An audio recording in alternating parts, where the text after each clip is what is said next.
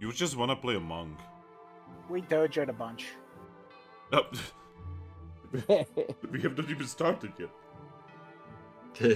I literally just pressed the button. I think that's actually gonna be the first thing people will hear. It is time.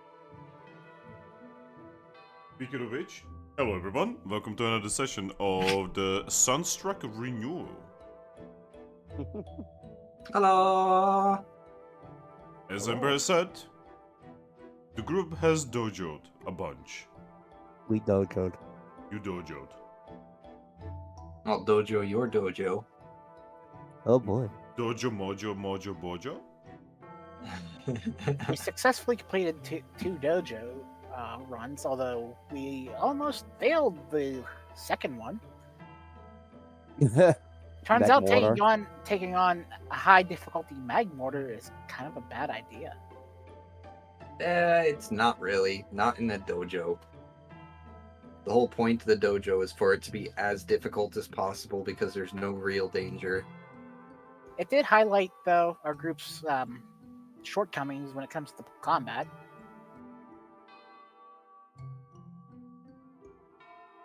Yeah. Namely, we could probably get one. We can get one shot, and there's very little we can do about it. Yeah.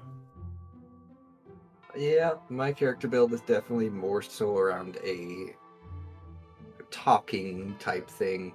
I'm a face, not a battler. What are you gonna do if you ever meet an enemy you cannot talk down? Well, I do Okay. have a couple of attacks. Like a giant enemy crab. Thrack took a hit just as well as a certain Pegasus took a laser blast. Ah!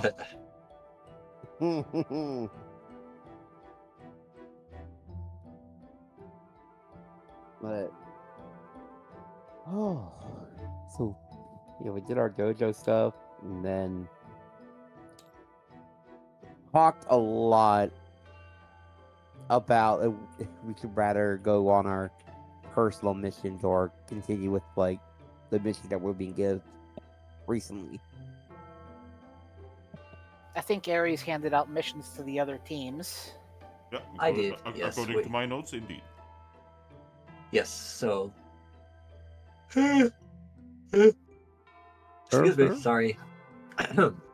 We handed the eliminate a rampaging Nidoking to Team Bone. We handed replenishment of foodstuffs. Well, actually, that was previously, but they didn't get a chance to actually go on the mission until now. But the replenishment of foodstuffs, collecting apples and berries, went to Team Hope.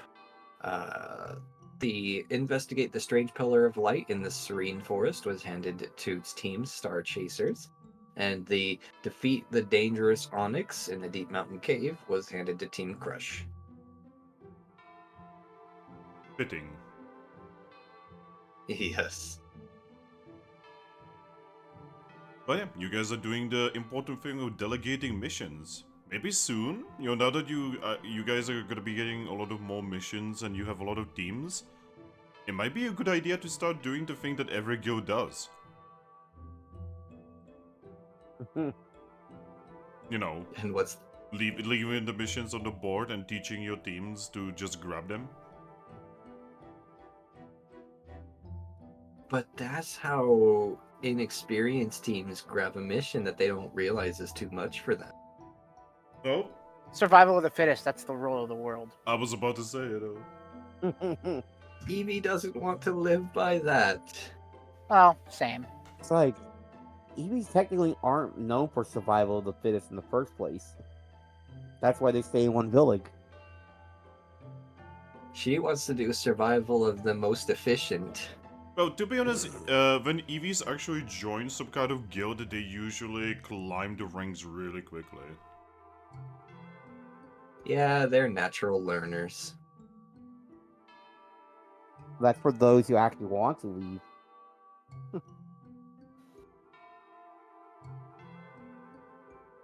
Yeah, I feel like if Eevees would actually be forced out of the well, I was about to say if they would be forced out of their safety net, but then they would probably a lot of them would die. Mm-hmm. If Eevees were forced out of their peaceful mindset.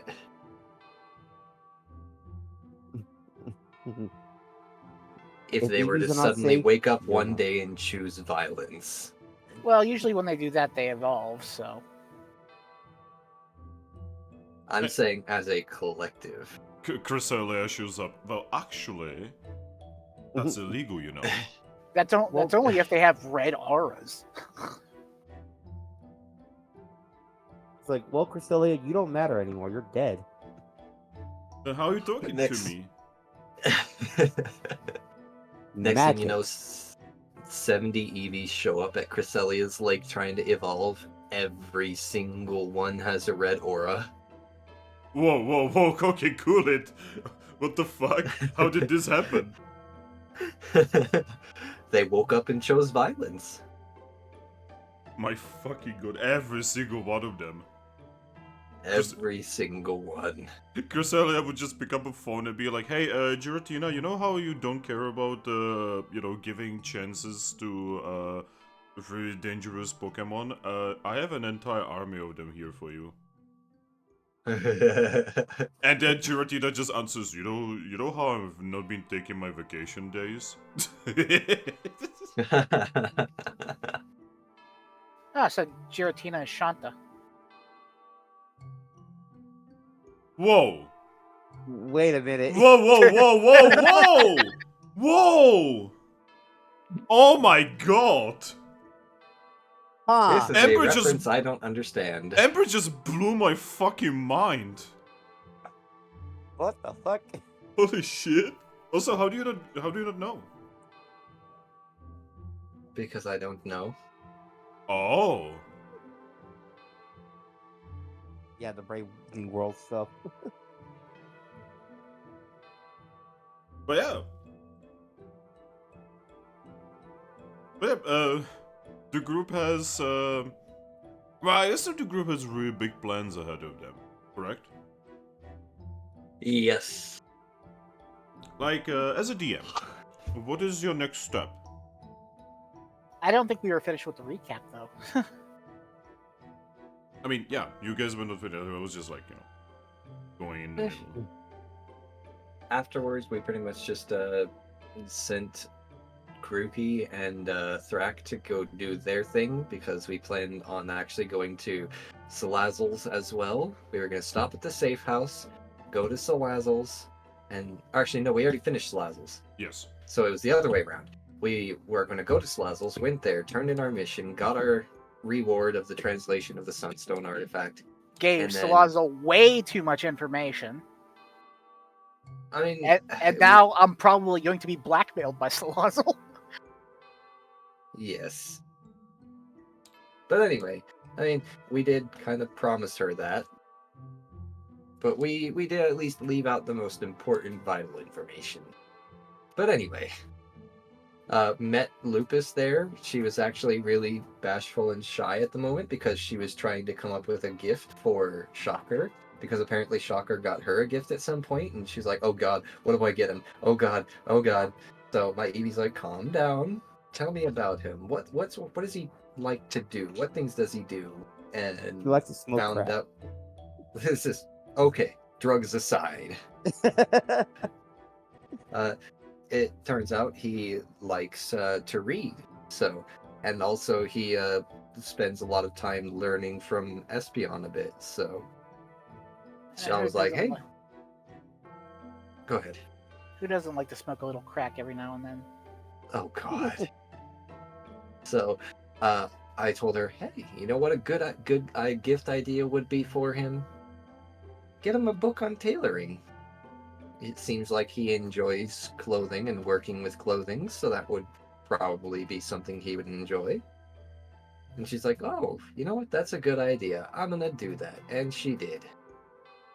And then after we finished up all of our, talking and roleplay with Salazzle, we went our separate ways, and we were just about to head back to the island, but we switched back to Grookey and Thrack, and then they did their thing. You can go ahead and recap what you did there, Grookey. Well, to be honest, I don't remember what I did there because remember half that time I was like brain dead. Oh no. I was slowly passing out the entire time that I even forgot to write. I was like, ah, shit. So I have no idea. Also, my character was going around telling certain Pokemon that she isn't actually human. Yeah. And Yeah, Well, she revealed somehow it. Salazzle knew about that, so... yeah. And weirdly enough, contrary to what you probably were thinking, vast majority of people kinda took it pretty well.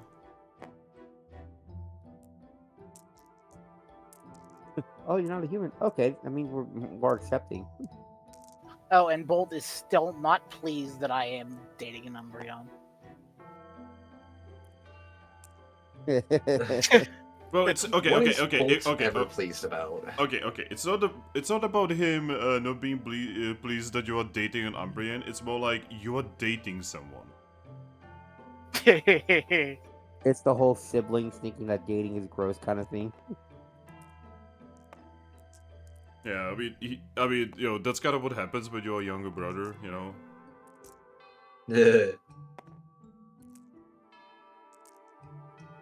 I mean, I'm a younger brother and never complained about my brother dating. Well, you're also a very special type of Goku. Am I, though? Yeah, you're a cream-filled cookie. Also, certain members of our guild are budding artists and have started painting murals. But I've never Oh. been creamed. And Brainwave has a fishing rod. Yeah, I mean, it's kind of weird, Ember, right? It's almost like some of these people literally have lives outside of being a guild member and just kind of have hobbies to do. Then again, you know, Vera being an artist, you guys already knew about.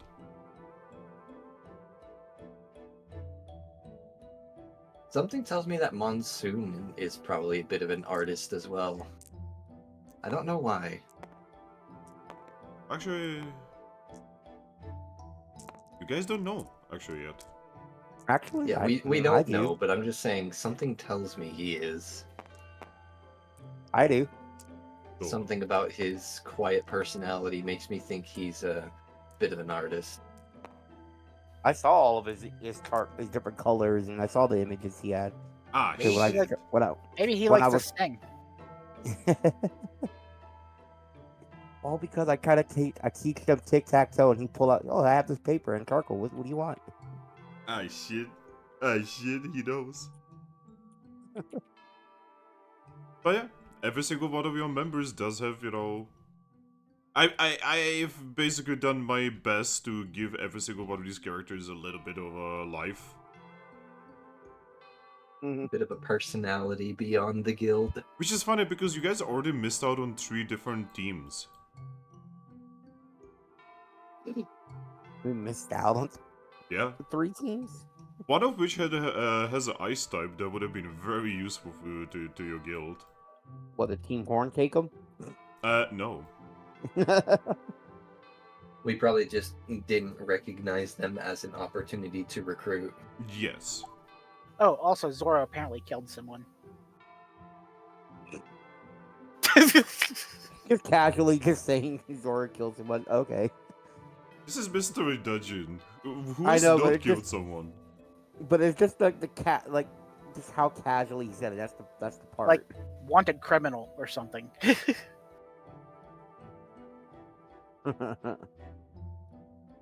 But, as Aries said, we leave the past behind. Because Yes. it's in the past. Aries is not Rafiki. Oh god. But yes. I mean, Zorua's fighty, but doesn't really seem cruel or anything, so...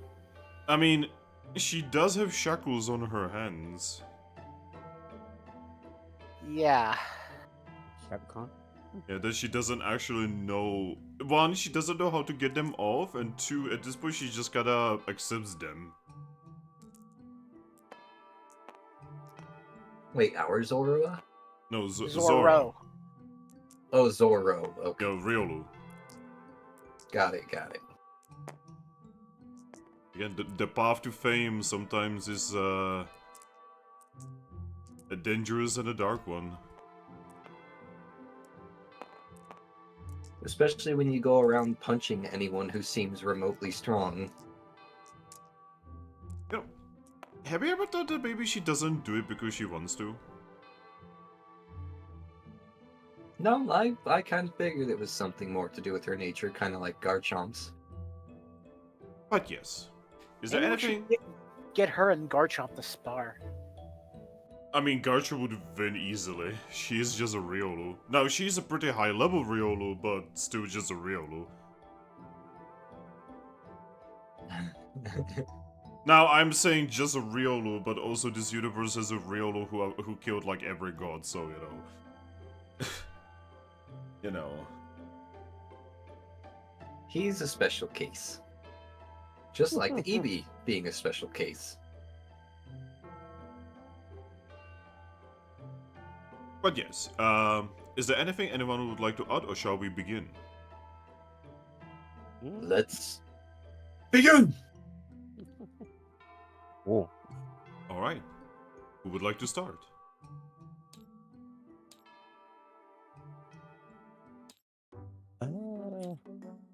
I don't know where I'm at now. Oh yeah, bar. That's where I was. Yep, you're at the bar. We can start Oh, with DJ. right. I have to use the bathroom and get coffee, so. Enjoy the Okay. coffee in the bathroom.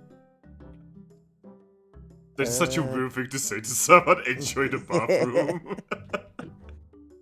Giggity giggity gig. It kind of reminds me that I was at a convention, right? And I was just like at in a bathroom, you know, like doing my thing. And there was a guy who literally just looked at me doing my thing, looked at me again, and just like not do himself, and just continue doing his thing. I was like, ah. I mean, Creepy. I had a convention time where I just had like, I go into the bathroom, and I see a guy dressed up like Astolfo before I knew who Astolfo was. Made me back out of the bathroom, double check that I went into the right bathroom, and I went back in. Because they were wearing the skirt, like the Sailor Scout. Yeah, outfit of I know. Astolfo. I remember And I'm Astolfo. And I remember like, wait, what the fuck did I just do? Okay, the weirdest okay, I have a really weird bathroom story from a convention, an anime convention, right? So, I was at an anime convention, it was Pragofest 2011, I believe, right? And I was there, right? And I needed to just go to the bathroom, right? And it was not like the small bathroom, it was like the big bathroom time, right? You know what I'm trying to say. Mm-hmm. Now, I basically like try to, you know, go to one of the stalls, right? And one of the stalls literally opens up when I'm trying to like fiddle with the lock, because they had one of those like you have to put a coin in, you know, to unlock it.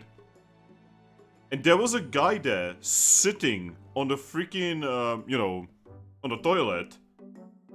And he just like shifted to the side, he tapped the fucking toilet and said, "You can sit here."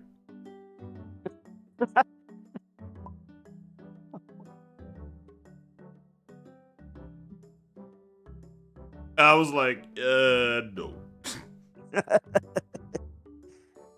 You can sit here. What You the can fuck? sit here, basically. But he said it in Czech, obviously. You know? He said, But still- he said, "Můžete se posadit," but like, it's the same. That's still not comforting. Yeah. And he wasn't in like a cosplay or anything, yo. He was just a guy in some kind of jacket. It was just a dude just sitting there. By the from way, his pants bathroom. were not down or anything, he was just sitting on the toilet. What the fuck was he doing then? I don't know! He was waiting for me, apparently. I wonder how many people he did this to. If he did I it hope more the than security you- came over and just like kicked him out or something.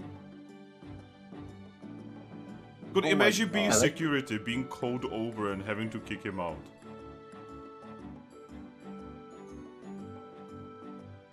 Huh. Hey, you guys want to know something sad? Go on. I bought like 5 pounds of candy for Halloween and didn't get a single trick-or-treater. What? Oh. Not one. Oh. Was it all corn candy? No. It was all like small chocolates like Twix, Hershey's, Reese's, and Laffy Taffies, Smarties, all the good shit. Good, man. Sorry. I'm back. Hello. Now I'm We had just a party wondering at what I'm home. gonna do with all this candy. Eat it. See, I have a friend who's actually on the server here, right? And he's in his 30s and he still goes trick-or-treating. Hmm. Dude never grew up. I mean, as long as he's not hurting anybody, right? Yeah, he's not hurting anyone, you know, but, like, can you imagine, you know, like, being like a family in USA, right? You hear a ring, and instead of it being like a bunch of kids, it's like a dude who's like 35. Yeah. Like, I would not say it to him because he's just having fun, right? But, like, it is a little bit weird. It I would do be know- kind of weird. I do know some adults who do it simply because they love costuming. So Yeah, that's why he does it, you know, he's just looking for reasons to dress up, and I'm like, okay. You should probably not be taking candy from kids, though. yeah, you should go Yeah. to like anime conventions or something. I don't know. No, like, Or, like, you know, okay, do do it it for normal. Halloween as well, but don't be trick-or-treating. Don't be, like, taking candy from kids, for fuck's sake. You are in your Yeah, that's what you're I was gonna say. 35. From what's your fucking sugar, man? Just do what normal American adults do. Dress up and go to a party and get blackout drunk. Don't do that either. But yeah. Like Jimmy. No! No! Jimmy doesn't drink. He might soon.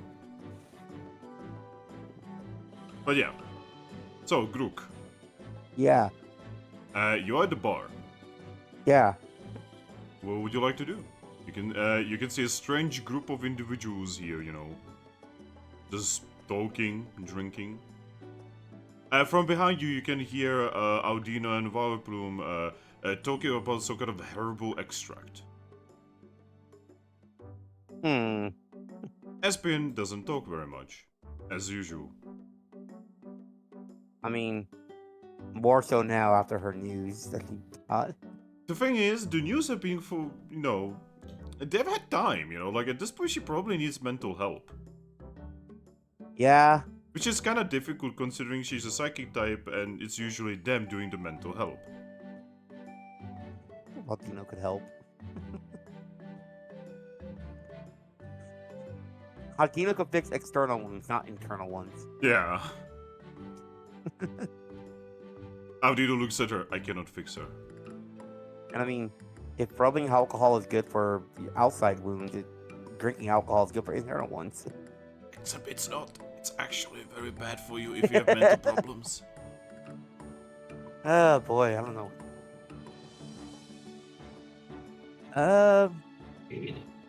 Well, I think I just remember what my monkey was doing here last. Oh? It had something to do about trying it was a specialty drink that Miyasuk just made, but it was too sweet. Oh, right. Yeah, Yeah, banana berry it drink. was a nana berry, milk plus honey plus nana berry. Yeah. But I thought it was too sweet, like it's like trying to Yeah, pull its own. I have your review of it written down for her. Oh man. I don't know how I remembered that, but because all of that was kind of a blur. But Well, if nothing else, you are making me proud of this because that means that even if it was a blur, it was in a memory. yeah, I didn't fuck up completely. I was just sleepy that day. Hope you're not gonna be today. Nah, I'm good. Or I may just turn your neck into a screwdriver. I had caffeine. So, I'm having caffeine right now. so because of the time of day that we're in, that's why there's nobody here. I mean, sometimes Right. there's just slow days. But yes, Mhm. it is a time of day thing. Oh, the fact that Audino is here probably tells you everything you need to know. Yeah, it must be really slow even for her, like over there for her. Hmm. It wouldn't be if our plan with Articuno hadn't gone so well. Yeah. Well, It turns out that Audino does actually enjoy being able to relax. I mean, any medic would like to relax if it means nobody's getting hurt. Yeah. Turns out we're pretty good at diffusing threats. Yeah. It's just the people who get going there who are hurt, or just it's just happenstance. But I think after drinking here, I'm just gonna go kind of explore the town a little bit more for Oh. fun. I mean, I'm pretty sure I can smell the fire plume from where I'm at. Actually, Varplum doesn't smell bad. But I mean, there are poison types still, so that might be affecting me a little bit because grass. No. Varplum is, pretty good at, controlling the spores. Remember, it's Gloom who doesn't know how to control themselves. Right. Gloom can't control himself, but Vileplume, even if they can, they kind of, because of the fact of what the flower they are is like a death flower, or corpse flower, what they call it, because that's what it smells like. Yeah. Uh-huh. The next World of Warcraft expansion was announced. What the fuck? It's going to be called, no shit, The War Within. What? Yes. The name of a Warframe Yeah, expansion. I was about to say, that's literally Warframe. What, are we going to be fighting the Grineer? Okay. But yeah, Yeah. so Grook, you wanna walk into the town? Yeah, I'm gonna go head to town now, like to see what's going on with the people. Okay.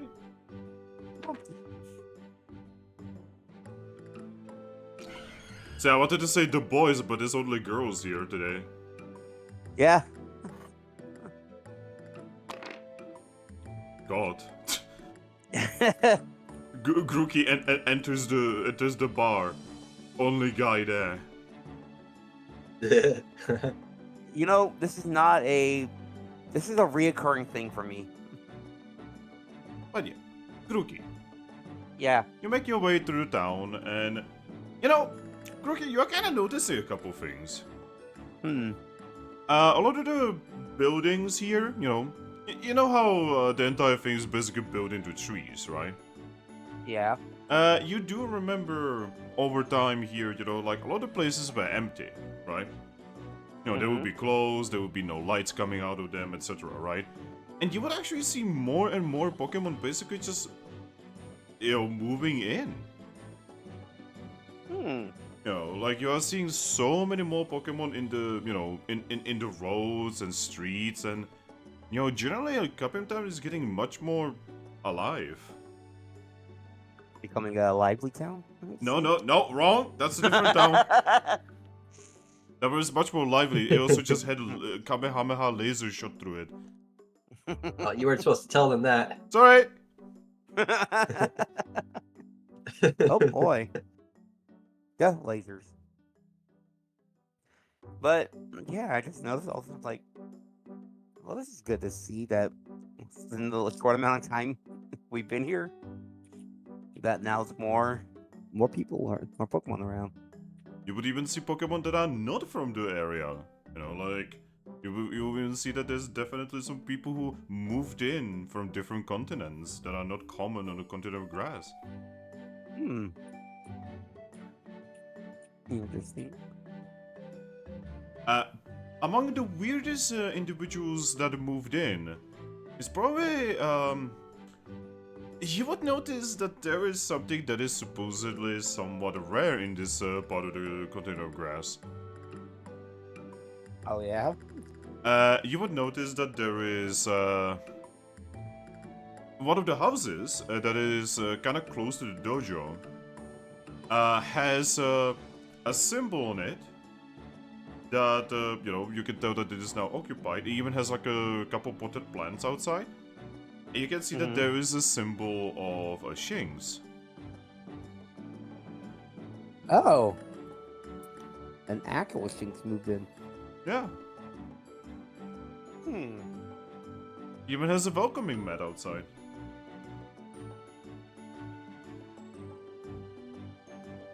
Does a character know how to report print? I do not yet. Oh, then you do not know what a welcoming mat says. Yeah. Oh, I know. you need to I borrow know that book. unknown. You need to borrow that book. Yes, You're yes, the I one who do. presently has it, Ember. No, I gave it back to you. I don't remember you ever giving it back. I gave it back. Oh boy. I'm gonna look this up Who has the based on book? my notes. According to my notes, it has been brought back. Yes.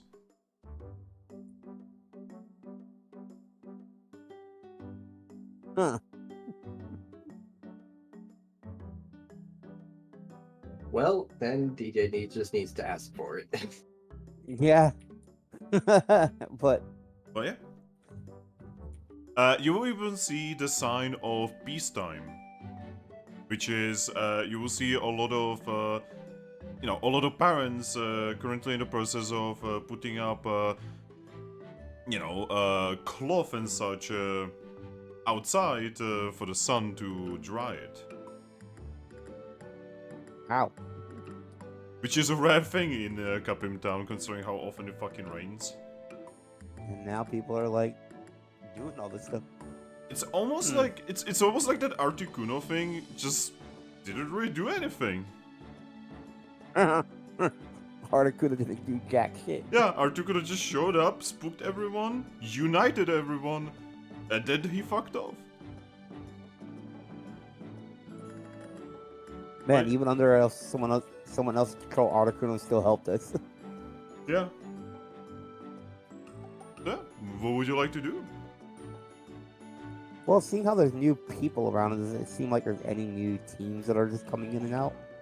You do see things that look like teams, but it's difficult to say.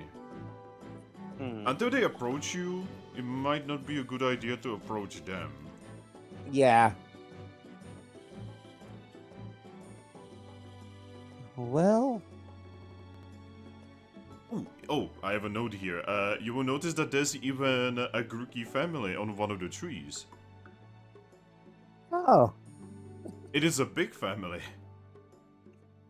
I'm gonna go over to where they are and kind of wave to them. The little Grookies would wave at you. And you're probably expecting the parents to, you know, like shush them and, you know, just move them back. But no, they're actually completely okay with the kids being energetic and waving at you. Probably helps that they're waving kiss to another Grookey, so.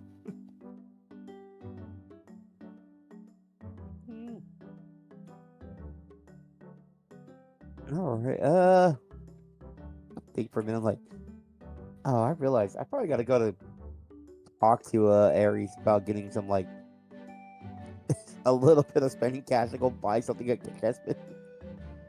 I realize I don't have shit on me. Like, I got 100 poke cash that I got from Obstagoon for telling him information.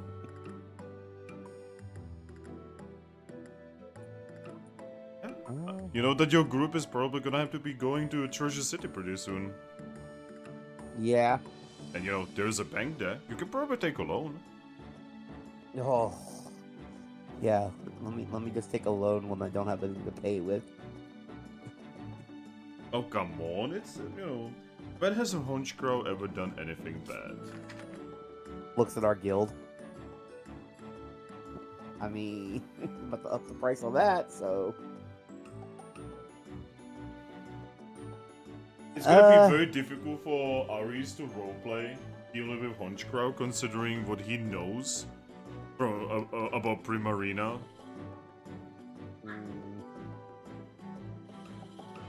Yeah, just a tish. You know, I think I'm just gonna go to like the center of town and kind of do a start playing some music just for people to hear. So, when you make it to the center of the town, and you are there to play music, you are actually beaten to the punch. Oh, Because there is a Pokemon here already playing music. oh, Yeah. And, you know, you probably did not see this coming. But your ears definitely saw this coming. Or more like, heard this coming. And the Pokemon playing music is actually Ampharos. Oh, So, Ampharos has a very tiny instrument, very similar to a ukulele. hmm. And is currently playing this music to anyone who would come around. There is a little ball in front of Ampharos. Now, is this the same Ampy we know, or is this a different one? You do see an old dilapidated-looking badge. So yes, Okay, so this is the one you know. Oh, well then, I'm gonna go up to him. Just Eep, eep. When you approach, Ampharos stops. Puts the tiny ukulele-like instrument on his back and looks at you. Ah, hello there. hi there. Is this not allowed? No, actually, Oh, it's I was not. just I'm surprised to sorry. see somebody else see. No, I meant I was just surprised. I was to see somebody else doing it right now. I mean, you just survive Articuno. Yeah. I was thinking that maybe Capim would probably need some happiness afterwards. No, yeah, totally. I was honestly actually gonna come over here to do that myself. Oh? I was about to ask whether you actually know music, but you are Grookey, so you probably do. I kind of pull out the bongos I have now. Yes, exactly what I imagined. We could play together. You know that. I probably do not know the music that you know. Doesn't matter. We can just make something up as we go. I wanted to invite Ziggy, but his head is hurting. What happened to him? First looks at you and says, celebrated too much. Ah. Okay. Ziggy doesn't want to hear it, but he is not very good with alcohol. And where are the other two? First is going to sigh and say together, as usual. Like in a tree like last time, or are they actually in a room? Not in the room. That is not subtle Okay. enough for them. Ah, okay. They think they are subtle, but I know exactly where they are. Well, I guess this is like the one time they can actually enjoy themselves. I guess so. On some level, they don't want to leave, you know. Yeah. They've kind of been enjoying this place. Me as well, honestly. I mean, you guys are more than welcome to stay here and live here. Ampharos shakes his head and says, "Can't."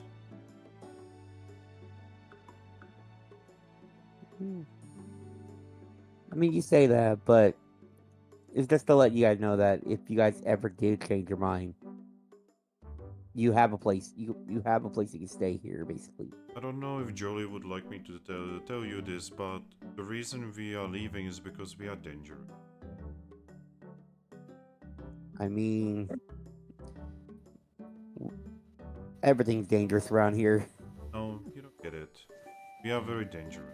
The Federation is gonna come looking for us, and innocent Pokemon will be caught in a crossfire. We are what you call a fugitive.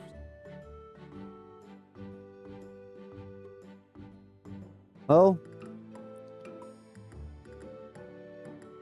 Yeah, even if you are right now, you're just enjoying your time here. So you have to go. Yeah. Like, especially Jolie doesn't wanna go. She even found a really nice house here. I was thinking about moving in. But at first just kinda looks down. It's not right.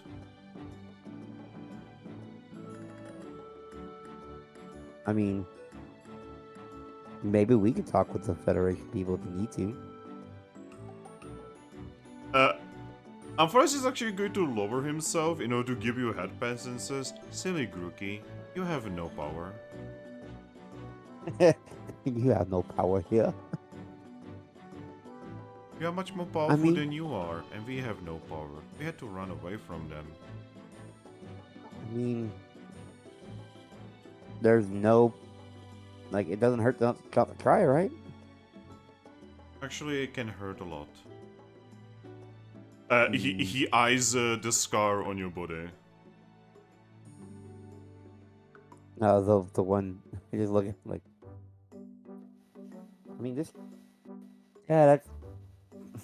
Stammerat was. That still was an interesting thing. It's okay. You don't have to tell me. I mean, that's the thing. I just woke up with the being stabbed, passed out, and woke up again. Like, I don't know what caused it, what started it. Oh, then you probably have a lot in common with Jolly. You're probably really connected over that experience, because she had a similar one. Oh, really? Mm-hmm. That's how her and Igon actually met. She was left for the dead in the streets of the city. Huh. The reason you cannot see the scar on her is because, well, afterwards she evolved. When you evolve, that scar is gonna be gone as well. Yeah, I don't know if I'll ever be able to. I just. Oh, silly Grookey, I'm sure you will be able to evolve. Maybe one day. But yes, do you wanna join me? I do not know your songs, but maybe we can figure something out together. Yeah, we can rip off each other's music. Yeah. I mean, granted, mine's not gonna be good, but I'll do it. It's alright, I'm really bad at this as well. Together, we can be bad together.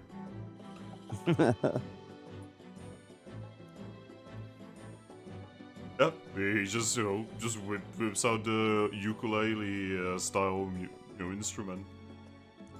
Yep. And then guess I'm gonna start playing music too. Right, insert Donkey Kong Country 3 music here.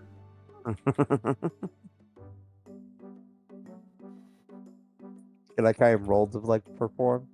Yeah, give me a second. If we have not done this in such a long time, I actually need to check what is the role for this. To play music. It's performance. It is, according to this, it is either cool, beauty, or cute with contest and perform. Yeah, I remember it being cool. And the cool, beauty, cute is entirely depending on what you are doing with that. Okay. So what kind of music are you trying to play? I mean, what was it?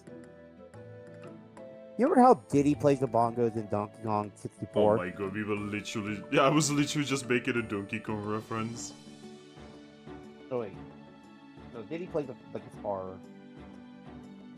See, It was Donkey Kong that actually played the bongos himself. I played Donkey Kong 64 only like twice in my life. I never owned it. Yeah, so you'd be playing the bongos kind of like that is. Well, would you say that's cute or cool? Well, for me, like the way I'm doing it, I guess like be more like tribal, I guess you could say. So that would Make be it more actually cool. Cool. Yeah. Yeah. Yeah, So- cool contest performance. I get 5 dice.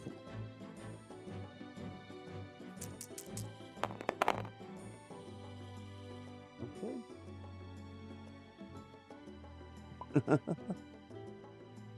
I am going to roll for Zapio. Really now he's only rolling one more die than you. And he got the same fucking passes. Wow. Wow. They're actually synchronized. Alright, Zappy has never heard this, but somehow he manages to, like, get into the tune pretty well. Hmm. Probably because this is a rather simple melody. Yeah. You guys do a pretty good job. Yay.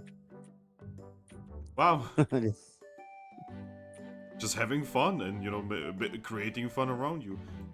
There's even gonna be some Pokemon who will just, like, you know, get close and will throw some Pokesh into the bowl for Ampharos.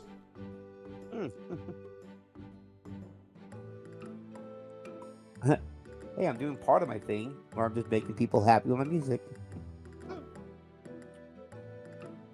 Now to play for a god one day.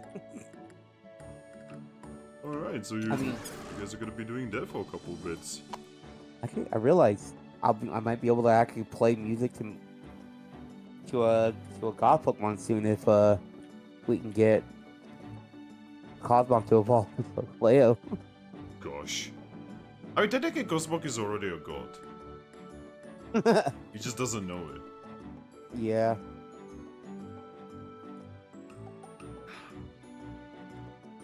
Now. The Fluffy team.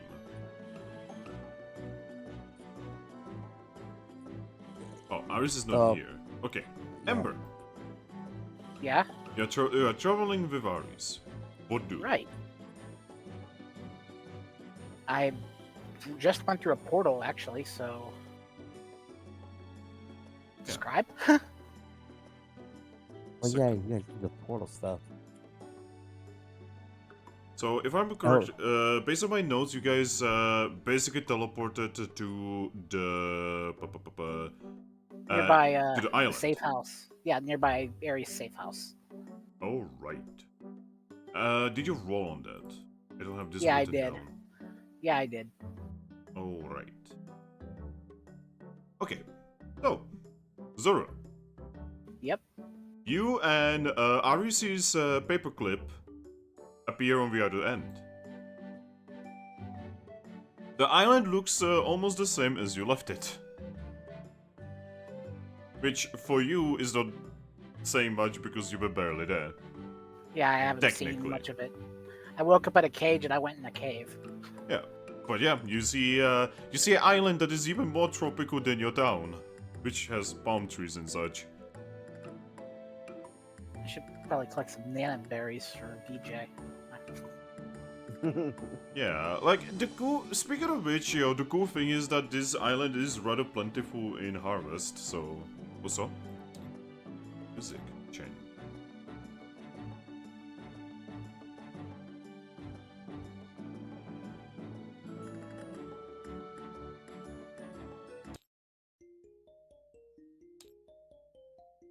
So, Zorua, Yeah?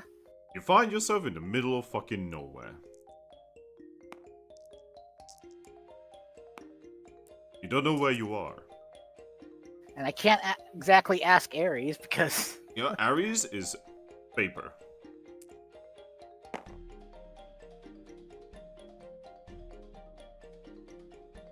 I'm gonna get my bearings. Yeah. If you wish to, you can roll me survival. Just survival? For survival, that would be an alert check. So inside survival alert to look around, basically.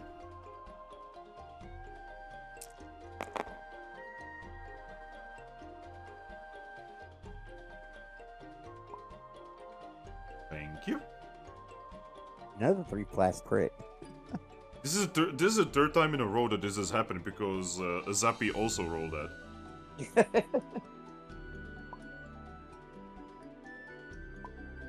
Oh wait, not a crit. Oh no, he broke the cycle. It's okay. The crit honestly only exists when someone is fighting your check, so that to basically see who won or not. Yeah. For some reason I saw the 4 and it became a 6 in my head. That is completely okay. That that happens to me sometimes as well. But yes, so Zorua, you're looking around and you can definitely find some basically walking roads. Not roads created, but roads created by walking. You don't see any signs or anything though. In the distance, on top of a tree, you can see Eevee's head shaped a safe house in the treetops. You can also see that there is a large population of flying type Pokemon here that are known as Pikipek. Ah. You I will make my way. You are being watched, by the way. Yep. Welcome back, Aries. Oh, Aries. Thank you. Zorua just found your safe house. I heard. I was listening the whole time.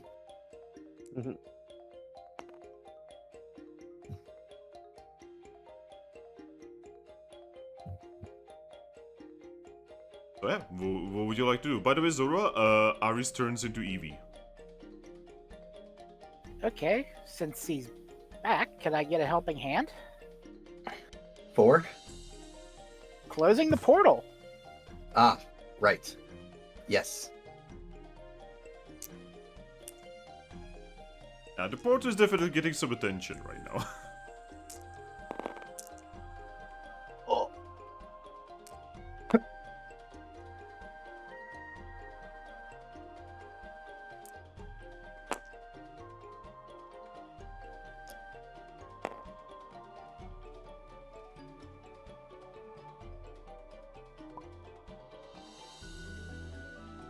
Is that enough? Yo, Zora. Yeah? You focus really hard, and the portal finally slowly closes. This is difficult. Yeah, it is.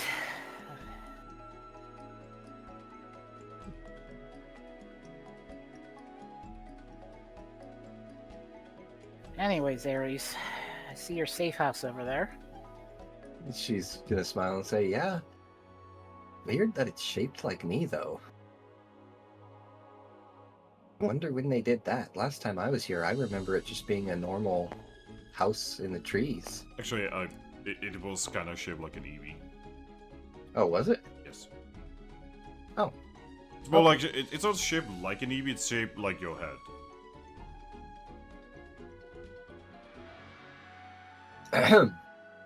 I'm gonna kind of like close my eyes for a second and reach into my inner Eevee and ask her, did you live on this island for a while before I took the wheel? Are you currently in equilibrium? Yes. And then your Eevee would inform you that no, Eevee has no idea where this came from. I mean, I know they said that they were giving me a place for helping them. And obviously you were originally coming here to help them. But how did they know to shape the building like an Eevee? You will be informed that apparently it was this way when it was given to her. Huh. Do you know if they built it on the spot for you? No. She has been. So they just happened She to has. have an... She has been on the island for less than a day before you took over. So they just happened to have an Eevee head-shaped house just free. Yeah, apparently. I'm gonna have to talk to the village chief about that. Eevee's going to give her inner self a mental version of a hug and then return to reality. Right.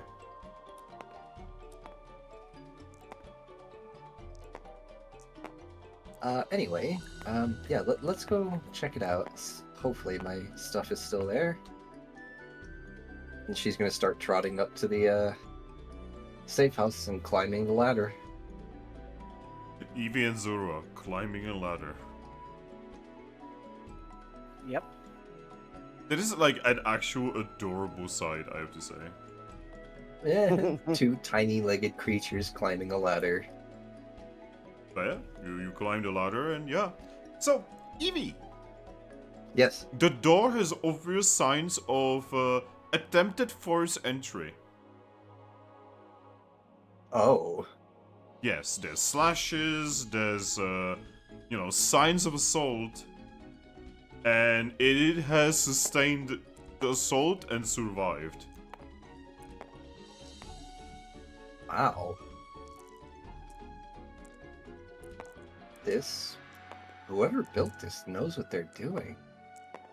She's gonna like walk up, place her paw on the gashes. Is this like all made of wood or? Yeah, seems to be made out of wood.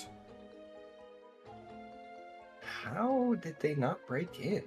Yeah, you can see scorch marks. You can see, numerous slashes.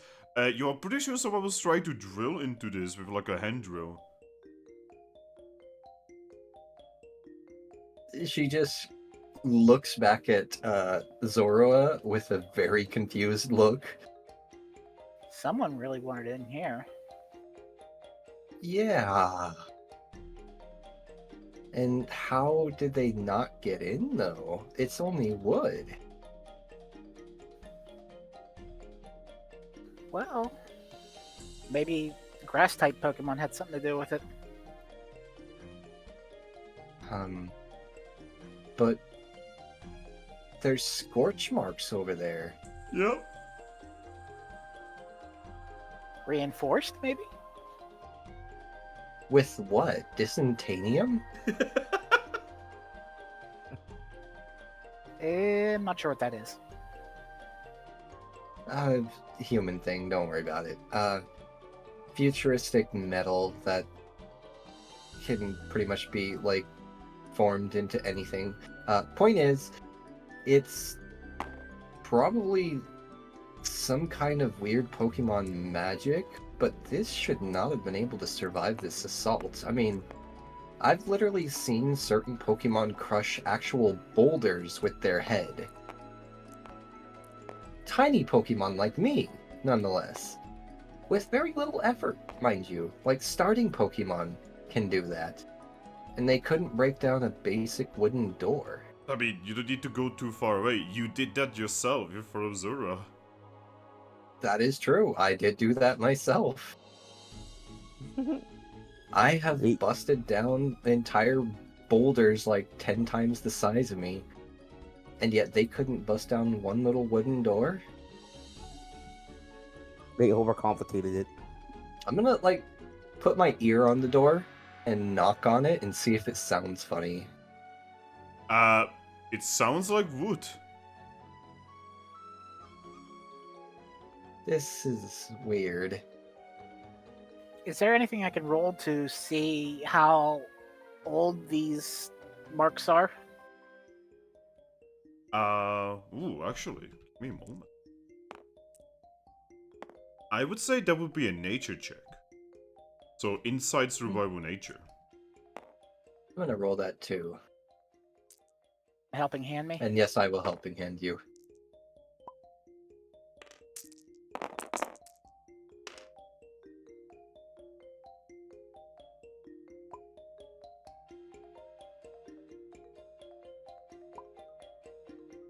Oh, you both pass, actually.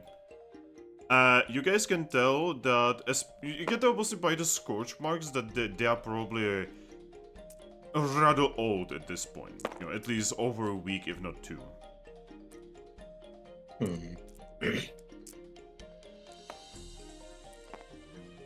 That means the slashes and such have to be pretty old as well. And we've been So- here for about a month. So it sounds like Slash came here, tried to brute force it, realized that it wouldn't brute force or break down, so he's like, oh, it's wood. We'll come back later with a fire type. Came back later with a fire type, tried to burn it down, and it didn't burn down. You know what? I'm not gonna complain, because honestly, I guess that means slightly higher chance of my stuff still being there. She's just gonna kind of, like, shake her head in, like, confusion and a slim bit of acceptance, and just pull out her key and unlock the door. It fits, and it unlocks. It opens.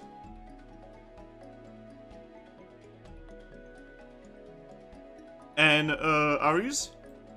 Uh-huh. On the inside, everything looks exactly the way you left it.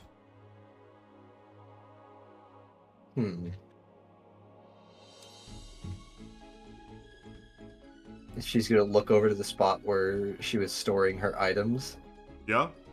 They are there. Little dusty at this point. Kind of a cozy place you have here. She's just gonna nod and say, I barely know anything about it. I woke up here one day, and what little time I spent getting out of here was as long as I've been in this place. At least you woke up somewhere comfy. She's just gonna nod at that. That's fair. Better than a cage, she says, giving you a gentle pat on the shoulder. Sorry about that. But, yeah, anyway. She's gonna walk over, collect her Megastone and her Petrify Wand. Yep. So, Ares, Well, would you recommend me transforming before going to that village? Or staying as I am? I am not sure how the villagers would react to me. Oh, I'm sure... I'm pretty sure the guild elder knows you before you were you. Yes, but I'm wondering if, the pirates did anything to the village and they might blame me for it. I don't think they would, considering they don't blame Bolt. Do you know that for certain? They are a very, very peaceful people here, from what I've seen. They don't even... Like, the fact that if they're still alive down there means it's because they're so peaceful that they just let the pirates walk all over them. I don't think they would have any issues with you physically. They might question you a bit, but I don't know, really. It's up to you, honestly. To be safe, I'm going to transform. By the way, as you guys are having this conversation before Zorua transforms, you hear a knock on the window. Eh? Someone must have seen us come in. Well, we were being watched. You just Fair hear enough. you hear a knock on the window, and in the window you can see a picky pack. Just I knock, will. knock, knock, knock.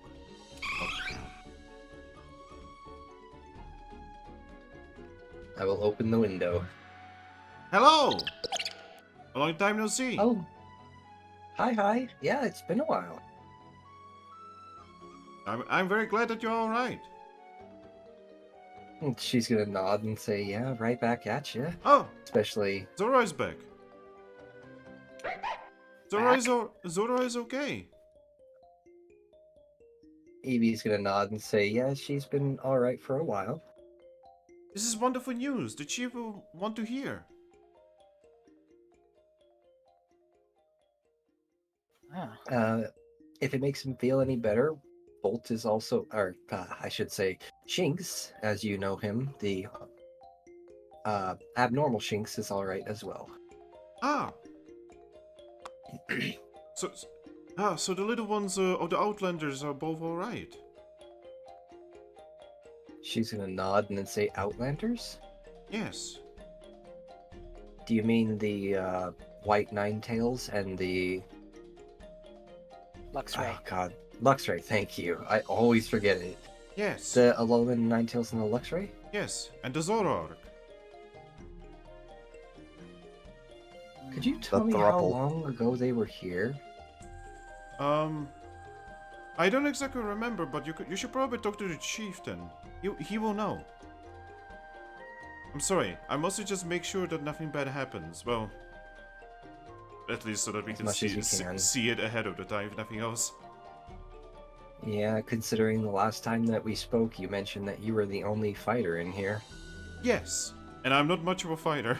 I definitely could not do anything about those pirates. Yeah, on that note, she says, looking towards the door, what did you guys build this house out of? Oh, we didn't build it.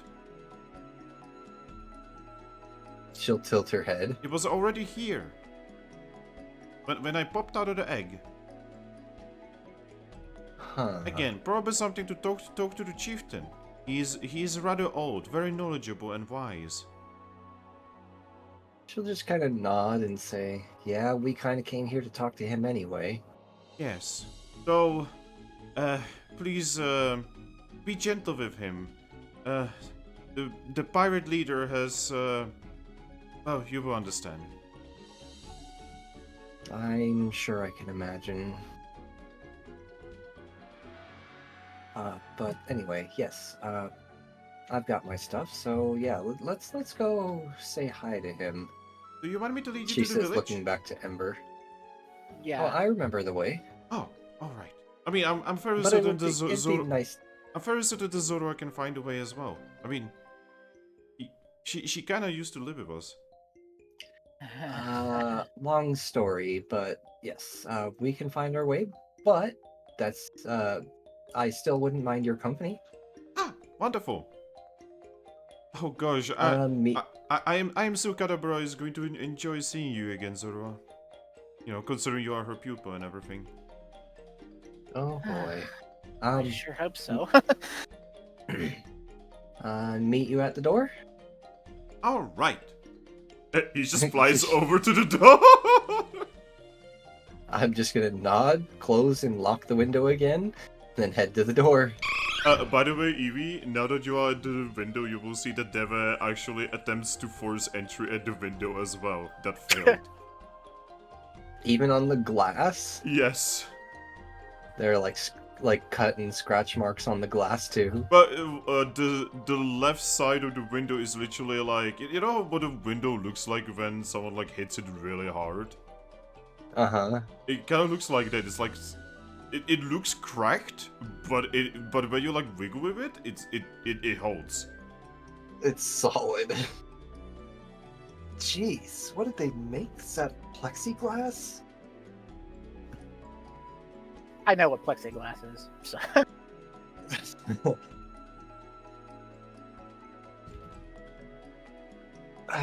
Anyway.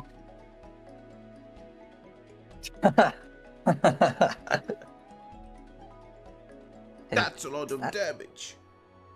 Is that flex tape? Who put that there? No. It's so. I'm joking. I know. I had to though. Well, But imagine. Picky Pig is waiting at the door, just looking Yep. looking inside. After the window is closed and locked again, I will head for the door.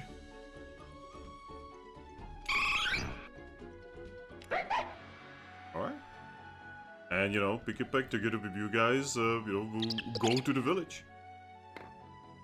Yep.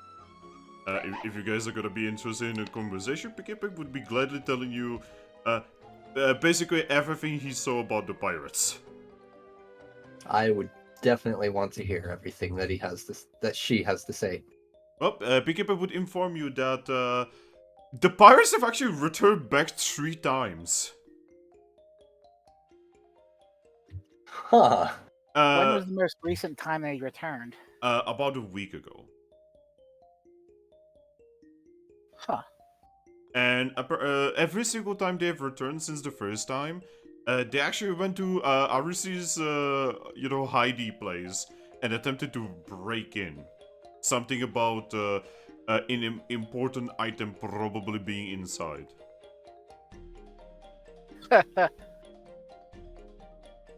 Important to me, yeah, but probably not to them. That's Well, Hey, then again, that's just- all. That's all Picky Pig knows because eavesdropping. Picky Pig is apparently very good at eavesdropping. but they know about our guild in Capim Town. Yeah, but I'm pretty sure they are a lot more leery to attack a much more fortified town with a actual functioning guild. But yeah, Picky Pig would lead you back to the village, and the village is about as you remember it. So you can definitely see that the atmosphere is a little bit not as good. Imagine living on an island and every week someone shows up out of nowhere. Okay, put yourself into like the boots of what is essentially a tribal, peaceful village that gets people from the new world appear every week to basically just cause trouble. That's basically where they find themselves right now. So you are getting some looks. Zorua? Yeah? You are not getting bad looks. You are getting good looks. Wait, so I'm getting bad looks? Yes. That's fair. And as Picky Pick is leading you towards the chief, you guys will actually see Kadabra, who, upon seeing Zorua, actually drops her spoons.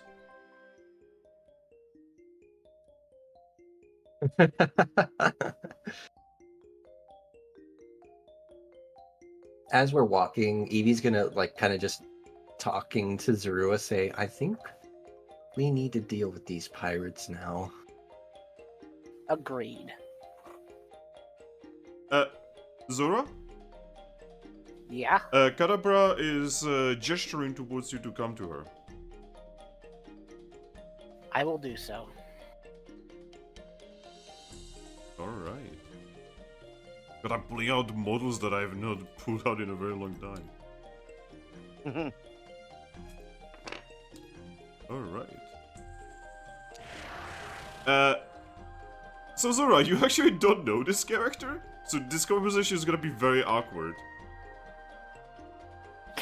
But Kadabra, when you get close to her... So Kadabra looks somewhat old, right? And she has a big smell of herbs and tea about her. Also mushrooms and mildew. Aris? Yes. You probably remember that Kadabra is actually the local healer. Yes. But yeah. Upon seeing you... so Kadabra doesn't even, acknowledge Aris? Because she has her eyes entirely on you, Zorua. As she actually smiles in kind of like that old, grandma kind of smile. And says, I'm so happy that you're alright. Yeah. I am. Though, Lol. it's kind of a long story, but I might not remember much from back then. What do you mean? I've recently had amnesia. I last the last thing I had remembered was like a month ago that I woke up in a cage, and then I escaped from that cage. Kadabra is going to run her fingers through her whiskers and say, I mean, I do have medicine here for amnesia. Help you. Well, then I discovered that. Do you know how humans come here and like take over the body of a Pokemon? Yes, I have heard the stories. I'm not a human, but I'm a different Pokemon who's taken it over. She sighs and says, I worried as much. Huh? According to the stories, when fated humans or their partners show themselves, it usually changes everything around them. When the pirates have come, I have imagined that it had something to do with fate. And now you standing before me, it proves my suspicions correct. To think that one of the fated Pokemon was my pupil all along. I couldn't feel more proud if I tried.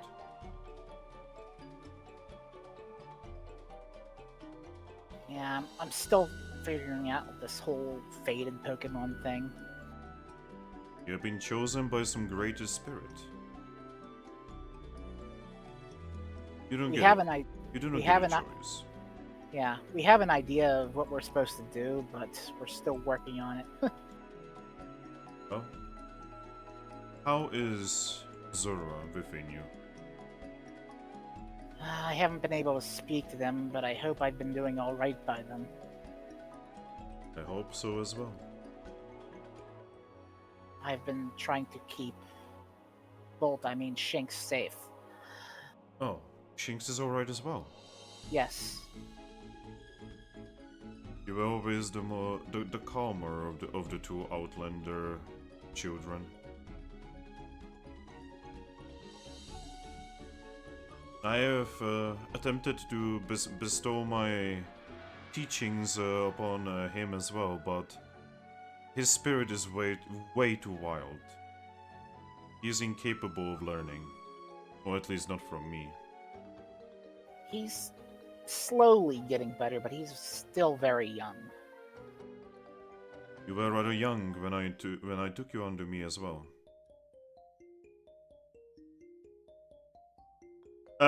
She's going to run her fingers through her whiskers and say, but then again, considering your parents, I cannot even be surprised that he is so wild.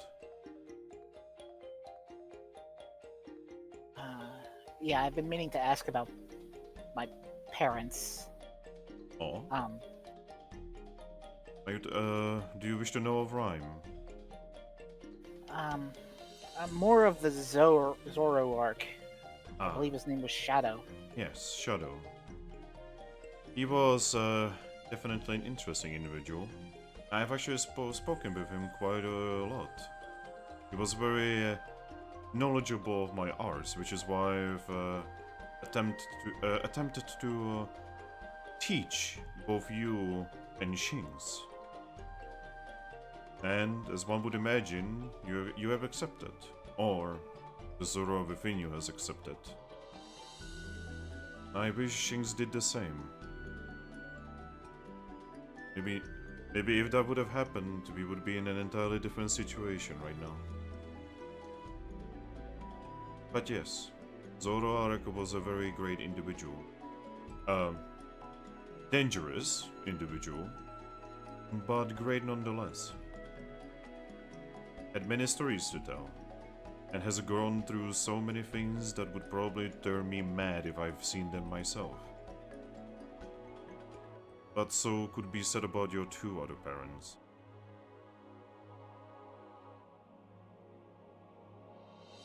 We had seen what happened to Rhyme and her partner, but we haven't seen anything about Shadow except for mentions in a journal. did not want to be known. He was... Oh, I do not exactly know how to say this in a nice way, but he was not a very social individual. Sometimes I'm wondering what your other two parents actually saw in him. Intelligent, yes. Charismatic, no.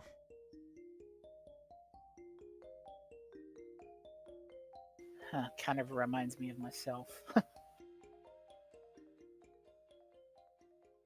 Similarly, Zorua was very similar to him. So definitely had a little bit of rhyme in her as well. And then your third parent.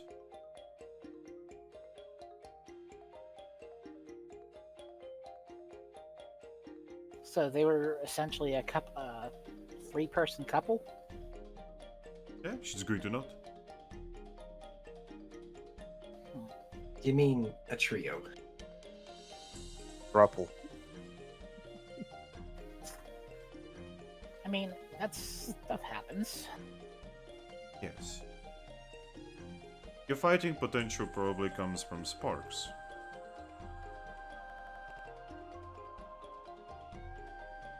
I don't know. I wouldn't consider myself a very good fighter. And yet, I can see the badge, a badge of the explorer upon you. Just like they had.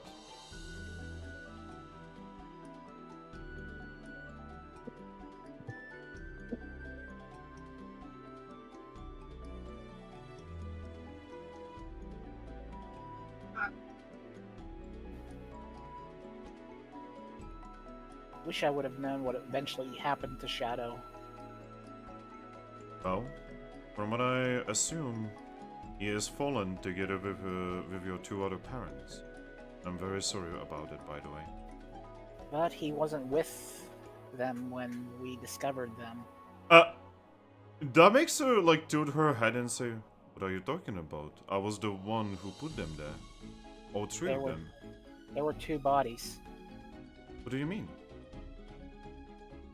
It was just Rhyme and Sparks.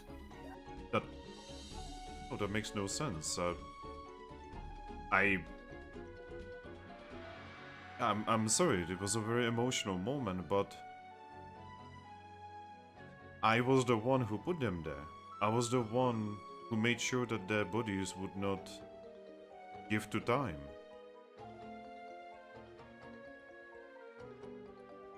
I was also the one who spoke to the chief and make sure that Shings would not learn the truth.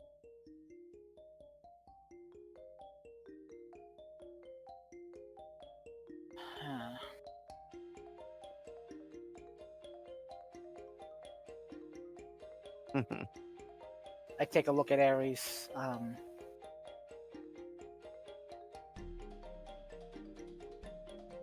She looks Might back. this explain why Bolt's parents wrote us a letter? I don't know. I mean, we know that they aren't alive, and that Salazzle said it was probably a trap. But Well, one we of all kind of assumed it was a trap. But one of Zoroark's abilities is transforming into other Pokemon, and he could probably have duplicated their handwriting. Their paw Do you print. know I where mean. Zoroark is right now? What? Do you know where Zoroark is right now?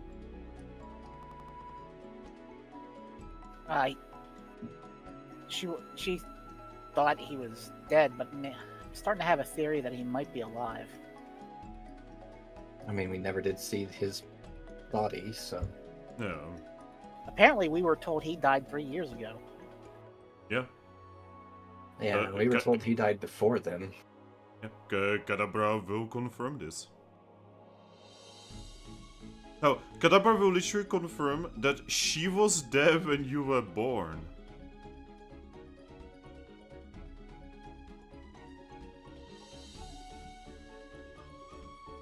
That apparently Kadabra has been the first Pokemon that most Pokemon here have seen when they were born.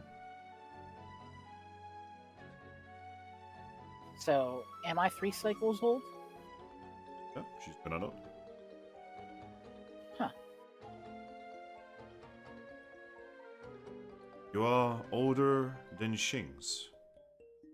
By quite a margin. That explains that.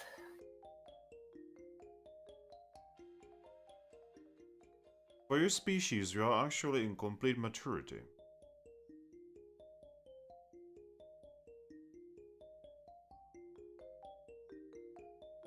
The problem with Shinx is that his species matures slower than you. That was always going to be a little bit of a headache-inducing experience that I accepted over time.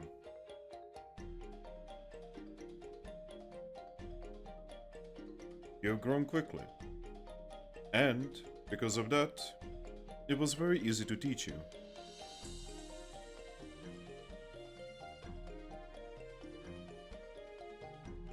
I'm assuming you taught me healing? Yes. Healing, history, writing, languages, you name it. You were supposed to replace me one day. Because... because I may not look like it in my wonderful young years, but this beauty is going to go away one day.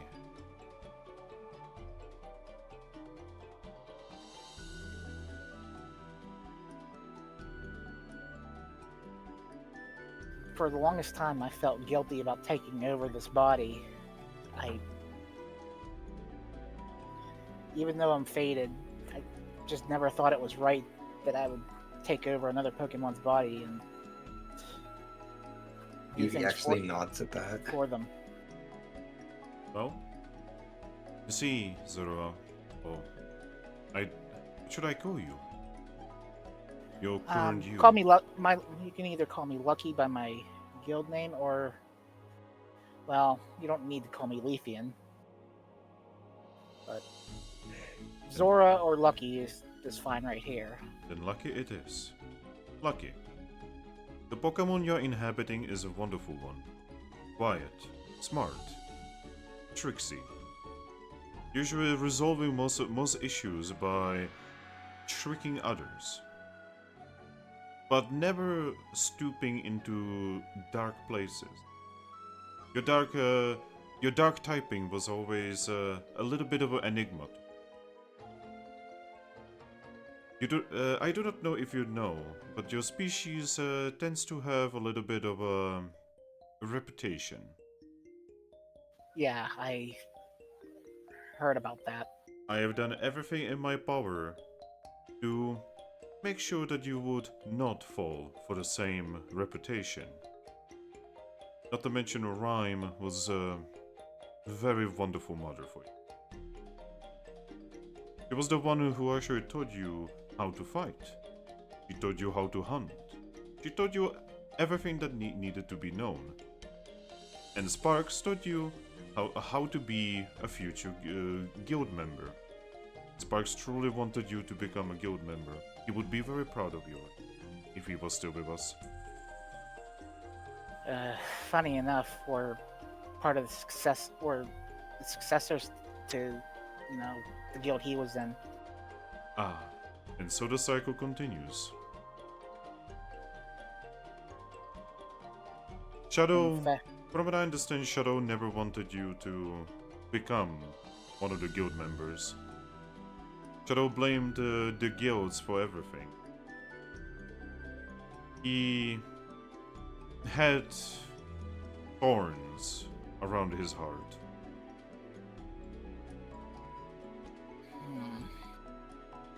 Thorns that made it impossible for Sparks and Rhyme to love him the way they used to. They never told us what happened, but something happened down in the south. And whatever happened there, it made a shadow start falling into the void.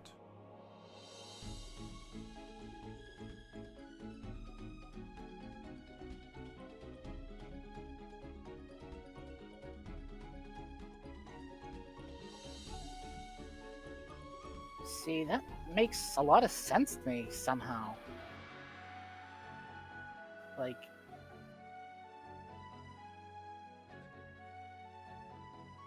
Now I know. given how that old guild split apart like it did. Now I know that what I'm about to say is going to sound bad, but Shadow was not actually a bad Pokemon. It's a wonderful one. I enjoyed our many talks. It's just, I do wish, same as Rhyme wished, that we would have been able to pull him from the darkness. But for your species, when the seed of darkness takes your heart, it is very difficult to pluck it out, if not impossible. If love couldn't do it, then what could?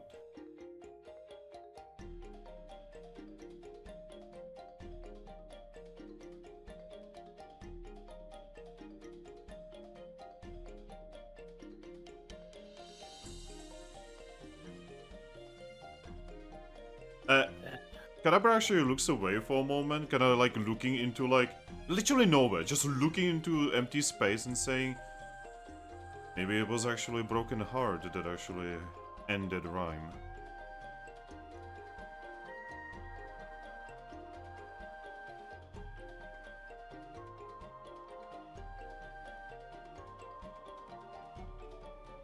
Do you know what actually killed them? She looks at you and says, I do not. All I know is that Rhyme got ill out of nowhere. I used everything. The chieftain even called for healers from the mainland, and nothing helped. Do you know what the symptoms were? Yes.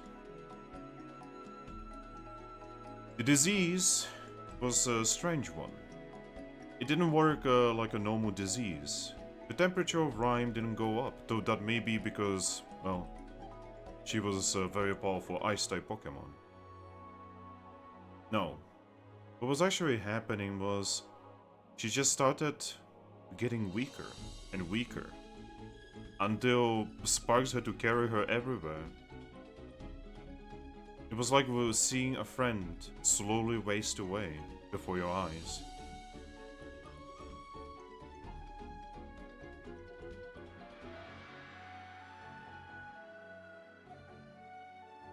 She's going to look at you straight in the eyes and say, trust me, we tried everything. We went way beyond anyone else in the village.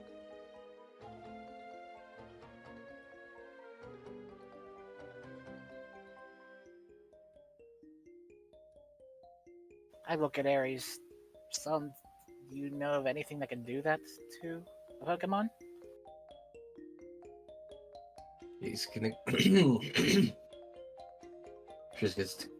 just gonna kind of think for a second and say, not particularly. I mean, my knowledge of the Pokemon world is pretty limited. Only you had DJ here. Right.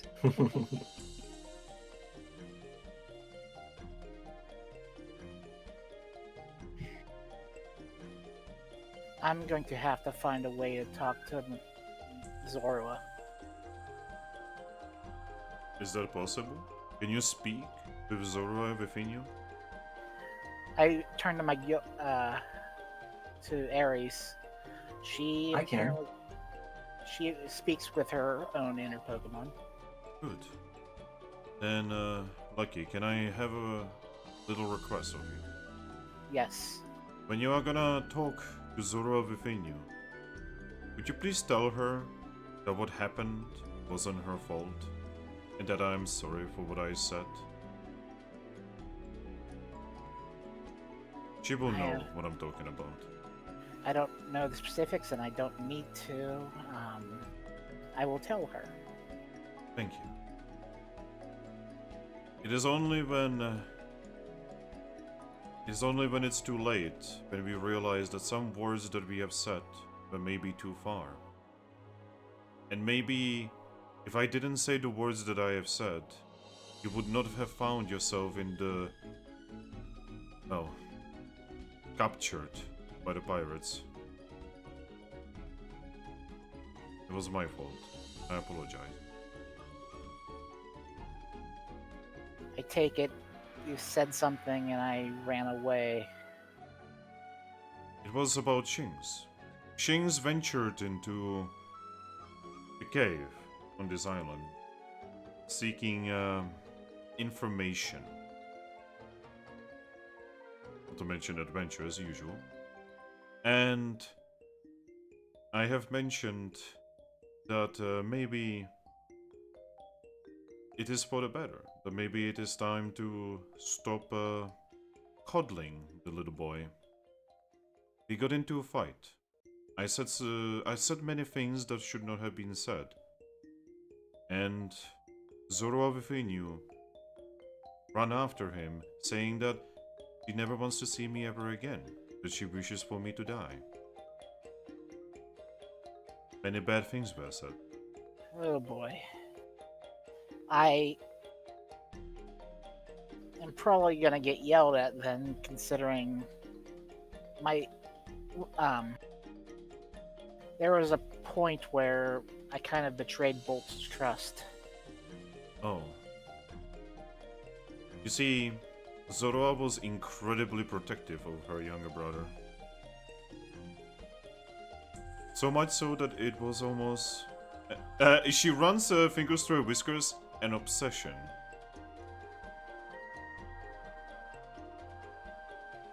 To be fair,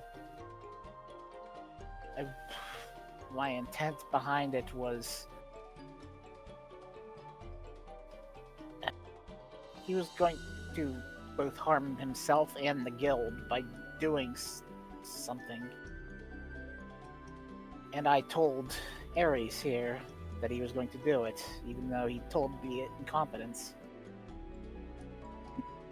Kadabra is just going to nod and say, you see, Shings knew about the pirates. And yet, he ventured into the place where the pirates were probably going to go. Shings is... well, he is way too brave for his own good. Just like his father.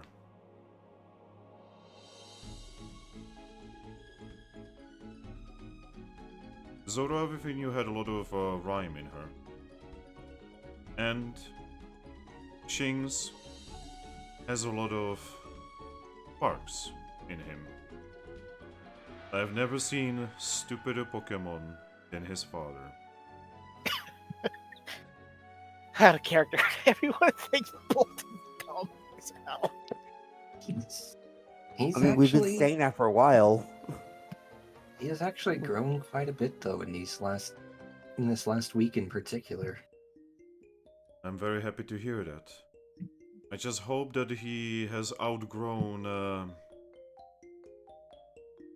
his nature to get himself in trouble. Well, just yesterday he resisted the urge to go fight a mythical Pokemon by himself. Oh. Maybe your guild is actually doing him some good. We treat each other like family. I do hope that eventually he will find himself a Pokemon like Rhyme. Rhyme was probably the only reason his father, well, managed to be his father, considering he would probably be long dead. He's very attached to his team. That is good.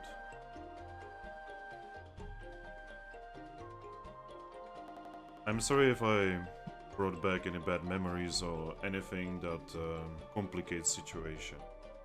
I'm just glad that you are alive and unharmed. She shakes her head. I mean, lucky. Sorry. None of my memories are bad. I just want to help my inner Pokemon tie up some loose ends and protect Shanks the best I can. Kadabra is going to nod and say, "Just know one thing. While a lot of this village didn't exactly enjoy the presence of your parents, and they do blame them for everything that happened here for the past month, I don't. I understand that this has nothing to do with them. And I understand that they have helped our village quite a lot. So please, do not blame them either. They were wonderful. Well, some of the things I read in the journal made me sort of doubt them a little, but it's mostly because of what the old guild got up to. I sadly do not know much of their history. Especially Rhyme was incredibly, well, reluctant to talk about her history. Well, let's just say by the end they weren't too much different than the pirates. I guess the cycle continues anew again. Eventually, when you're as old as me, you will realize that the world is cyclic. Maybe it is impossible to break the cycle. Maybe one day Zorua is going to grow up and be like Shadow. Maybe one day Shinx is going to grow up and be like his father. Well, I sure hope I don't become like Shadow.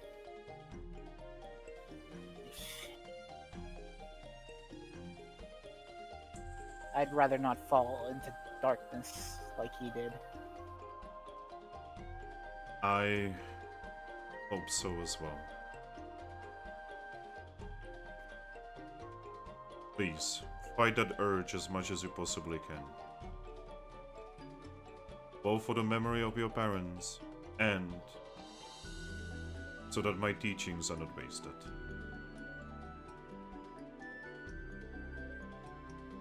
I assume you're going to go see the chieftain? Yes. Yeah. She's going to nod, and she's going to reach inside, like on the other side of the wall, and she's going to pull out what appears to be a clay jar with some kind of bad smelling green thing in it, and offer it to you and say, "Could you please give this to him?" Okay. I take the jar. You will know what to do with it.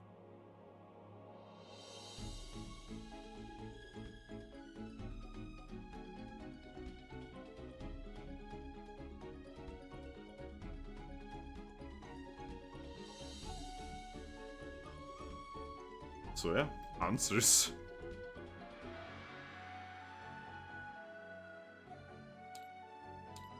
I look at Ares.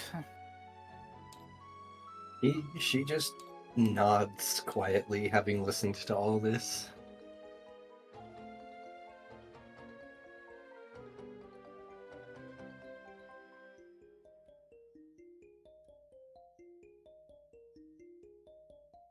So, Guildmaster, what now? Well, We go see the chief? Yeah. Continue our primary objective to go speak with the chief. And she'll do exactly that. He's just gonna nod and lead you there. Yeah, as you guys are walking away, Kadabra, is just sitting there, looking at you, lost in thought.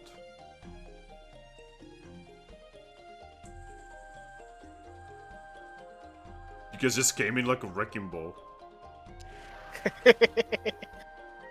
I came in like a wrecking ball. But I do agree. We have to do something about those pirates. I actually have thought of a plan already. Alright.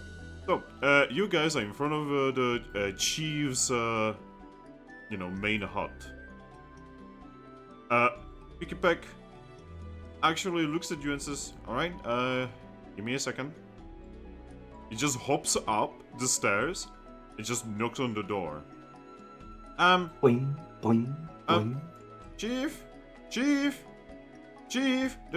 the hunter is here, and Zorua is here as well. Yeah. After a few moments, the door opens, revealing. I'll. Go on. I was gonna say, while we're waiting, Eevee's gonna look at her and say, "Hunter? Oh yes. I didn't know you considered me a God, hunter." King is huge. Were you not given the job here to be a treasure hunter? I was given a job to find Bolt. Well, a treasure hunt. You literally said that you were a treasure hunter, which is why we kind of gave you I look that. less like a hobo now. What the fuck? Sorry, my roommate came in to say hi. 1 second. Why is he calling you a hobo? Is he calling you a hobo? Hobo. Hobo. So yeah, we are gonna use this moment to polemize. So, Ember, what do you think? Wow. Starting, some gears are turning in my head. Lots to unpack, eh? Yep. Yeah, I think Shadow wrote that letter to the guild. But why? Not for good reasons. Maybe to see if the Zorua things are the same one he thinks, or how they're doing. Yeah, because Or try to like convince them to quit. when you guys went to the thing, it's not like it was an actual ambush. Sorry about that. I'm back. Hello. What's up, Ben? He was actually saying he no longer looks like a hobo, by the hobo. way, because apparently he let his beard grow out pretty crazy for a while, and he finally decided to trim it up today. That always feels good. It Also- does. Also, yes, DJ, what was it you wanted to say? Was it Ryan? Did he catch Pokerus? Who knows? Because it's the only other virus I think I know him in the actual universe. Pokerus is a good thing, though. Yeah. I mean, we don't know how Pokerus works in the Mystery Dungeon world, though. Anyway, so she's actually going to turn to Pick a Peck and say, "Oh, right. So that was my inner Pokemon. Me, myself, by the time that I took control, long story, human," she says, waving a paw. By the time that I took control of her body was when she was sleeping in the safe house and came down to take the mission to find Bolt. That's when I took over. Oh, well, I have no idea about any of that, you just presented yourself as a treasure hunter. And we gave you this job. I mean, the Pokemon inside of me, definitely, I could see her wanting to be a treasure hunter, so you know what, that makes sense. I'm not gonna question the fact that you kinda lied to us, but, that's alright. Well, my inner Pokemon. I see no difference. Anyway, let's actually move in with the scene. But yes, so Slowking slowly opens the door, looking at you guys. Hello. Hi. So you notice something different about Slowking. Again, I know on the model you cannot see it, but he's actually missing one arm. Oh no. boy. He looks at you and says, the Outlanders are back. Welcome back. I've come from Cadabras with the jar. I offered the jar. He's going to take it, and he's going to look inside and say, please, follow me inside so that we are not standing outside. it is going to be raining very soon.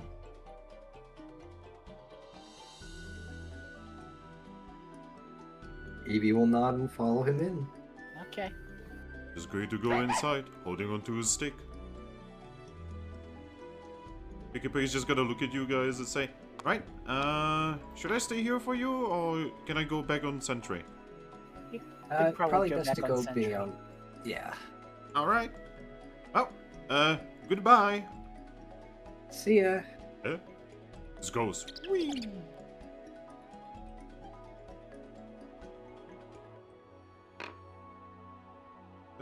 On the inside, hey, Aries. Mm-hmm. You can see that the place got a little bit renovated. Probably because of some kind of violent assault. Like, Soki has a new table, for instance.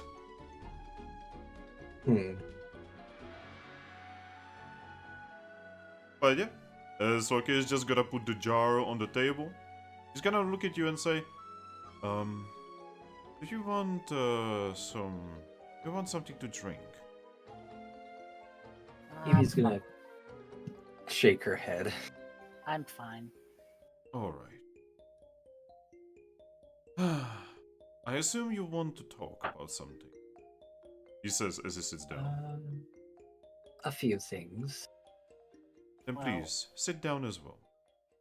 First, I want to apologize. Apologize for what? Probably partly the reason you lost an arm. Oh? Did you send the pirates here? Were you the No. one holding the weird blade? No. Then it is not your fault, Zorua.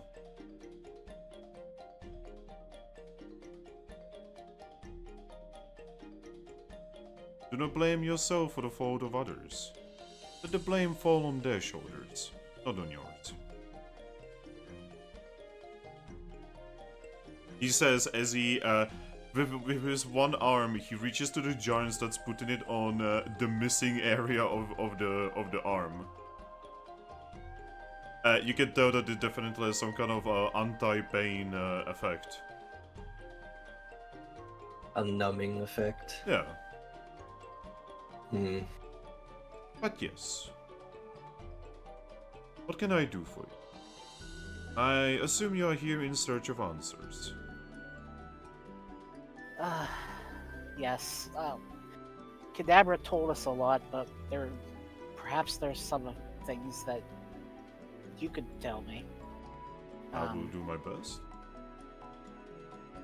First of all,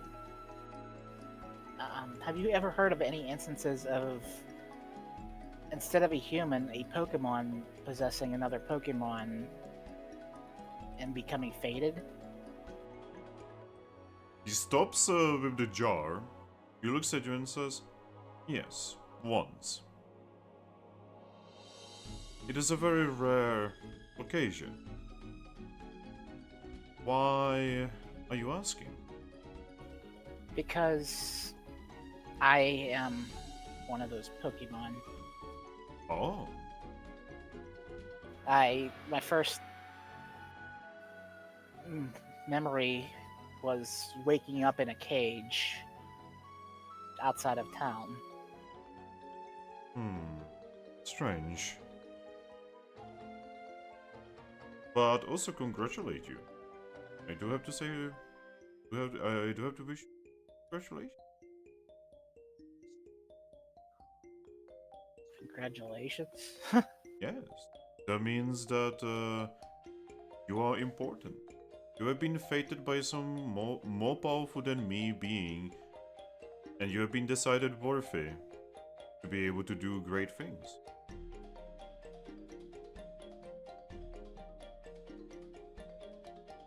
Or should I say, whoever is inside you right now.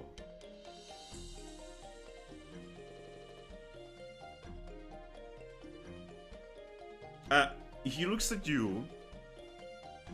As far as I could tell, it was just some random Leafian. He looks at you.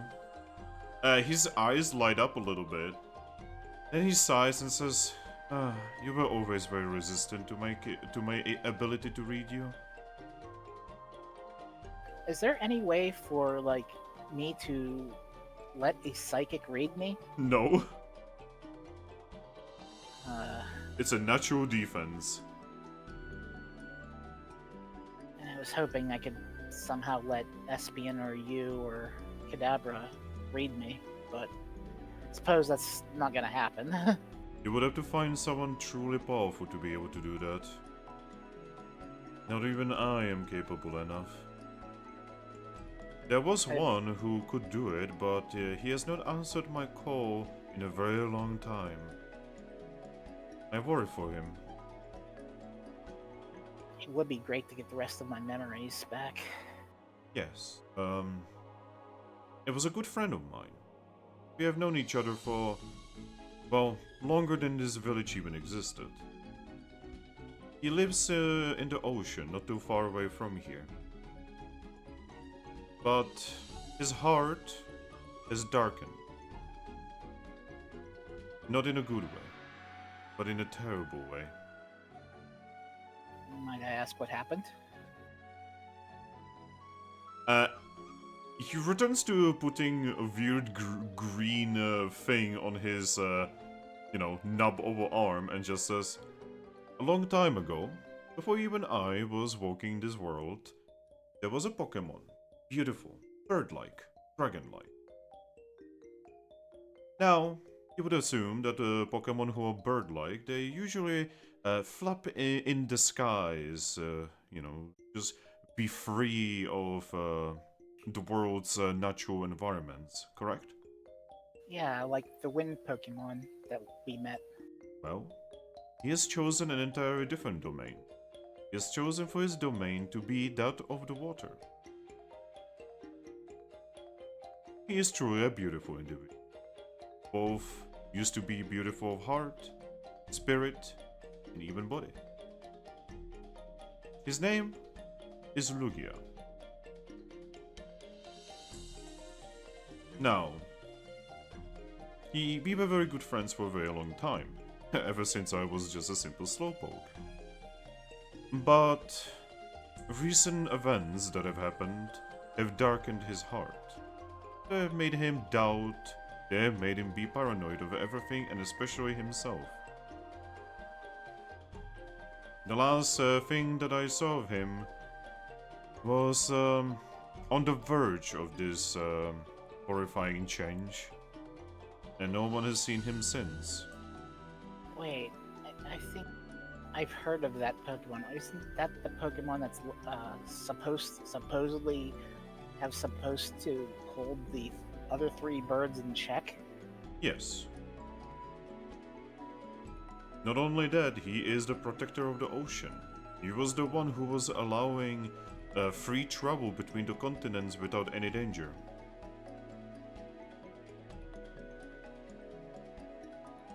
Out of character, I know this because this is basically his job in the regular Pokemon world too. Yes. It is very important that Lugia's job was also to communicate with other Pokemon. You see, Pokemon of his power are usually a little bit incapable of understanding us. It is not their fault. It is because they are above us in every possible way. But Lugia always tried to be close to us, communicate with us, even be friendly with us, give us dreams and hopes, and so that we feel protected. And well, that has not been true for a long time now.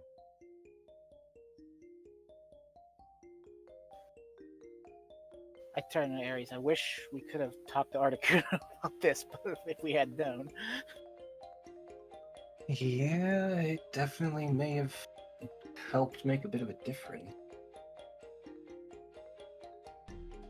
Now I can actually tell you exactly where Lugia is, but it will not help you. Oh yeah, I imagine going to meet with him would probably be pretty dangerous. Indeed.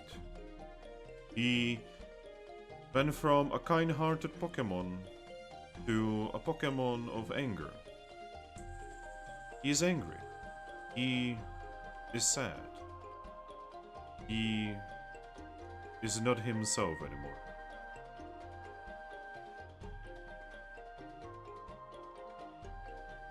No more is he a protector of the ocean. He only sings of vengeance at this point. Vengeance. Yes.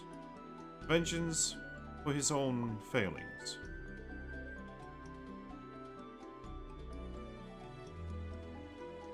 And Kyogre is the new Lugia.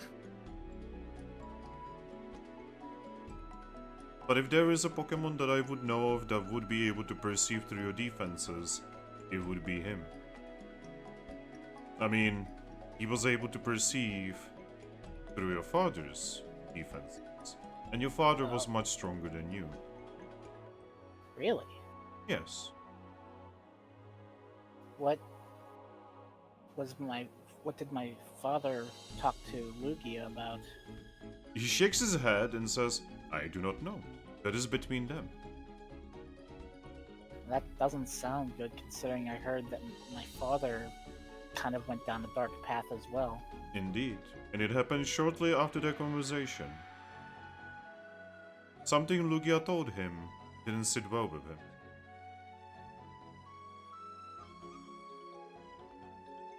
We could ask Rhyme, as she was there as well, but she is sadly not with us anymore.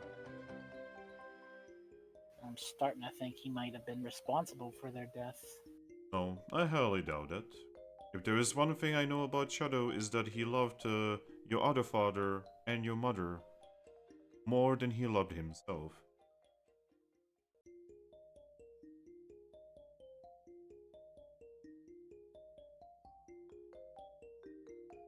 Hmm.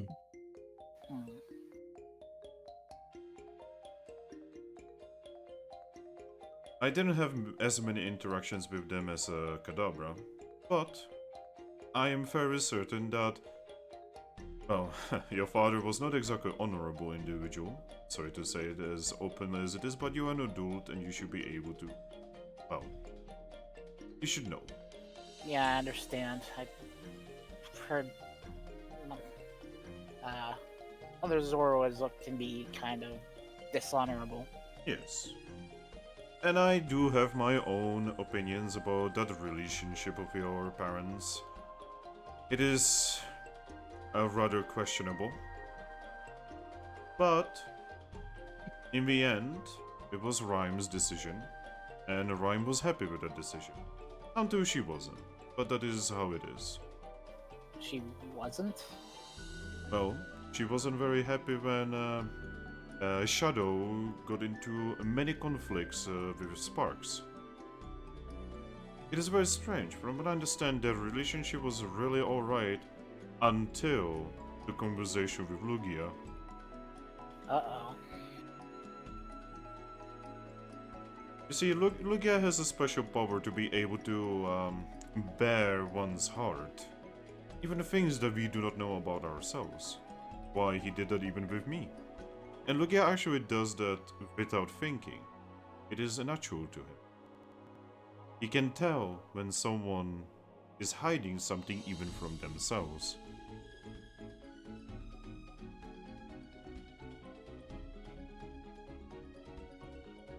We all have failings.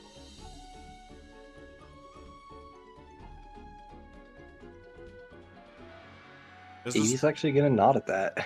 As the story goes, the reason Lugia has fallen where he has fallen is because he tried to perceive his own heart, and he saw his own failings. But I wouldn't know.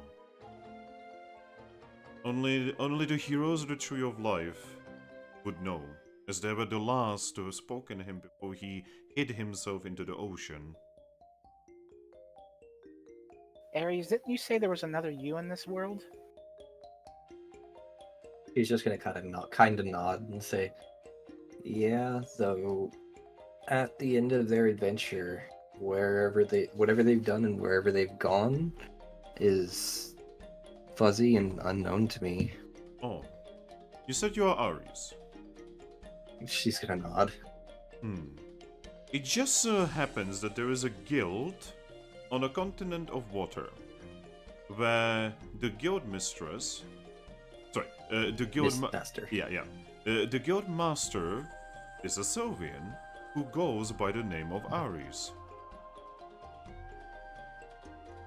And there's no way that can be coincidence, considering that.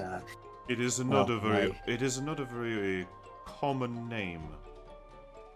And there's I- also the fact that, well, I guess, I look at Ares and like, well, you easily fall into the guildmaster role, huh?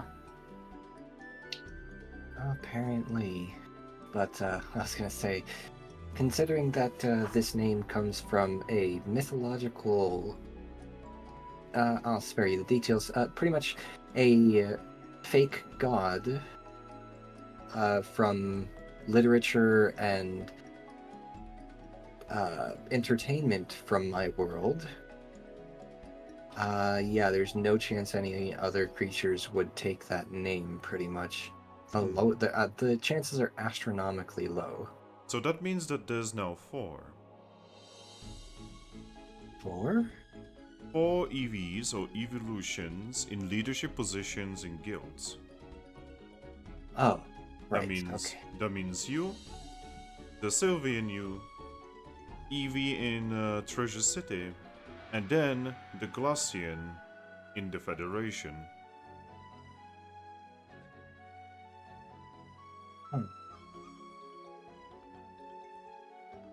Is the Glaceon a human? I wouldn't know. Never met them. I've heard certain things, but nothing concrete. Hmm. They are a secretive individual. Not Is even she... not even many in her guild have actually seen her. So, And I'm a Leafian Is in she the body the- of a Zorua, so do you know if she's the actual leader, or is she similar to the Eevee in Treasure City? She is the leader. Huh. given what we heard about the Federation, Why would it... Yeah, why would Glaceon want Garchomp? That I sadly do not know. Let's just say there's been a pretty powerful team that comes and goes in our town. One of them was a Gobite, now he's a Garchomp, and they mentioned that they were being hunted by the Federation. More specifically because of the Garchomp, and they're not sure why.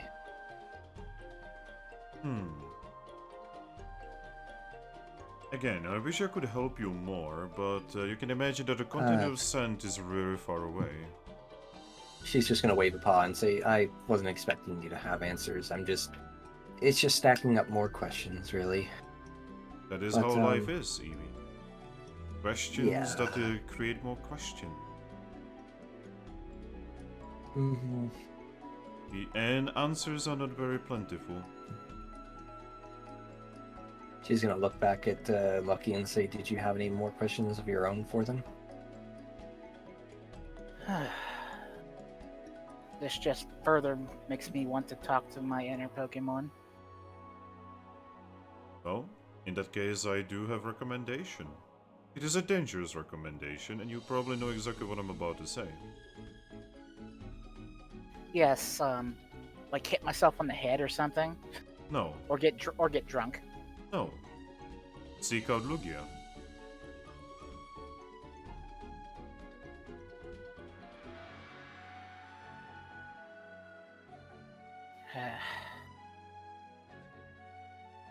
Maybe all he needs is a friend.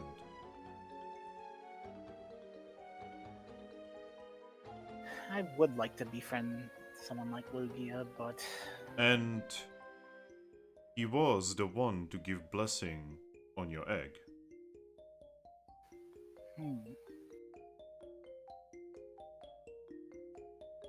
I was about to say it, but I don't believe Shadow to be dead. I mean, it wouldn't be the first time Shadow has faked his death.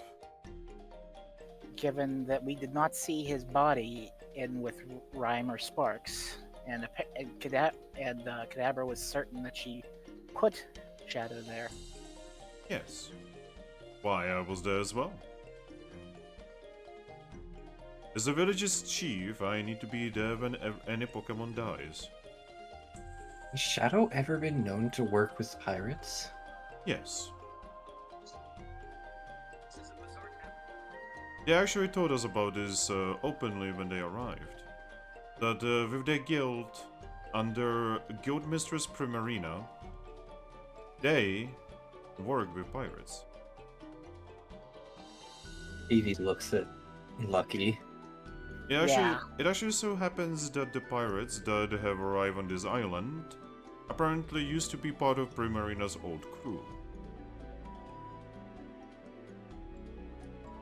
On the note of those pirates, I hear they've been causing you guys a lot of trouble since I left. Yes, every week they arrive. Now, for the past 2 weeks they have not actually done anything to us. They just arrive. They come to, remember that hideout that we have given you? She's gonna nod. Yes, they always go there, cause trouble, and leave. Yeah, I did hear that they were trying to break in. Yes. Last time they were here, they brought a Magmar with them. Magmar. Yes. A fire-type Pokemon. That... Yeah, I know Magmar. That would explain the scorch marks. Speaking of that hideaway, how did it survive? Did you guys build it? No. When I found this island many years ago, it was already there. And the funny thing about that is when you arrived here to give us your services, the key appeared on my table. I have accepted this as part of some kind of fated thing that the higher beings have, and I've given you the key.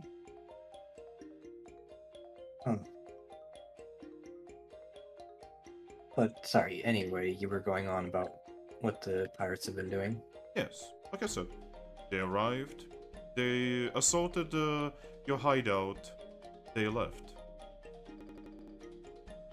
It is actually as simple as that. Now, after what I assume was your leaving, they have actually come here, similar to you, searching for answers, though not sitting down in a chair, more like running around, attacking, and he sighs, even killing some of us.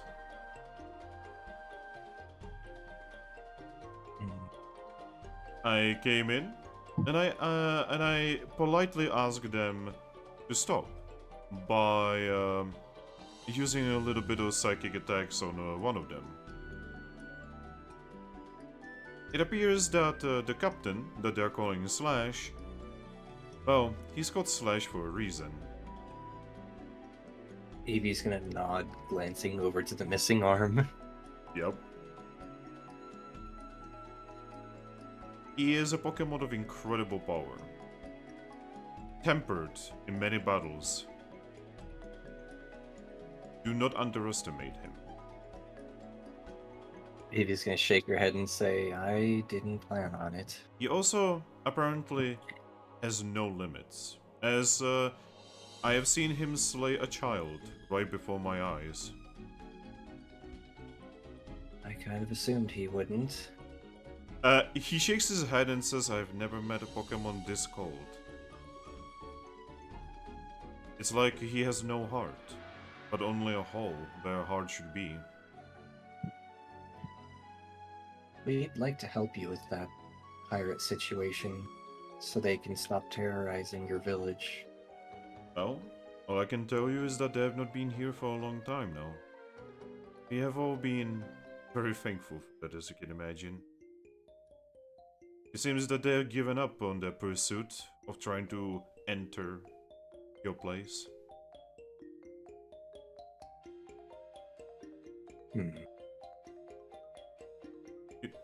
according to Picky-Pack, last time they were here, it seemed that they have gained a new target. Something for their boss, whatever that means.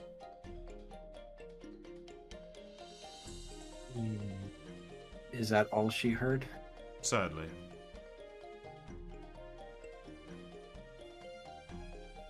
And I did find out that the pirates were indeed working for Gothitels, so I can at least fill that gap for you.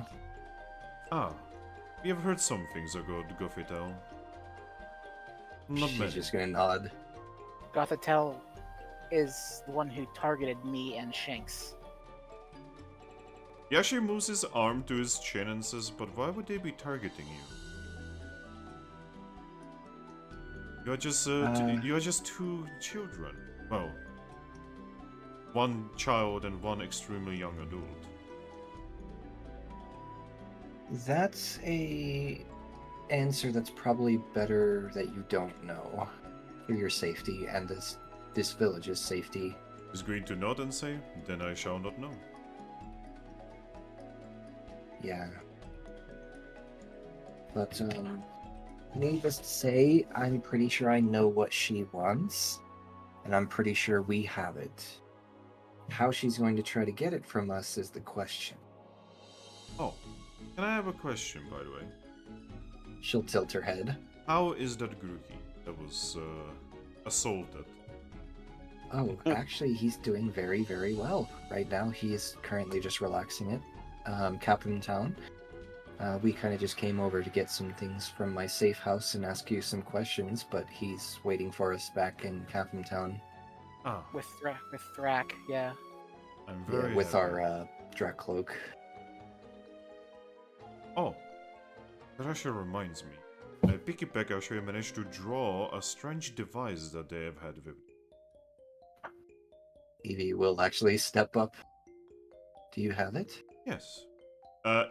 He's going to get up and make his way towards a line of shelves, and he's going to pull out what appears to be a little logbox. Going to put it on the table, sit down, open it, strugglingly, by the way, with one arm. And then he's going to pull out a piece of paper and offer it to you. I will take the piece of paper and take a look at it. The device that is drawn on it looks like a very crude drawing of a Pokeball. You're saying the pirates want these? I'm saying that according to Picky-Pack, one of the pirates had this on a belt.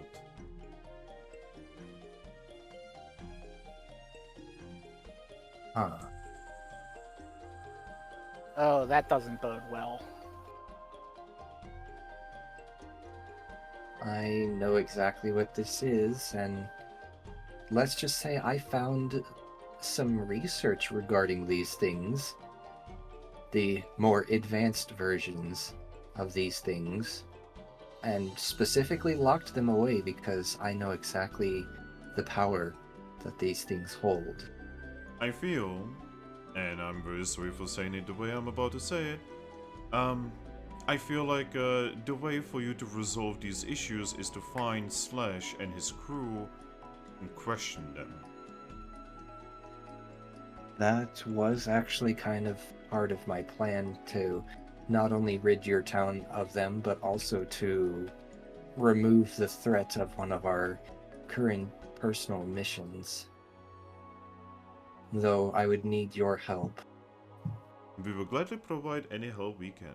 Just know that we are a small village and we cannot provide a lot. I would only need one thing from you. Go on. So, let's just say we are very well aware that whoever sent the message in motioning to Lucky, his parents and Bolt's parents' handwriting for us to go to a certain island is definitely a trap. 100%. We know it is. We eventually do need to go there and take care of that, but we know that we would be literally walking into a trap. Yeah. So knowing that they have gotten the idea that there's something powerful in my safe house. I'm thinking, what if we were to reverse that and set up a trap for them? My safe house is thankfully far enough away from the village that a battle shouldn't cause any issue for you guys. But if I were to have you send a wonder mail to Slash to tell him that you found the key and will open it for him if he leaves your town alone, we could get them to walk into a trap of our own. That could work. Because clearly they want what was in my, well, what they assume was in my safe house. I don't know if they actually knew what was in my safe house, but I don't think it was what they were expecting. Yes, I agree. This is actually a very good plan. And I know just the Pokemon that can help us, in fact. And in terms of the combat aspect, I should say.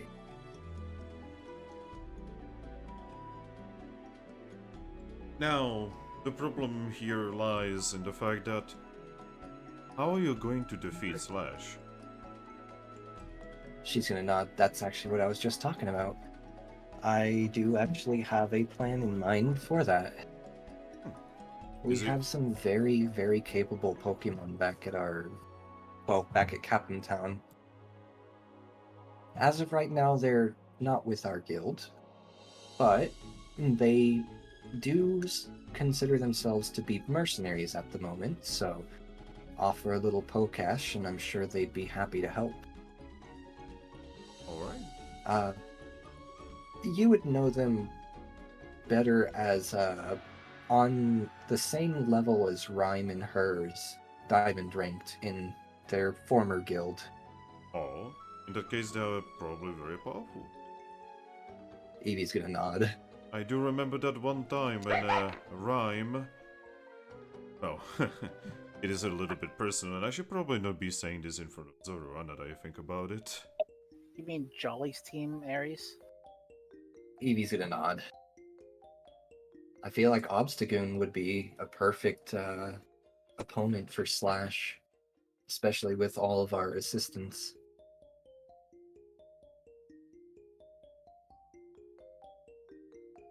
I think he'd like to sword fight with someone, just how he is. Eevee's gonna smile and nod. Yeah, he does seem like he's been itching for a fight in general, so I think if we dangle a little Pokash in front of them, considering how friendly we've been with them up to this point in the first place, I'm sure they would be willing to help us out.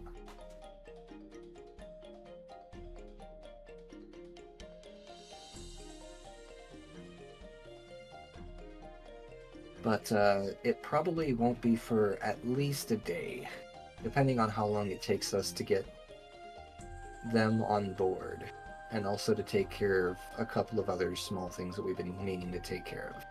Alright. In that case, inform me when you want to get this plan going, and I will gladly help you in any way we can as long as the village doesn't get hurt in the process.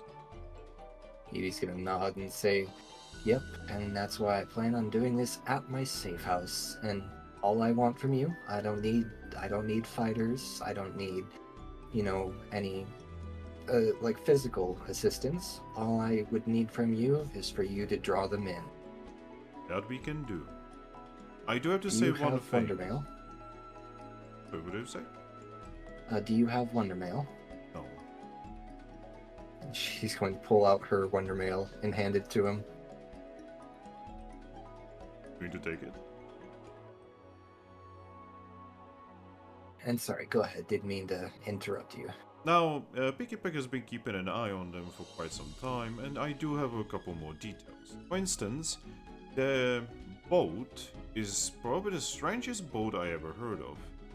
As the boat, it is quite literally impossible to see. You see, boats, you know how boats work, right? Eevee's gonna nod. Well, theirs doesn't work the normal way. You see, their boat vanishes underwater. A submarine. He looks at you, not knowing the word.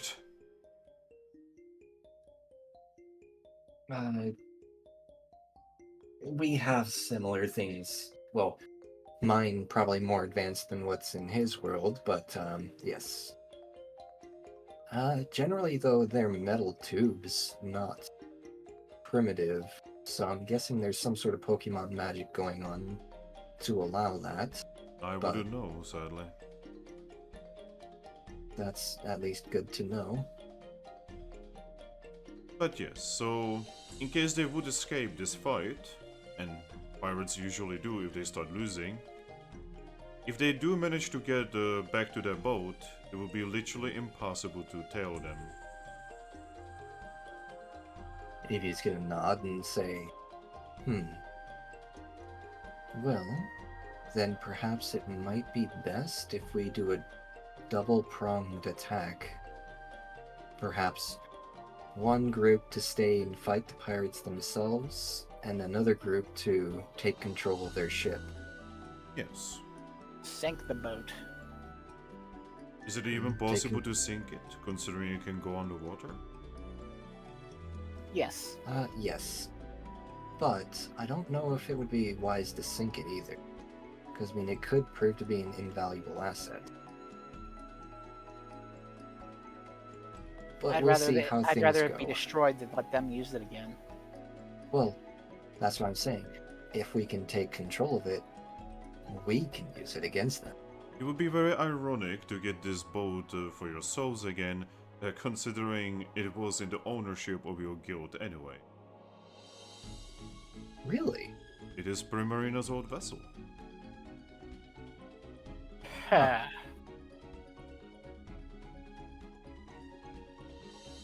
Good to know. I'm starting to think the only reason Slash is in charge is because he mutinied. Potentially.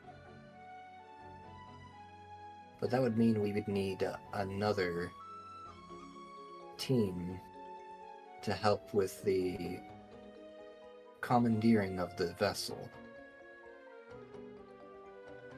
Because I don't know about you, but I don't want to leave Jolly and her team to fight the pirates all by themselves, as powerful as they are. So we would need assistance further for taking over the vessel. I mean, She begins thinking. you are in a guild, no? She's gonna nod and say, yeah, that's kind of what I was thinking, though we did just send 3 of our teams off on missions. But there is one that is still currently in town, who is, well, currently resting up, but I know they would definitely help. You mean Team Hope? She's gonna nod.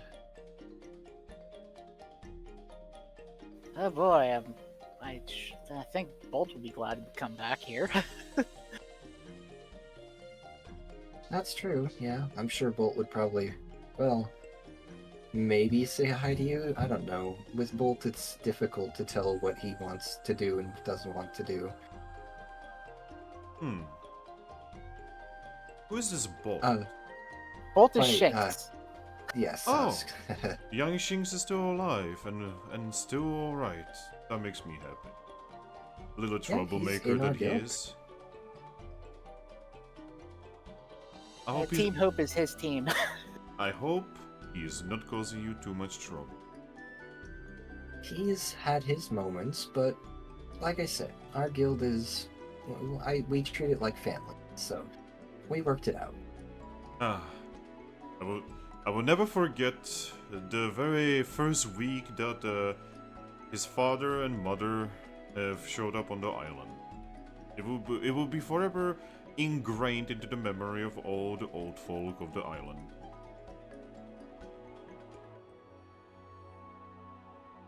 She's just gonna nod at that. Do you wish to know what Alright. happened? Sure. Sparks, as I have learned his name was, went into a village. He put down a flag of his team and said that he's taking over the entire island. Eevee snickers. Upon which, Shadow and Rhyme showed up, and they informed him that he is indeed an idiot. Yeah, that sounds like something Bolt would do.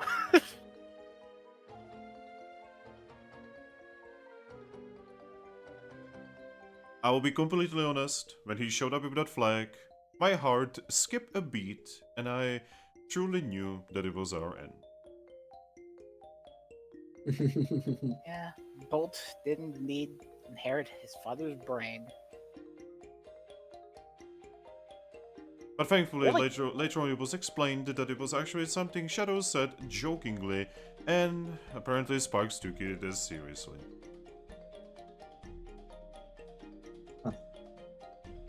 Really strong That sounds kid. about right. Really strong kid. Not the smartest. Though he is getting better. Well, it sounds like we have a plan then. And we probably should be getting back to our team. They're probably worrying about us. We did say we weren't going to be gone long. Alright. I do recommend, just send me a message when you want this plan to start going. And then, I will send some kind of message to Slash. I will, pretend to grovel or something. Eevee's gonna smile and nod and say perfect. I'm sure the idea of getting into my safe house would be enough to draw him in. Yes. Just please, promise me I will not lose another arm in this. I only have one to spare. She's gonna just nod and say, I will do everything in my physical power to make sure that this turns out as best as we possibly can. Wonderful. Give me a second. There's something that I need for this occasion. He's going to go to one of the shelves. He's going to get a jar. He's going to put it on the table.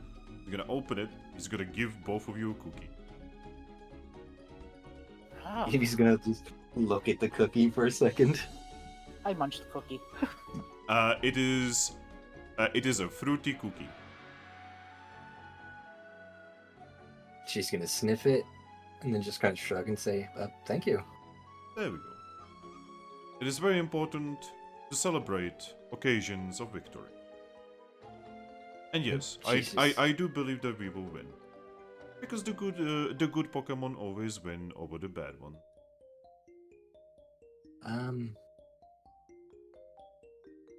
Yeah.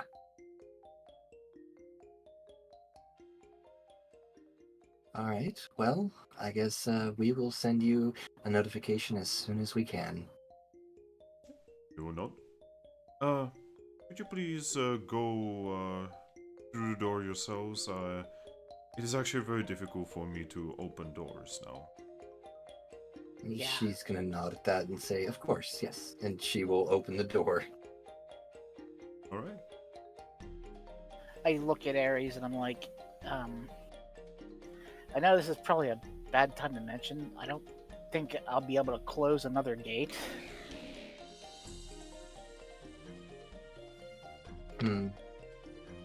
But I have an escape orb if that might work. Oh yeah, it definitely will, since we haven't rested since Capim Town. It'll take us straight to the Capim Town Guild. I mean, I could open another one, but I don't think I'd be able to get it closed, and I want to kind of play it safe with those after what Lapras talked about. Eevee's gonna kind of nod and say, yeah, kind of wish I had the ability to take Cosmog with us, but Salazzle's pheromones kind of prevented that. Because then we'd be able to teleport back and forth freely, but we'll get there. So, are you ready? She's gonna nod. I'm using an escape orb.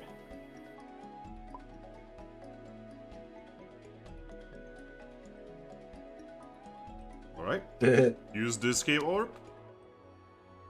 And just like in the manga, light shows up and you guys launch yourself into the sky and teleport to your guild. Whee!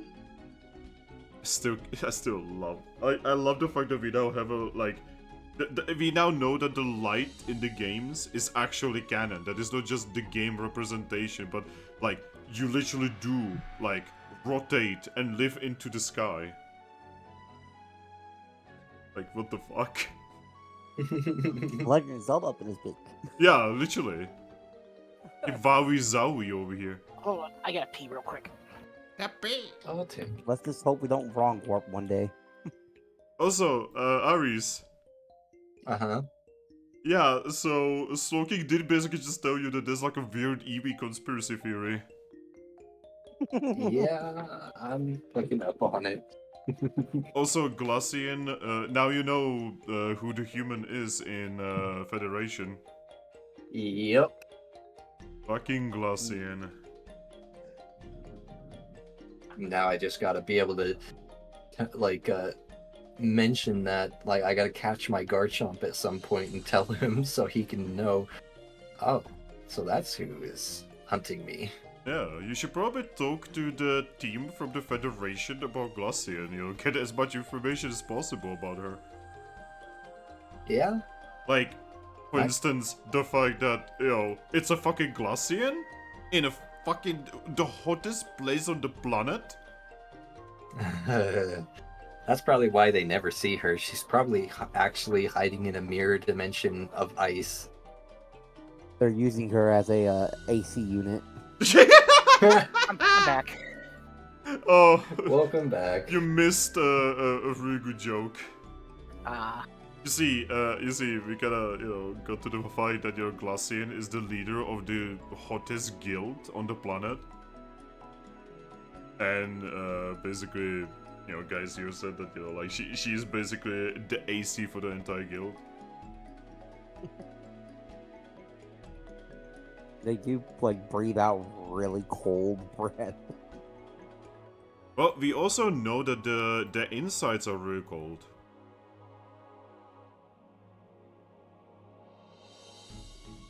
Glacians are also extremely cute. They're also smooth.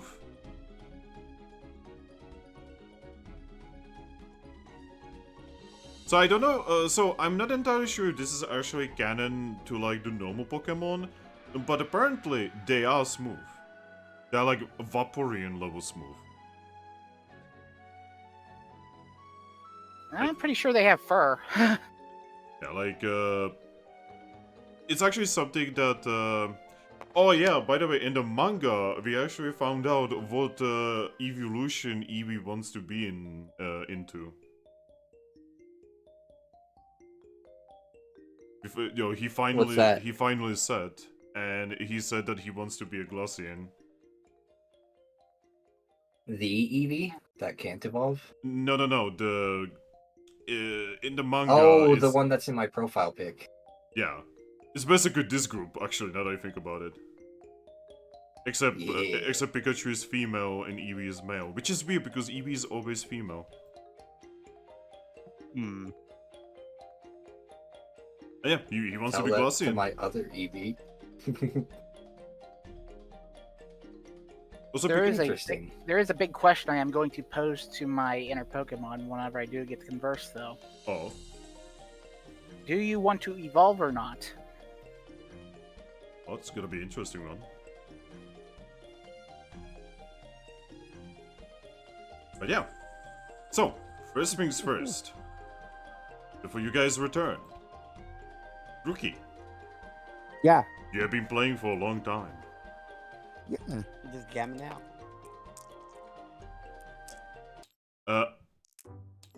So you will be playing for, I don't know, about an hour, you know, maybe hour and hour or two, Sounds about right. and eventually, Ampharos would stop out of nowhere. I see him stop, and I stop with him. Yep, and you see that a piece of paper appeared in front of him. He will grab it. He will read it. He will then nod to himself and say, "Oh, I sadly have to go." Oh. Jolteon calling for you. He looks at you and says, "How do you know?" I mean, who else will send you a Wonder Mill to tell you to come? He actually thinks for a moment and says, "You know what? That does actually make complete sense." But I did enjoy this. Yeah, that was fun. Now it's gonna be even harder to say goodbye to this town. You're a very good group. It might be hard, but at least you can say you have some memories of it. Yes. Memories is all we have after all. But yeah, he's gonna give you actually headpads and start making his way away from the town. I'm just watching him. He's elite. So, wobbles outside of the town, basically. And in the distance, you can actually see that the Jolteon is already waiting. If I can see the Jolteon, I'm gonna try to wait to her. She has somewhat of a stern expression. Like something serious is going on. Oh, that's not good. Did he take his hat? No, actually, he left it behind accidentally. Oh. Also, it wasn't a hat, it was a bowl. The bowl, yeah. You look into it, and it looks like you guys have actually managed to get about 100 Pokesh. No. Well, I guess I'll just pick up the bowl and take it with me to the guild so I can give it back to him later. Oh, you're so nice. You totally could have robbed him blind. I mean, it wasn't mine to begin with. He's the one that started it. I'm just saying, you could have robbed him right there. Yeah, could have. But yeah, speaking of which, what would you like to do? Well, now that that's all done, and like I'm gonna take the bowl back to the guild to put it somewhere safe. Right. Make your way to the guild. And Yeah. as you would imagine, the first thing that you see in the guild is Salandit. Salandit. Salandit would look at you and say, "Hello." I'm gonna walk over to Salandit. I'm like, hi. And I put the bowl in front of him. I was like, here, this was Ambrose had left it in the middle of the street, and I'm gonna give it to you to keep it safe. Okay. I will make sure it's delivered back to them. Yep, thank you. Oh, by the way, you know if the guild mistress is gonna be back anytime soon? I have no idea actually, because they went to the island for her safe house, and that was it. So I don't know how long that's gonna take. Because we got a message from the guild association. Don't worry, it's not anything bad. It is them congratulating us for good job with the Articuno situation. Oh, okay. It seems that they are just doing it just to make sure that we know that they care. Yes, that they care. But yes, please enjoy your stay here. Yep. I just smile at Slender, and then I guess I'll just kind of just vibe around for our rooms. Oh, as you start making your way, from the main hall towards the hallways, suddenly, light. Ah, my eyes.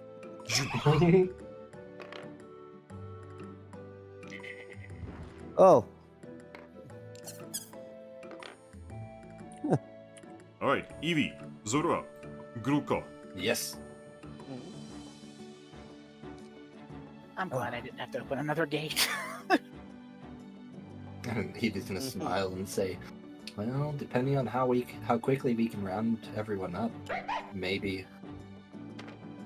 Seriously, I'm mentally drained right now.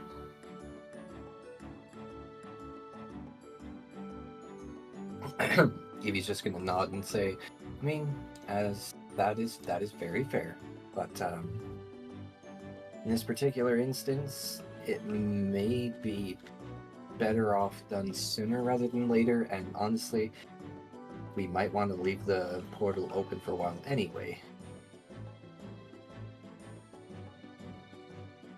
But we'll see how things go.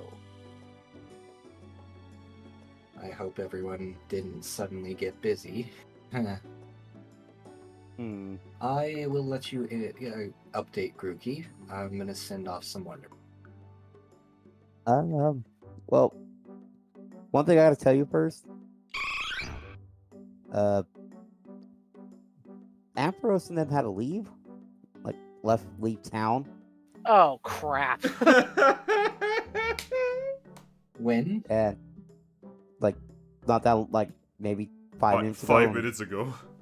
Jolteon had a very like stern look on her face. Well, Oh crap! just so happens that's who I was going to wonder mail, so Oh well, they were just leaving town, so I guess I need to send that wonder mail more promptly. Excuse me, she says, backing up and sitting on one of the nearby benches to start writing quickly. By the way, as you are there, Solange's just gonna say, "Cute mistress." Give me one moment. All right, it doesn't need to hurry. I look at Vincent. Yeah. So we, you remember the island we were on originally? yeah, We went there. yeah, safe house. Yeah, Aries got her stuff. We also talked to Kadabra and Slow King. Oh, how are those two doing? Well, besides Slow King missing an arm. Wait, what? Yeah, pirates have been back several times. Oh god apparently. damn it! And they've been really kind of rough with everyone. Slash apparently killed a kid in front of Slow King. Wait, they killed a kid? Yep. Oh boy. Um, Hope it wasn't the one kid that I met. Was being nice to me. he was asking about Slow King did ask about you, wondering if you were doing well. Well, they helped me out a lot, especially with points of the star, especially this thing. So yeah, I learned a lot about myself. Well, the Pokemon who I'm in. Oh yeah, what they Apparently, say? I was Kadabra's apprentice, Oh, and that I had said some nasty things to her after Bolt went missing, and I chased off after him, and that's how I got caught.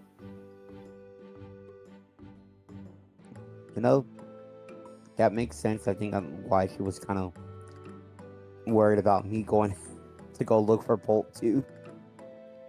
Oh.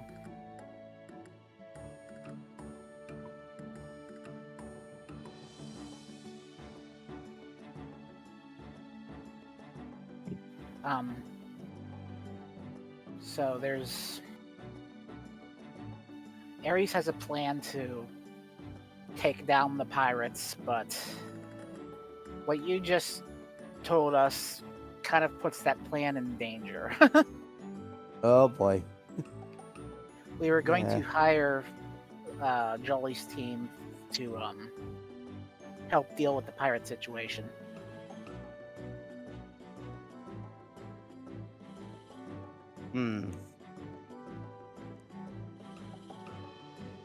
Also, Weird. I'm more than certain now that my inner Pokemon's father is alive. Well, I mean, we did only see 2 bodies there, and Yeah, apparently they buried 3. By the way, Zorua, Yeah. when you say that, Salan did verbally says, "Ah, I wonder who my father is." no. Wait, they buried. I kind of think back to like how, like, Pokemon knowledge. I'm like about how tricksters, how much of a tricky Pokemon Zora can be. I'm like, They could have just played dead. Apparently, this isn't the first time he's played dead, but in the past. Really? Yeah. Hmm. We also, I also learned how Rhyme and Sparks died. They Oh, just what happened? apparently Rhyme caught some illness and just wasted away with no fever or anything. Just started wasting away. Hmm. Now, you do not actually know how Sparks died. I can just imagine Sparks died of a broken heart. Not. Good. I No. don't know.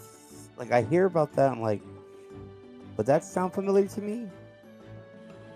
I don't know. Would it? That's the thing. I don't know about Pokemon World, legit. Well, then no. I'm like, huh. I don't know. Just started wasting away, huh? Yeah, I believe Shadow is alive though. And given what Kadabra and Slowking told me, he started going down a dark path after he met with a Pokemon called Lugia. Lugia. Like, Guardian of the Sea Lugia, right? Yes. Apparently, Lugia used to be a very friendly Pokemon, but has grown cold and vengeful as of late. Hmm. And ever since Shadow met Lugia, Shadow had apparently changed and became dark as well. Well, darker. Hmm. And does Shadow work with the pirates and stuff? Like, Yeah. Rhyme and company were no stranger to pirates as well, because, yeah. But I am actually theorizing that Shadow is behind the letter we got. I mean, who else would know how to copy a handwriting of dead Yeah, Pokemon? of his former Partners. mates. Yeah. Yeah. Apparently they were all a happy couple. All three of them. I mean, There's no scandal behind it. They all loved each other very much. Clearly, seeing how you're here and Bolt's here, so they had to be happy enough to do that. Also, I'm apparently significantly older than Bolt, so By how much? I am apparently over 3 cycles old. And Oh. Huh.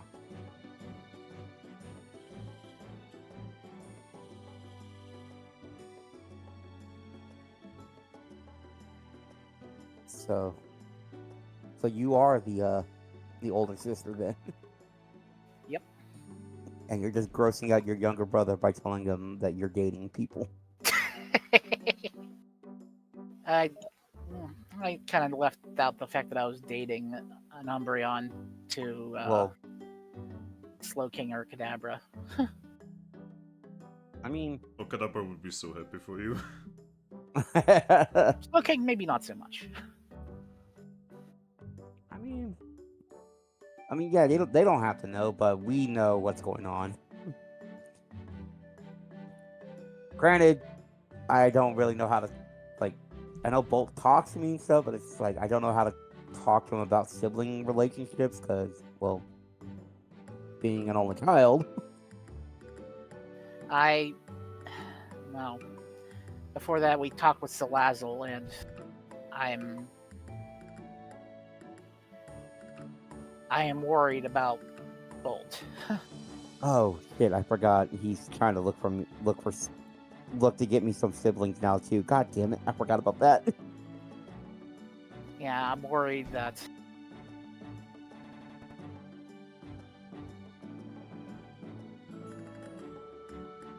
Hmm. Is he too headstrong for his own good? Well, I am worried that Salazzle might try to do something to blackmail me into helping her. Might threaten Bolt somehow. I'm trying to think, like, why would he try to blackmail you in the first place? Because of what Ares told her. Oh. Well, she apparently knows about the significance of me and Bolt now. And what we actually, and about the bunker and stuff. Hmm. You kind of look over the areas as they're writing, like,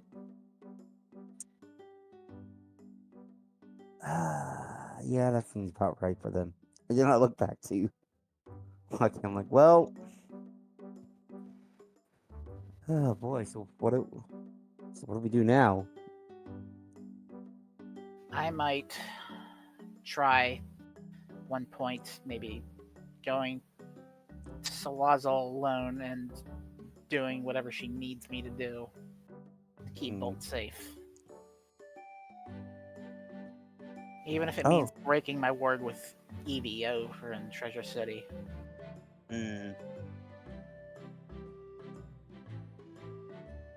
Oh. Also, apparently I learned about information about Gollies too. Not very well, not pertinent to like what they're running off to do, but apparently he was stabbed and left for dead too, just like I was. Oh no. And well, there's no scar now because she evolved. And apparently they said if I evolve too, my scar will go away. But yeah, I guess he was left to die in the streets. Oh, Vincent, you said you were from like a watery region, right? Hoenn? Yeah, which is where I guess how much do you know about how much do you know about submarines? I remember that there was a Captain Stern who was building a submarine in Slateport. Apparently, Slash has a submarine, so we might be looking to sink it. He doesn't looks like or commandeer it. How? What? Stern was having trouble building a submarine in the first place. How the hell do they have one here?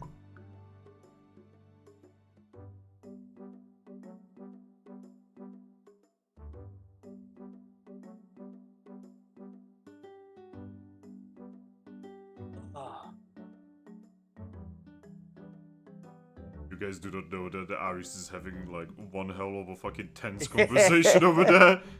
They're having a tense conversation through Wondermelt. Like you just hear ba-boom, ba-boom, like the instant messaging sound. Oh god, remember ICQ?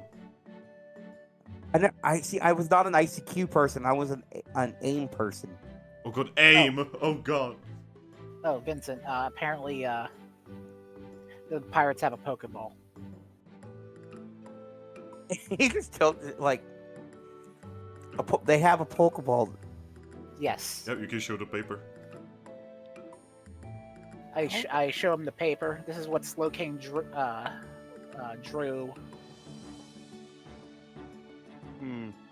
Yeah, Grookey?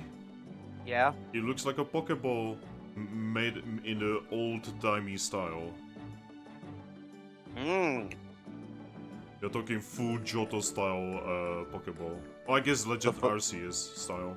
The Arceus, like the latches. But I'm like looking at it like did he draw it like with any kind of markings on it or just plain? Well, that's what you see is what you get. It has stars on it. It has stars on it. Yeah, it has like a line in the middle, and it has stars to the side. Whatever that means. Like, he's like thinking about it, like, because he's like, I've seen a lot of Pokeballs, and I'm trying to. I know you said you were a trainer, and my partner was a trainer, and I've been inside a Pokeball before. But it's like a line with stars. Like that seems like a new one.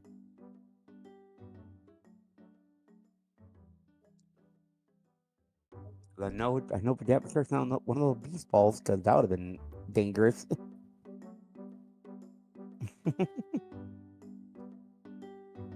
But yeah, I was a trainer, so that's why it's like gotta I see what know to figure out.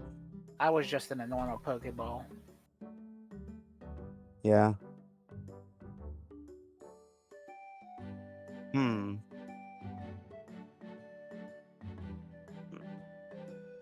Alrighty. Well, that's not good to know. Oh, that's probably what they were going to use on either you or Bolt if you came to the island.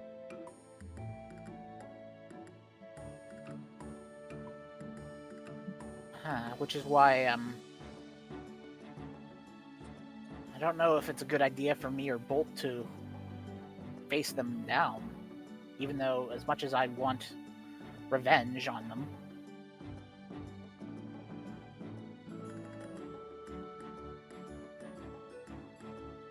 Well, Although I am confident enough in my ability to dodge that they wouldn't be able to get a beat on me.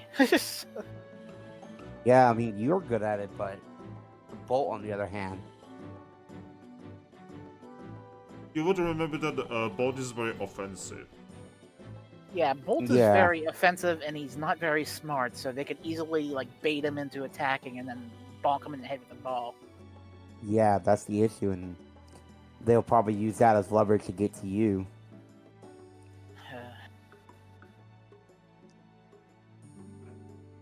Maybe I can kind of negotiate with Salazzle Mm.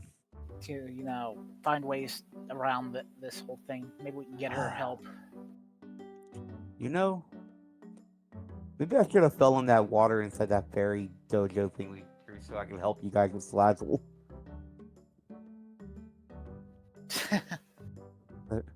That would be that's actually a thought. That's actually a very good thought. Like, hey, Halucha, do you have a bucket of that gender swapping water still? Yeah, but These plans, oh my. I mean, it's just like you two are just dealing with them all the time. Ayers is the one mainly talking. You're kind of being bounced around. It might be nice to have like one extra person, but it's like I can't do much as a guy going to go see Slazzle of all people. I'm kind of the sneak, but the funny thing is I'm not very good at sneaking. Well, not yet.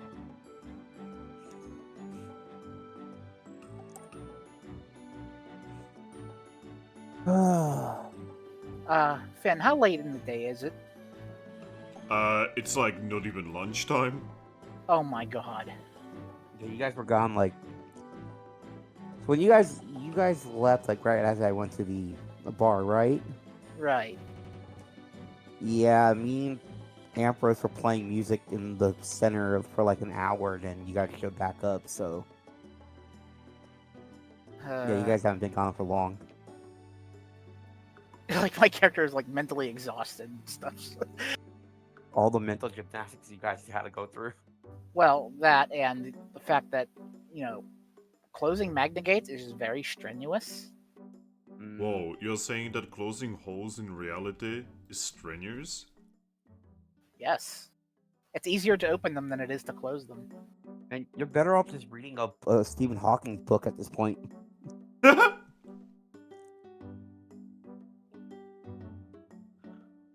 No, in the Pokemon world, they have their equivalent to that, anyways. That's why I insisted on using an escape orb to come back. I don't think I could have closed another one. Smart idea.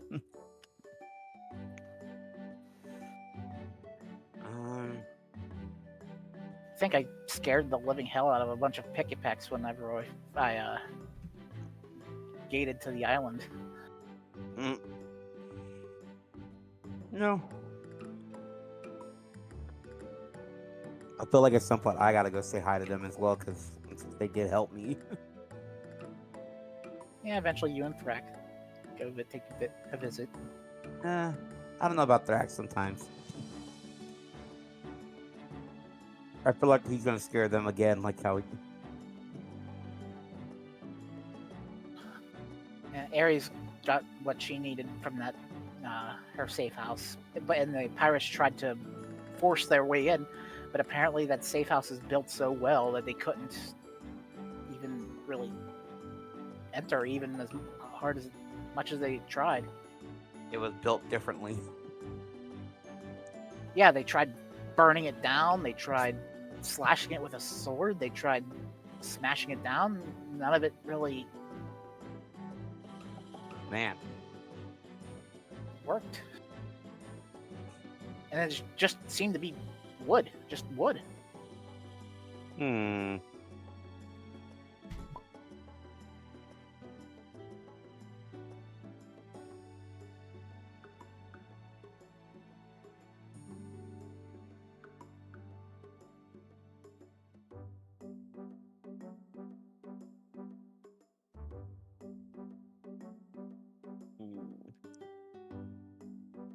Man, whoever built that place really knew what they were doing, huh?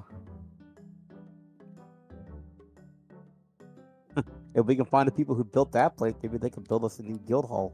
It apparently existed when Slowking first came to the island. Really, So, that long ago? yes.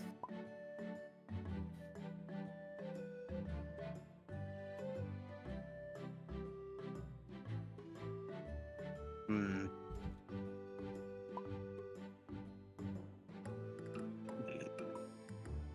The fucking conversation that's happening over here.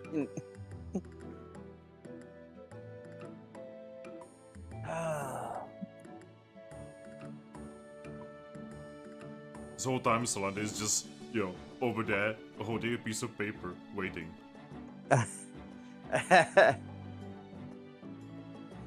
Kadabra told me not to let my dark side take over me. Mm.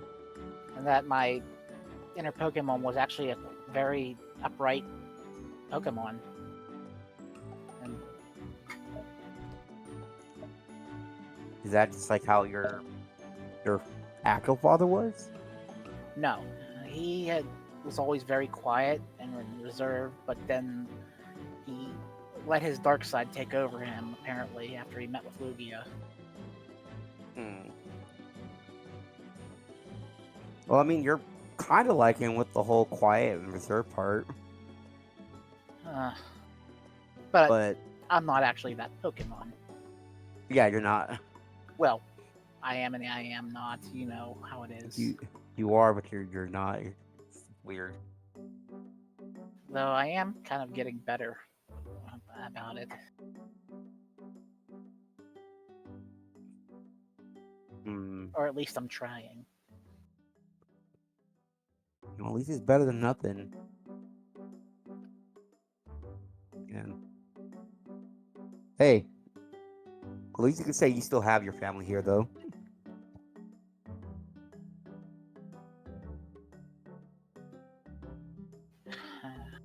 I mean, honestly, you and Eevee both at least have your family. I think that if we do meet Shadow, it's not going to be a happy reunion. No, but I'm In saying fact- with In fact, it might be for me to take him down. well, at least you have us with you to help back you up.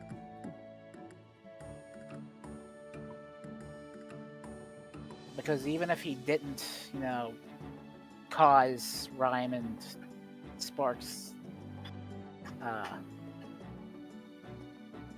deaths directly, I assume that he actually had a paw in doing it. even whether willingly or not. All right.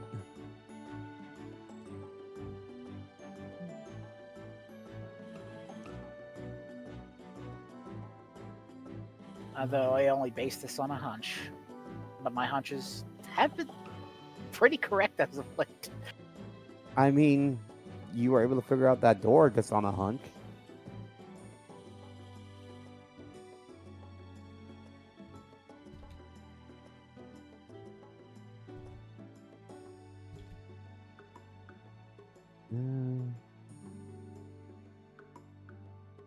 Well, there's all of that information, man. But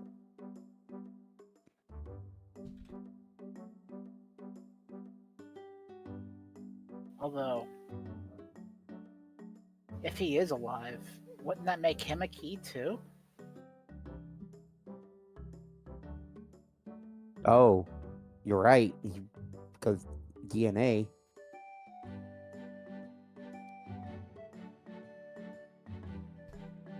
But I just thought of something. You know how the Goth Hotel's been looking for you and Bolt specifically? Yes. Maybe it's because they're looking for you because they couldn't find Shadow, or they thought Shadow's still dead. Maybe. Or maybe Bolt's might be a red herring and they were just looking for me as Zorua. And that's what, and that the panel was matched to a Zorua. Mm. Or just anybody having related to Because apparently Shadow. that was the Pokemon that was important to those humans somehow.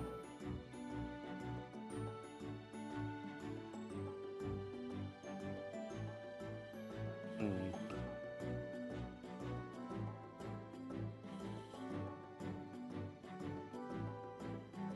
Oh man, there's so many humans becoming Pokemon here. You are the Pokemon that turned into the Pokemon? I don't know. This whole God stuff is weird. Ari's over there fucking sweating bullets.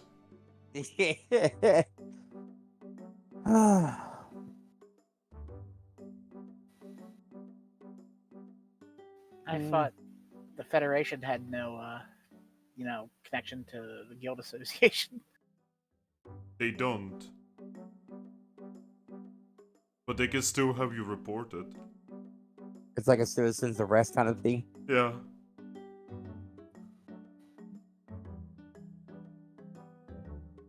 Like, it is against the rules to keep fugitives. And, Well, technically we weren't hiding them.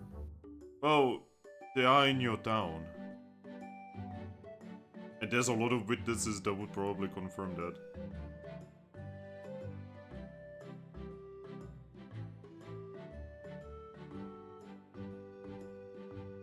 Mm.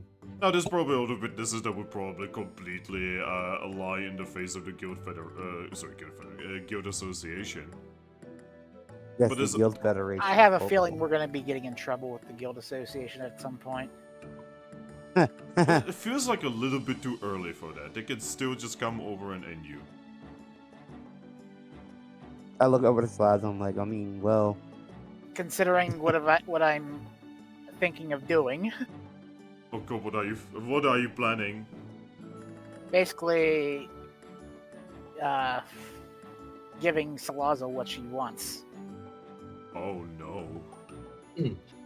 Mid writing a message, Eevee is going to look up to Salandit and say, "Hey, Salandit, Yes?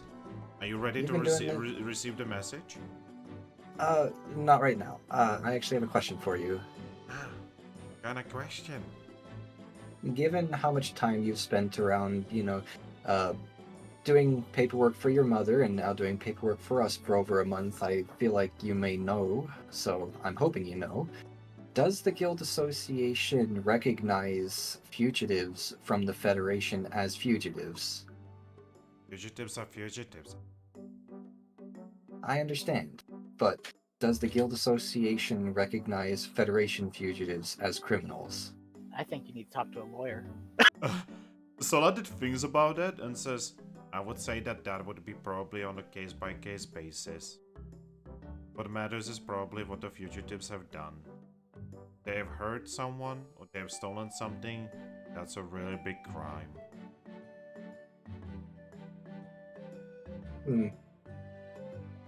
Then he thinks and says, oh, I guess I'm technically a fugitive. I mean, did you steal something? No, but my mom did, and I probably helped her. I mean, but you don't have it on you. Did he fix again, by the way, and says, I probably shouldn't have said that. I mean, we all know who your mom is, so. Caps lock. Suddenly, Salandit offers her services as a lawyer. I mean, Salazzle offers her services as a lawyer. Oh my fucking god.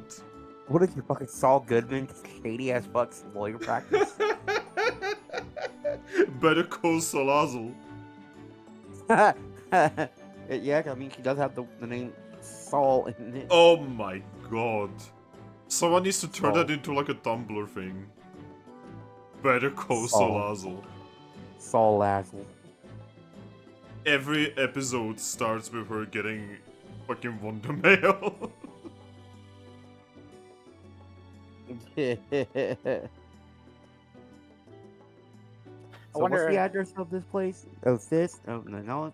It's I let's wonder- look at that. If we can't get Jolly's team on board, maybe we can get Salazzle's help. She knows Just several overwhelm teams. him. She knows several teams. Oh. I have apparently hit the capacity of what I can type in this text box. Oof. I didn't even know Jesus. there is capacity. Yeah, I didn't know either. Well, just kind of cut everything you wrote there and put it into a. Yeah, I'm just gonna have to do it in multiple messages, so that's not finished yet. I'll just say cut what you had there and put it in Discord and just keep typing there. I couldn't copy it, so I had to send it or just start all over, and I didn't want to start all over. It would only let me like copy up to one like line of it. Oh boy. Oh boy. Wait for you to finish that. Or I can write a reply that Glacium would do. Yeah. Well, Lucky, I think Aries gonna be here a while. Yeah. Want to come walk around the guild building with me then for a little bit? Sure. Why not? If so, would do something. If you need me, I'll be around, Aries. Okay. Stay safe, and also be careful. There's apparently a town or a guild, a federation team in town. They were last seen at the dojo, currently hunting Jolly and them. According to Jolly, it's English. It is excadrill. Hang on. It is. Maybe I should mess with them. Excadrill, Sandslash, and Krokorok. You know, I could turn myself to Jolteon and like try to throw them off. I don't think that would be a good idea. If they are hunting a diamond team, chances are they're probably roughly around the same strength themselves, so it probably would be a bad idea.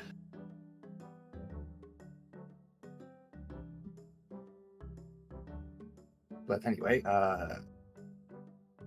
oh my god, and because it closed, it deleted my partial message. Damn it.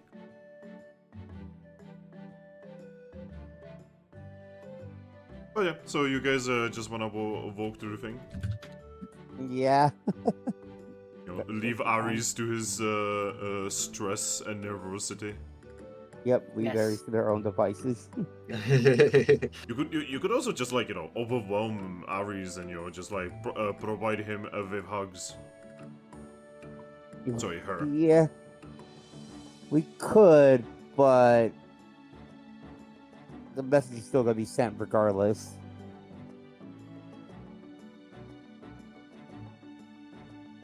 You could also stop Ares from turning what is basically a simple bounty hunting mission into a war between two guilds. Aries. She's not trying to turn it into a war. She's trying to negotiate. Aries, I think you might be stressing yourself out a little too much over this. Maybe there's alternatives we can get other than Jolly's team. Well, either way, whether we find someone else to help us with that particular mission or not, we still need to deal with this anyway. Don't worry about it. We'll figure something out, because we're not just going to let them hunt our friends.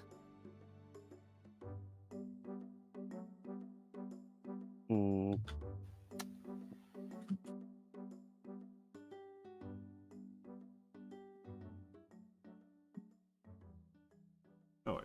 So you guys just want to walk the guild? Yeah. Yeah. Alright.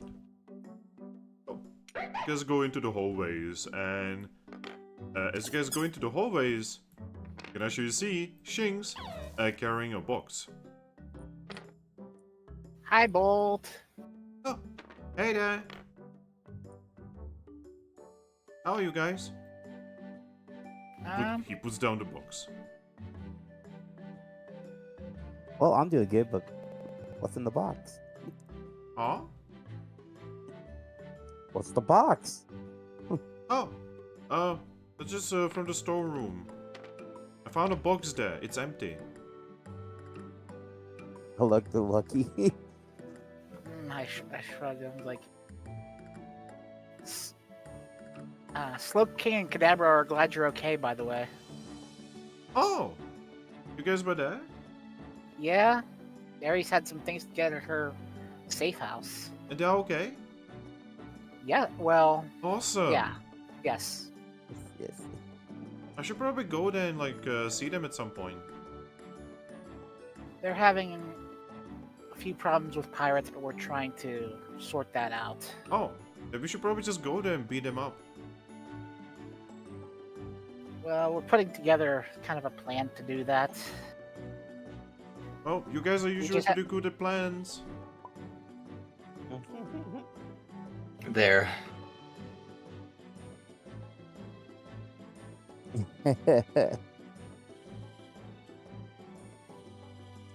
So much typing.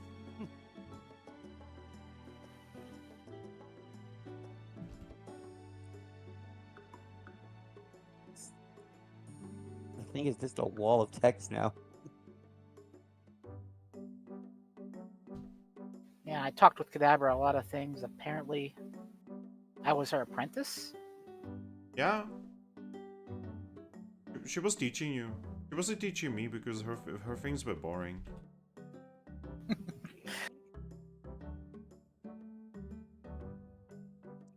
Yep.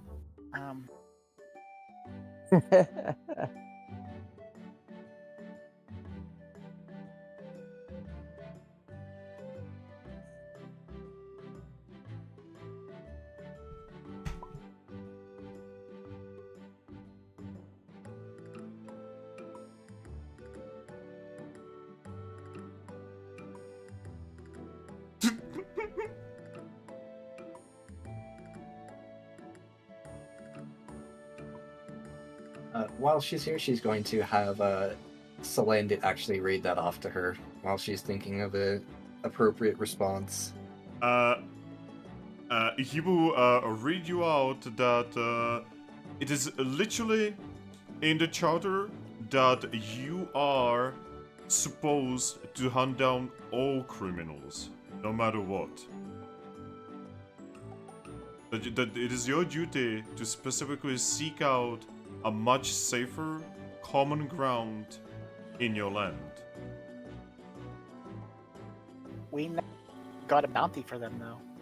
It's not about the bounty.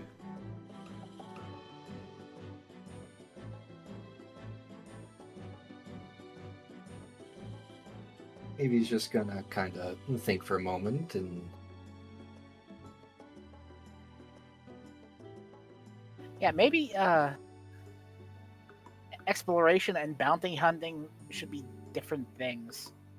Oh, they used to be.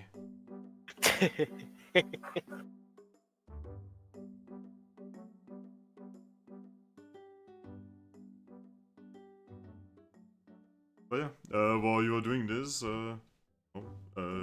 he just looks at you and says, I'll keep you posted on any plans as far as hunting down the pirates, because we actually might need Team Hope's help for this. oh, but like almost none of us are here right now. Yeah, I mean, not immediately. Oh, all right. I mean, I'm pretty sure Lopez would love to help us. She's strong. Man, was there anything else still in the basement? I mean, The storage area? there's lots of boxes, a couple barrels. Hmm.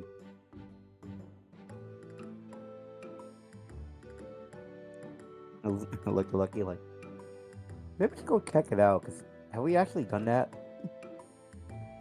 I remember being in the basement, and there wasn't really much to them. Yeah, most of them are empty. Hmm. Was What's not Lapras still down there? Oh, you mean the nice fish lady? Yeah. Yeah, I was there and I saw her and I asked her how she is and she was like that she's feeling okay. And then I asked her how come she can float. And she told me that that's because she's Lapras. And I said, can I float? And then she said, well, yes, if I die. Oh.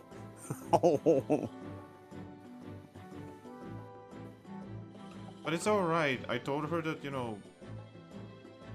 like, I'm not planning to die. Then she told me Good. that I cannot float. There is a thing I want to ask her about. Oh, she's still there. Okay, I'm going to thank you, Volta, and then I start heading down towards there. Alright, say hi to her. And he just picks up the box. Hey, Salandit. Someone looks at you. In the charter, I'm pretty sure there's got to be something to do with there being a what's the word? A way to pretty much determine whether or not if something can be classified as a crime or justifiable action. I mean, Could you find something like that for me? I mean, yes. There's descriptions of crime. The problem is, at the end of that entire page, it also says that, well, anything that the guild sees as a crime is still a crime. Yeah, anything that the guild sees as a crime. But first of all, they're not a guild. But also, what I want to know is there anything in there that mentions anything to do with the fact that can it be put up for review as to whether or not one Pokemon's actions is a crime or a justifiable action? And according to the charter, it's supposed to go through judging at the guild association. That's usually what, well, this kind of thing goes through anyway. Wow, Eevee's gonna nod. this charter is bad. What And- legality bullshit did we get ourselves into? And considering Jolly seems to have taken whatever she took from the Federation to prevent some sort of disaster or harm, I mean, do we I know feel that? like the guild. We don't know that, but that's why I said potentially. Well, if it is I f- something dangerous, then yeah, they are not criminals. But if it's not dangerous, then they would be criminals. What's that? Good, good. Could you reference me that particular page and paragraph and line, please. He's going to pull out the massive stack of papers. Gonna take them. Gonna put them on a table in front of you. He's going to show you exactly which page it is and where it is. We're getting all Phoenix right up in this. Yeah. Alright. Oh god. We have two Eevees fight each other over legality of things.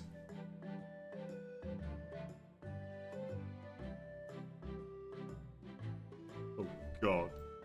All right, so you guys just see Bolt just open the door and just take the books inside. Hang on, gotta continue that. You know, I think this is the first time I meet Lappers. We're going down here.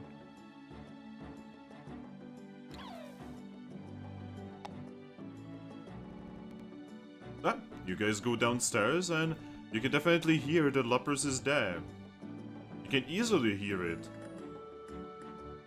Because she's currently in the process of singing. Ah. Don't worry, it's not Perish song. Perish! Not Perish. But I love Perish song because it's literally just singing someone to death.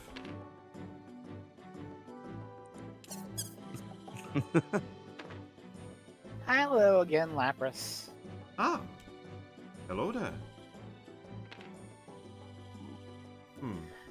I can easily sense that something's going on. You're kind of tense. I've found out a few things. Do you know a Pokemon named Lugia? Of course I know Lugia. We used to be very good friends. Also, hello there, Grookey. Oh, you are big. She's going to move out of the flippy floppies in front of her and say, I mean, you do realize that is actually a good thing in my kind. Yeah, because, well, you guys were big you guys were big in where I was from, but being my size now, you're even bigger. Well, that is so that we can carry many of you on our back. So, you, I could put on my head.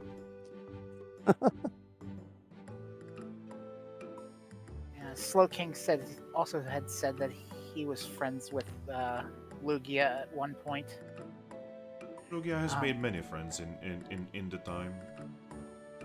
But apparently along the lines, Lugia grew cold and dark. She's going to nod and say, I know exactly why if you wish to know. Yes, I do wish to know, actually. Not too long ago. About, would it be 11, maybe 12 cycles? I'm not entirely sure. 12 cycles, very certain. Damn it. There was... I literally had 3 words left. There was an incident that has shaken the world to its core. We call it the Dark Matter incident, or the Tree of Life incident. Are you aware of this? I'm wondering if... Yeah, I've got nothing specific about it, but I know that Ares' alternate self was involved in it. Well, long story short, there was a massive conflict. See, remember how I was talking about Magna Gates?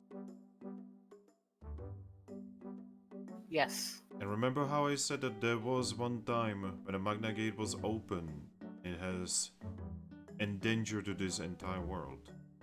Yes. A horrifying, bless you, a horrifying being went through one of the Magna Gates when a Pokemon has opened a hole into a different world.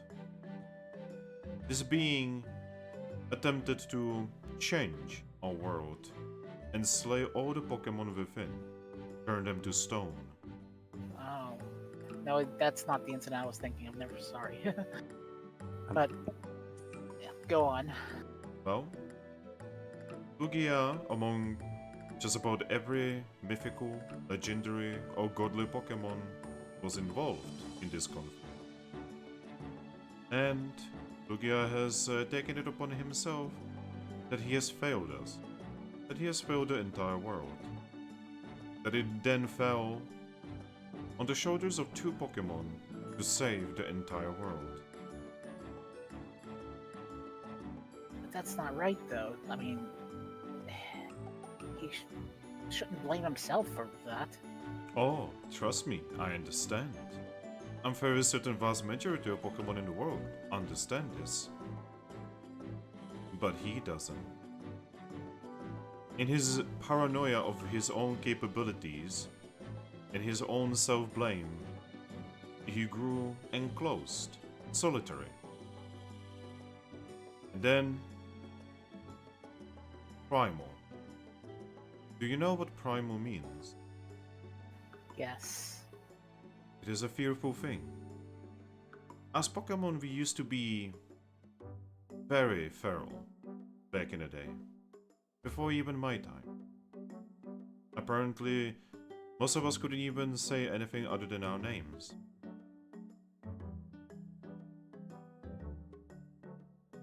A strange time. But every time we fall to some kind of primal force within us, we go closer and closer to that feral state.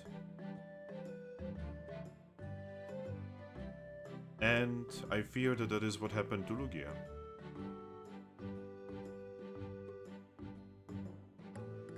Do you think there's any way for anyone to like reach Lugia, as like to try to talk some sense into him? I am very certain that many have tried.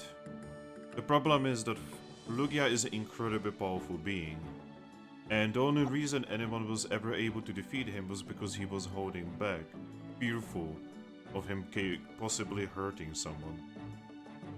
I don't want to fight him. I want to, like, make him understand that it's not his fault, really. The problem is that he is in a primal state. He needs to be defeated first, in order to even have a chance to talk to him.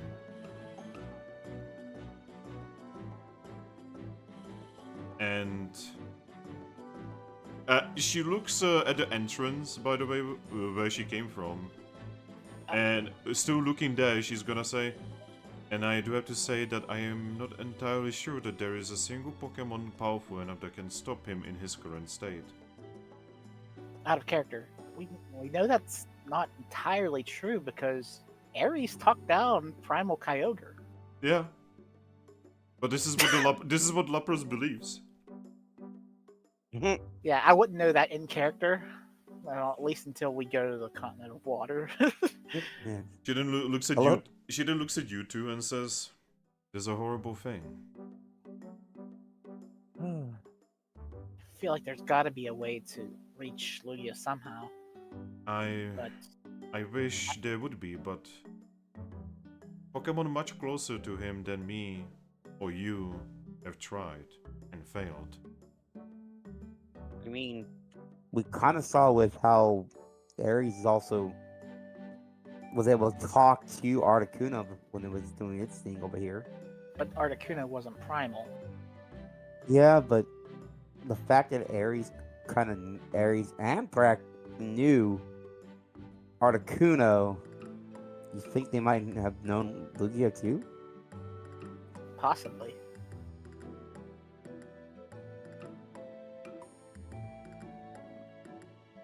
But Ares doesn't remember meeting Lugia at all, but No, it wasn't that. He doesn't remember anything after the beating of Kyogre. oh, I But- misheard you then. She does very much remember meeting Lugia halfway through the whole adventure there, though. Ah, Over in during the festival, you've kind of talked to Yep. Lugia I'll one-on-one. have to discuss that more with Aries, but we have a lot of work to do as far as helping Slowking. But Yeah. going back to why I was asking about Lugia, apparently my father had met with him, and then also became very dark and cold. That actually gets her attention. Yes. Shadow apparently they she was with a happy family with Rhyme and Sparks, but then ever since he met with Lugia, things started to change.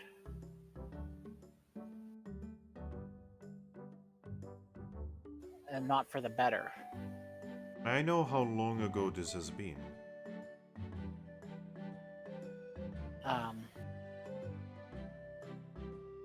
It sounds like it happened around the time I was born, possibly, so maybe 3 cycles? I'm not sure. Then, I'm very sorry to say, but your father may have been given a very corrupted reading. Because by that time, Lugia was way on the way to primality.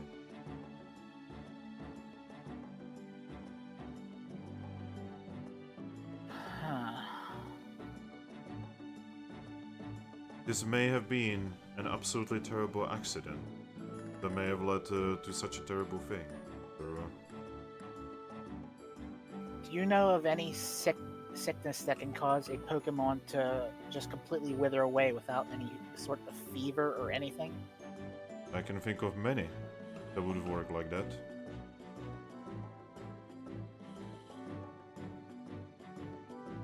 Because that's apparently how my mother died. Oh. Well, I can think of many curses, many diseases, and also many poisons.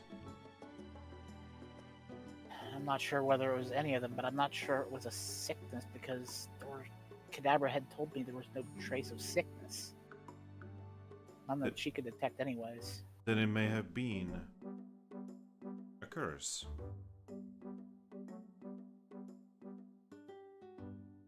But wouldn't psychic checks be able to detect curses? Yes, they usually can. She then looks at you, Zorua, except when they are made by a dark type. Oh no. Oh. So maybe Slowking was Yeah. wrong, and that Shadow might have killed my mother. Even though they apparently they all loved each other very much. I mean, you are quite literally a living proof of such a thing. And if it was a curse, then I can't see how it could be an accident, though. Well, curses usually are not accident.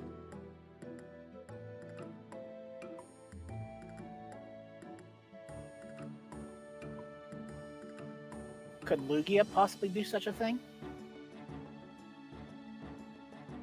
She looks down and says, I do not know.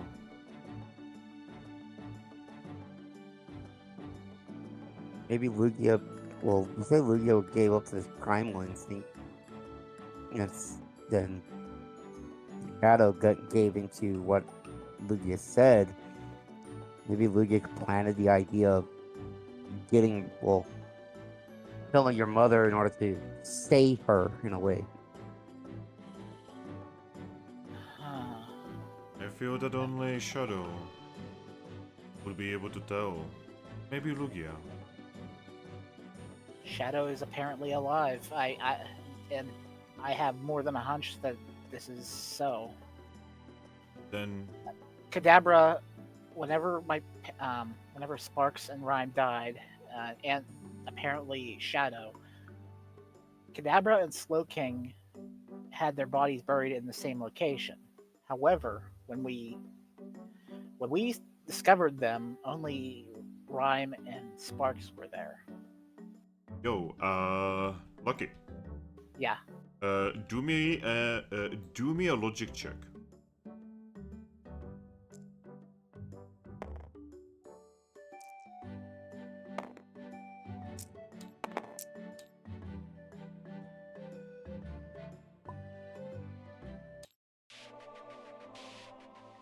So Lucky.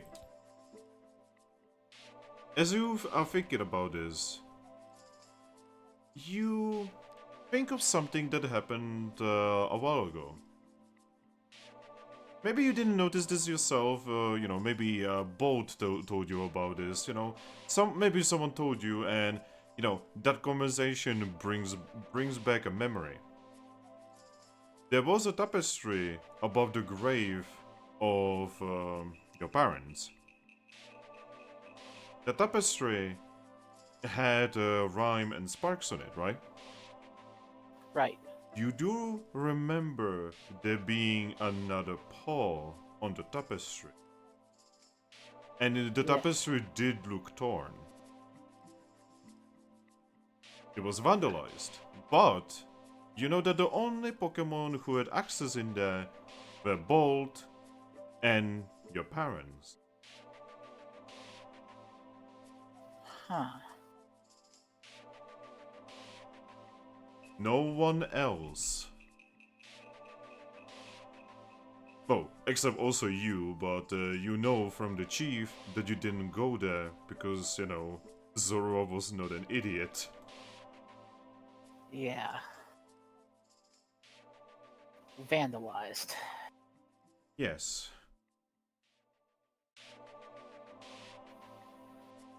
Trying Now, to make... you're pretty sure Bold didn't do that because when your group met him, he was very fond of the tapestry. Yeah, I don't think he would do that, even if he could. Yeah. So that means, who could have done it? It had to be him. But why would he remove himself from that tapestry unless he felt guilty about it? Yeah. The inner voice stops. I'm sorry.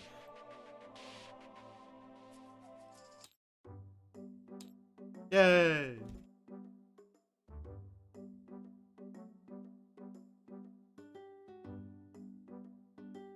I just had a thought. Grookey, do you remember there being a tapestry above the bodies when we found them? Yeah. It was of Rhyme and Sparks, but there wasn't apparently another Pokemon, but the tapestry was torn. I don't think Bolt would do such a thing. Do you think Shadow did it? Yes.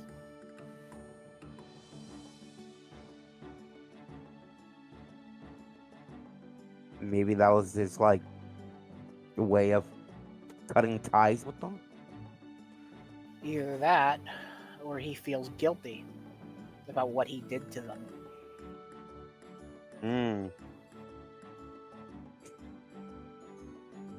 Opera's gonna nod and say, guild is a powerful tool, after all. It is a curse, a sickness. Ironic considering what happened to your mother, Opera.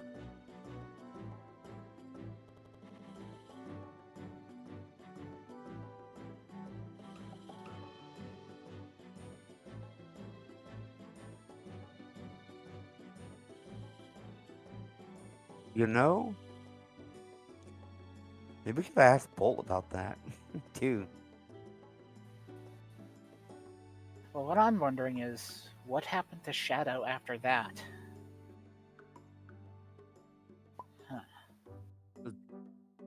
I'm just saying, Bolt said he was, ever since he had, it was just the two of them, right? Yes. Until we found that one journal of theirs, there was no mention of Shadow. wonder if he tried to like erase his name Existence. from existence. I mean, kind of delete himself from history because I mean, you did say he didn't really. He was kind of like how you are. Well, being more But he's not also the out there. but he's also the only one who would have been able to do the paw print to, try to lure us to that island. Yeah.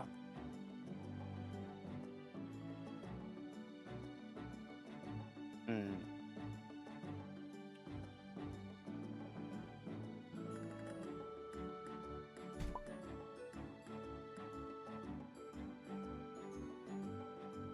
I wonder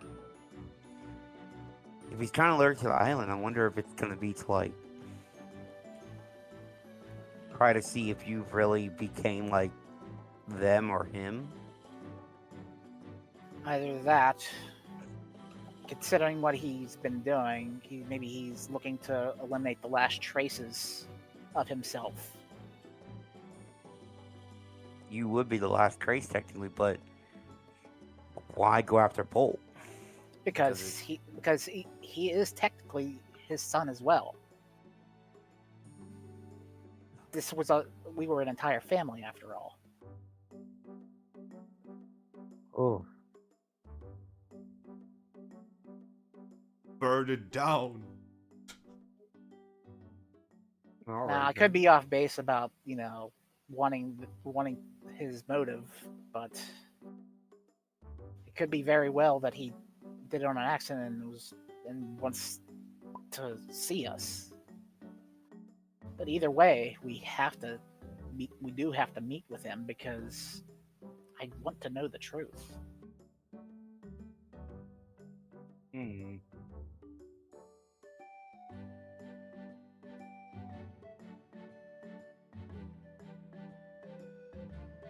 Well, I mean, we're gonna find that out sooner or later, right?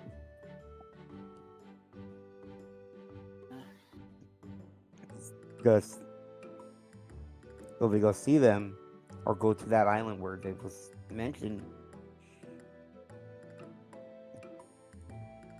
There's You gonna also be the ready for that? Yeah, but there's also the fact that if he is alive, then as I had said before, he would also be a key. Mm-hmm. Therefore, But do you think he knows about that? I don't think he does.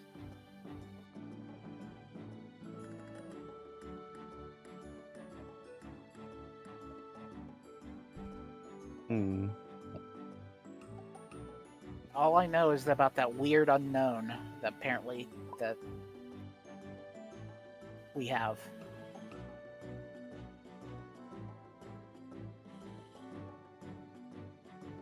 Pepper's just listening to your conversation.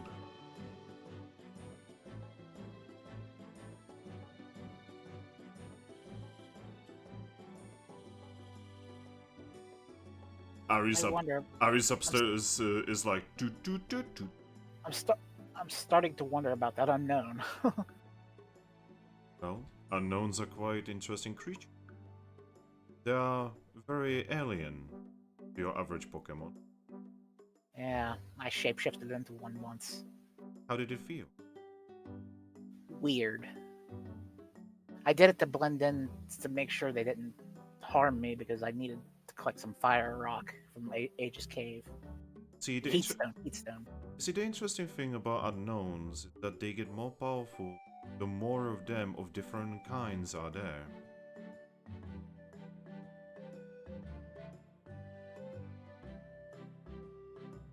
Apparently, the one is a key to something. Some sort of treasure, but I'm not so sure. I could imagine building a lock around unknown. Would be quite a difficult lock to break.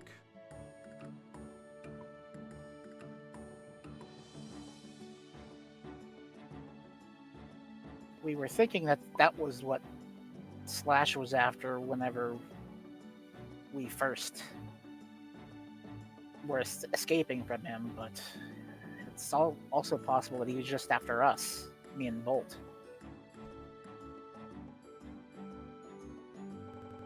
And Lucky, I still gotta figure out one thing about me. What is it? What what did I do that made Slash attack me in the first place?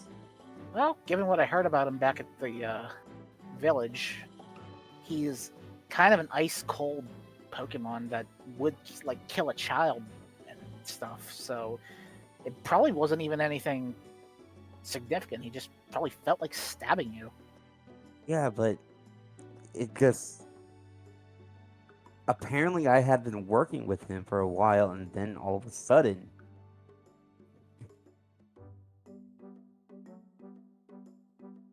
like I still want to figure out like, yeah, it could be it was nothing, but I still want to learn about that. If only you could talk to your inner Pokemon like Aries can. Yeah, that would help, but I don't know how to do that myself. I would very much like to talk to mine.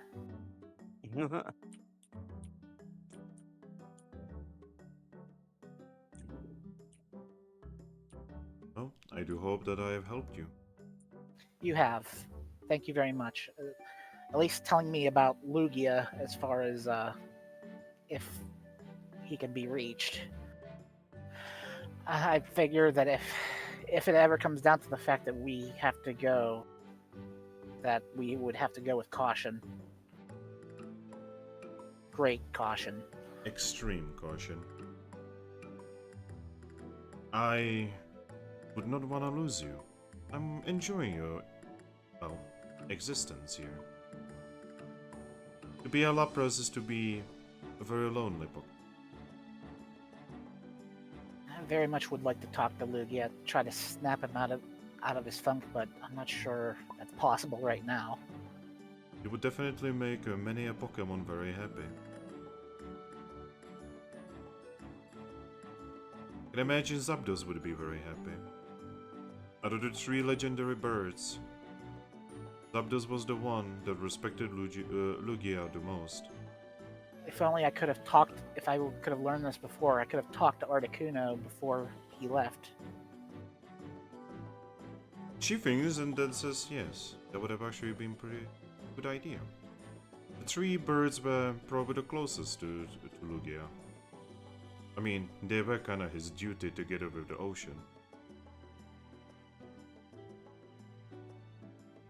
Though he has taken upon himself so many duties that eventually he was the duty. I could have.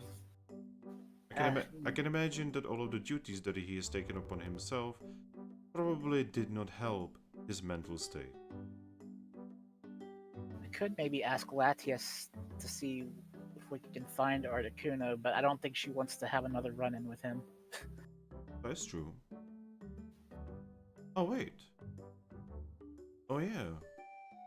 You have met the 2 flying Pokemon, right? Just one of them. Oh. Look at yourselves. You are meeting all of the interesting Pokemon. She's very nice. She is incredibly innocent, isn't it? Yes. She is not so dissimilar from a Pokemon that would just pop out of an egg. Inexperienced, pure, uncorrupted by, well, Pokemon nature. Same with her brother.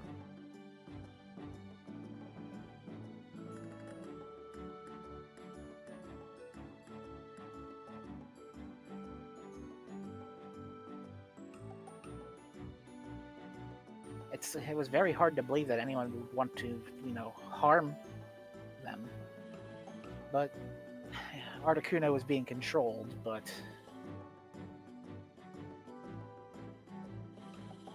You know, the funny thing about that is Articuno should have no chance against that.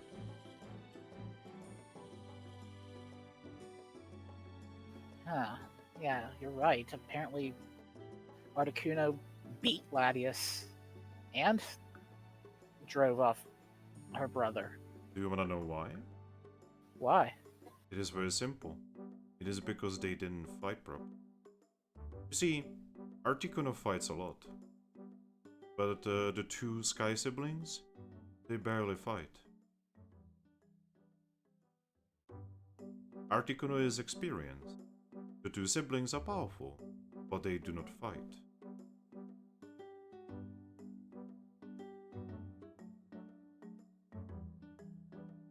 In an ideal world, they wouldn't need to.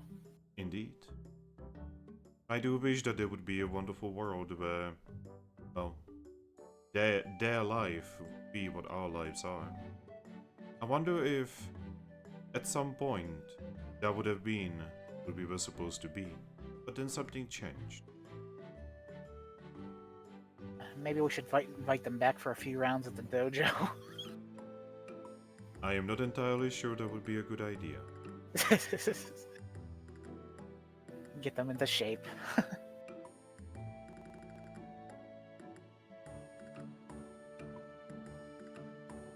They are quite powerful, so I imagine the dojo would probably sustain some damage. I've actually never seen her fighting.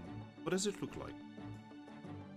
I look at Vincent. You would know better since you almost got DJ. Oh no, DJ's falling asleep. I look at Vincent. You would know how strong Latius is since you nearly. Oh, yeah. Nearly blew off my head with that one.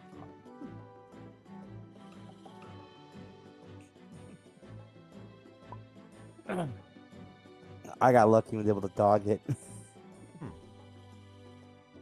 I wish I was there to see it.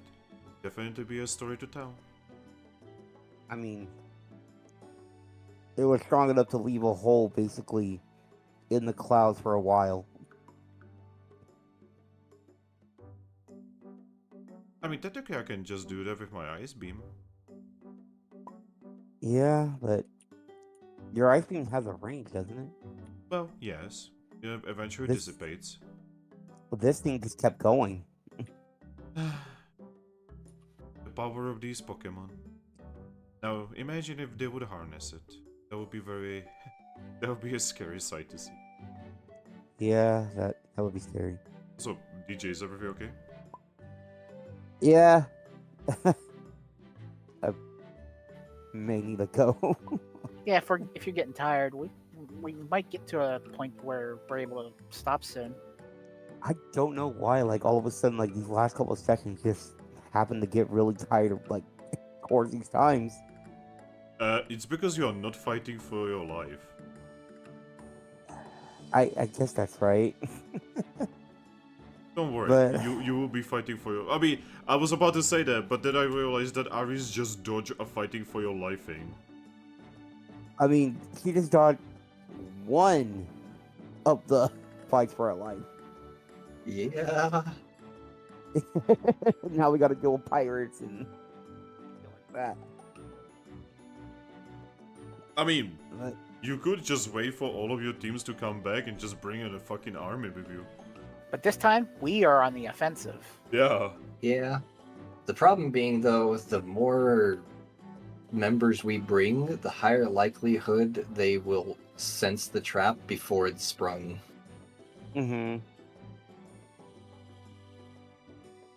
But Not unless we hide really well. Yeah, well, we saw how well that turned out with Articuno. Mhm. I mean, Shocker did his best, but, you know, there was kind of a tail sticking out here. There was kind of this and that, leaves blowing around. To anyone who would have looked more carefully, they would have seen that it was a trap. So Finn, Yeah? this session basically clinched it. As soon as I get to the character gets to rest, I am going to take a point in instinct and bring myself into equilibrium.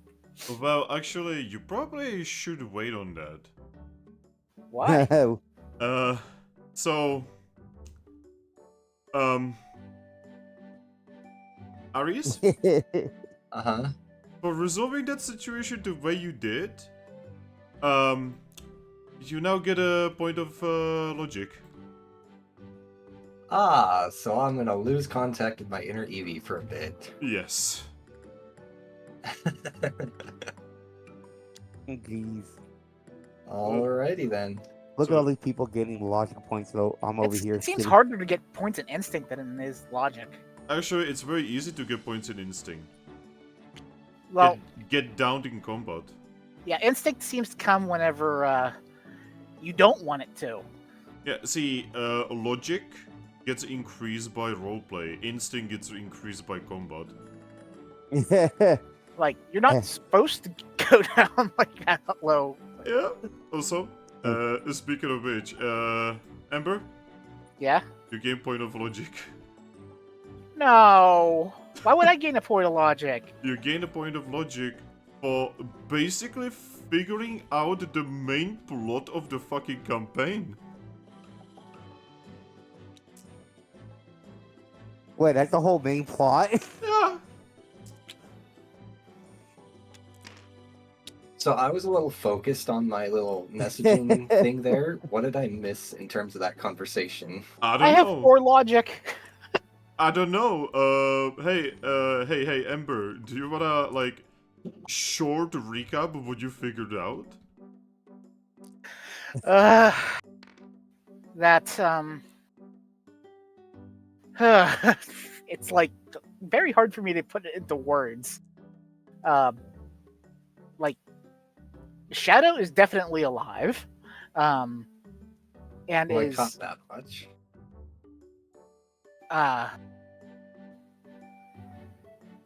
Either feeling very guilty about what he did and is trying to eliminate any traces of himself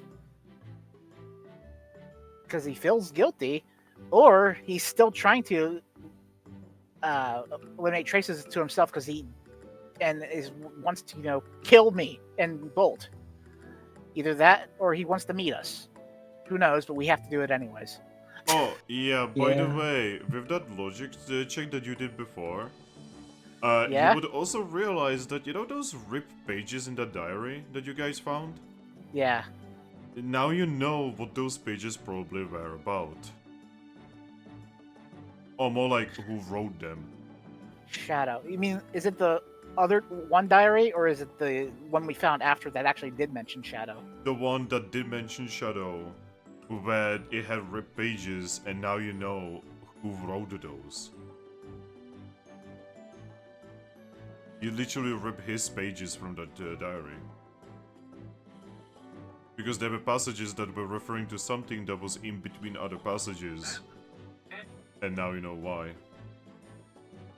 What am I, a freaking detective? Yeah, apparently! What the fuck? Detective Leafian. Fucking hell. And here I am, Bunky with bongos. Ready to the rest of the team. Yeah, I'm sorry, Grookey, man. Like, I am trying to, give you stuff, man, but, these two, man, are so effective. Yeah, I'm sorry. mean- that's what happens when you play, protagonist Pokemon.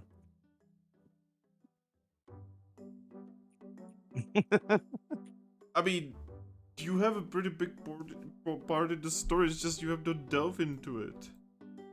Yeah, I have- the- I am 1 point of logic away from the max. Yep. Yeah, it's like, Oh, I wait, wanna now learn that what's- probably means a lot more of your memories are going to be coming back. Yep. Yeah.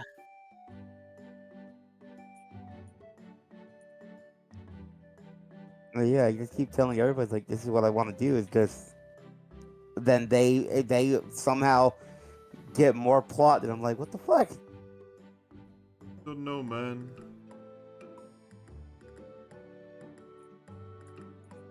Just have to smack Eevee. And I'm like, sure. no, I'm, bad, I'm sure stop." more will come when we actually meet Slash. I mean, Probably. yes, but there's another thing. A lot of stuff would have come if you guys would actually go to Treasure City. We are going there at some point. Yeah, Like, because Yeah, Soon. yeah, because hey, Grookey, do you think that there would be some story happening from a city that you apparently are from? yeah, I'm pretty sure there would be, seeing how maybe Lucario would probably have information about me. Also, like, uh, but we're probably not gonna be there for like another, what, 5 or 6 sessions. I mean, that's entirely up to the group, you know. Well, given that we spoke with Salazzle, and this is apparently something we have to do pretty soon, actually. That's my point. But like, we have to do this pretty soon, and we don't know how long it's gonna take for Aries to talk their way out of this shit.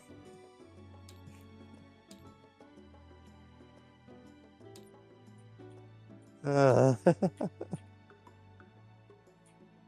gonna name this Yeah. episode Detective Zorua. That works. Zora fucking like sniffing out like, I don't know, like 70% of the plot. By talking to NPCs, putting together stuff, passing checks, and just fucking logicking the way out of shit. And Ari's over here destroying a boss fight without actually ever seeing it. Have any Being a diplomat. have you any of you played the Phoenix Wright games? I have. This music was playing through my head. I'll just link it as soon as I find it. Oh, I definitely cannot actually play that on stream because Not on stream. Not on stream. I'm gonna link it in Discord. Oh, okay. But yeah, I think I'm gonna go now. Oh, I'm sorry. I'm just. Okay. sorry, DJ. I'm sorry I'm failing you as a DM. It's alright. There's a lot of shit going on between those two. Alright, good. There it is. Good night. Oh, wait, before I Bye-bye. go, do the important thing. Move my die. Also, don't forget your 2 session XP. Oh, right. I need to sleep soon for this anyways, because I got 74 points out. Yeah. 202. But it's Oh, like, by the way, I- DJ, before you vanish, your session tomorrow is happening? yes, my session Okay. is happening. Again, But I'm sorry. I'm sorry, okay? you're fine. But, alright, guys. I will talk to you later. See you Talk guys to you tomorrow. Bye. Bye. Guys, I don't know what to do with DJ. Like, you will not believe it, but I actually have, like, the same amount of plot for him as for you. I'm guessing he keeps missing it. Well, it's mostly you guys don't even... basically, I have hooks, right? You know, the way I do campaigns is I have hooks, right? And players basically have to, like, bite into the hooks in order to kickstart the plot, right? Yeah, I've been very proactive with myself, my own plot. And the problem is, like, so you guys basically not going after the pirates, or more like you're about to basically like initiate the pirate stuff, and then immediately end it, right? So that's gonna be a problem. I honestly do not know how I'm gonna deal with that, right? I'm gonna have to probably sit down over the week and think about that, right? Another big plot hooks for him would be happening at the Treasure City, right? Which I honestly thought that you guys would go to much earlier in the campaign. Right? That's fair. Like, I just didn't expect that you guys would be going to Treasure City so late. That's probably the next thing we're doing after this whole situation here. Another plot hook for Grookey was supposed to be with Jotian's team, which Grookey proceeded to basically almost entirely ignore. Oh boy. So he ignored one plot hook. You guys never initiated 2 another ones. And the final one you guys have not even found. And, you know, like, just looking at my file here, right? When it comes to plot hooks, right? Both Aries and Ember have basically bit into every single one of them so far.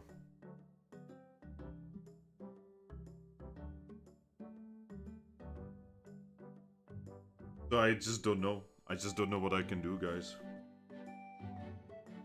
Like, I am failing DJ so badly, and I don't know what to do about it. I mean, in all fairness, he's kind of failing you a little bit as well by not being as proactive. He kind of just tends to spend the sessions sitting in the background most of the time and doesn't really engage all that much. So it's kind of a dual effort, I'd say.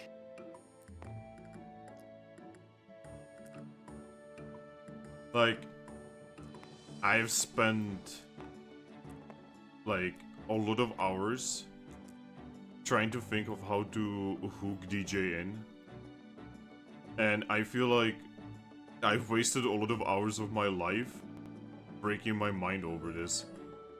I'm sorry. Was he more proactive as Riolu in Chilling Adventure? Not really. Yeah, it's something that I will, admit, it's something I struggled with for a long time as well. It's actually these campaigns in particular that I, kind of just chose, okay, I'm going to specifically go out of my way to step into the limelight a little bit and, maybe try to take a leadership role and try to be more engaging. Because there are a lot of campaigns that have done up to this point that I kind of just sit in the back, follow, and don't really engage in the story as much, and mostly just try to help others engage in the story and be a background character. Chrome. He does seem to be like Chrome. He does seem to be somewhat proactive in Brave New World. As A Damien. little bit, yeah. So there he's kind of forced into it because he's one of the Lords of the Realm. If anything, it's actually Oreo in that campaign that has a very passive role. Mm-hmm. And we'll see about Windswept Memories. I mean, Copper seems to be somewhat proactive, at least. Yeah, we do not know about Windswept because, we've only had 1 session. Yeah. Poor Copper. I will say, it's a little bit... I do kind of wish we had our own time slot for it. Because I'd love to play that one every week. I'm sorry. It's not your fault. I mean, it literally is, though. It's time zone's fault.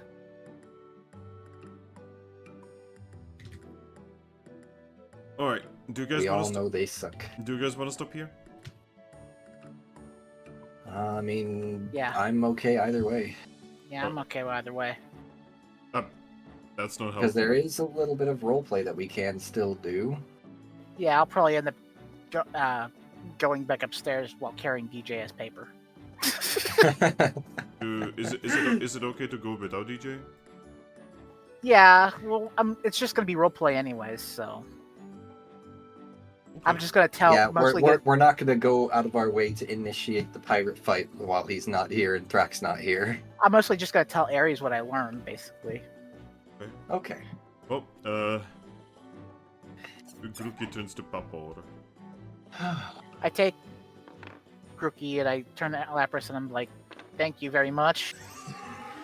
And I see the paper curse affected my friend here. I'm going to head back upstairs. Okay, to not insane. You be well. You too.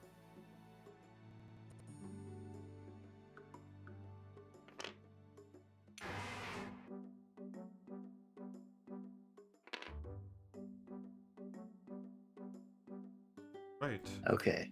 Now, I do have more messages that I do want to send, but just for the sake of expedience, we can just, talk, speak the messages back and forth if you want, Finn. Okay. Since there's not background roleplay going on. So Eevee now wants to send a message to Zorua of the Guild Association. Give me 1 second. I have to go to the bathroom. Go on. She would like to send a message to him saying, this is Ares of the Treasure City Guild. So, Treasure Again. City Guild? Or, sorry, of the Capim Town Guild. Sorry, I have Treasure City on my mind. This is Eevee Ares, the headmistress of or guild mistress of the Tropics Guild in Capim Town. Could I speak with you at your earliest convenience? Zorua would inform you that yes. That's it. Okay, and in another reply of her own, she's going to say, I need to speak with representatives of the Guild Association, such as yourself, in regards to a judging of character of a team that we have in our town. Zora would reply that how important is this? To be determined.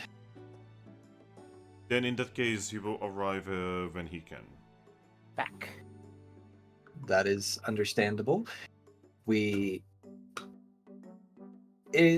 is in regards to potential crimes they may have committed against the Federation that we're hoping were justifiable.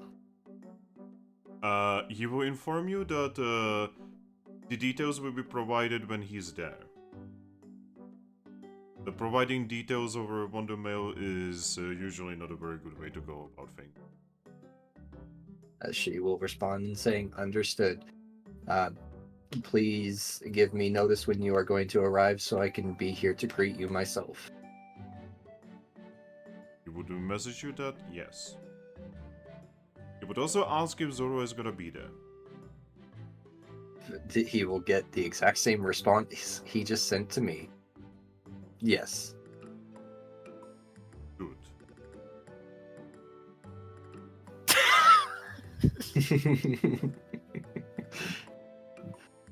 And then, right as I finish, I would imagine that's when... Actually, there would be a message straight from him, not a reply.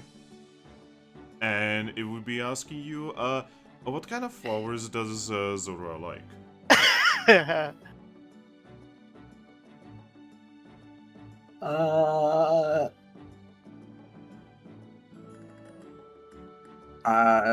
She will just reply, I will have to look into that. Answer is please do.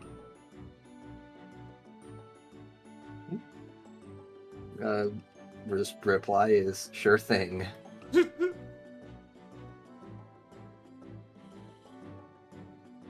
Okay, well, anyway, I would imagine right around this time is when Zorua comes up the stairs. Yeah. As Eevee is collecting, not memoirs, but manuscripts of all the messages that she has sent back and forth between Jolly and her team and Glaceon and the Federation, so that way she has references for when this all ends up coming to a judge. Well, the problem with that is you don't actually have the ones that you have sent. Yeah, she would pretty much just manually rewrite those ones. But the problem is, those are not the ones that you have sent. That's fair. Well, then if it comes to it, we can obviously easily get the ones that I sent to Jolly. And if Glaceon wants to bring my messages into the limelight that I sent to her, then she can. Alright. But yeah, Ember, you arrive to Eevee, and Eevee is literally fucking covered in paper. I will give her a hug. Oh, good to see you, Zorua. Yeah, I learned some things from Lapras. And I managed to diffuse the situation between Jolly and the team hunting them. Thankfully. I asked Lapras about Lugia. Hmm. Apparently, So- Lugia went primal. Really? Yes. From what I remember of other me meeting Lugia, they definitely weren't primal at that time, and in fact, they were actually very active in taking care of the community. Now, you heard what Slowking said about Lugia, that apparently, yeah, Lugia was not always like this, apparently, and apparently Lugia blames himself for all of the problems happening to the world. That he's unable to stop it and just went primal.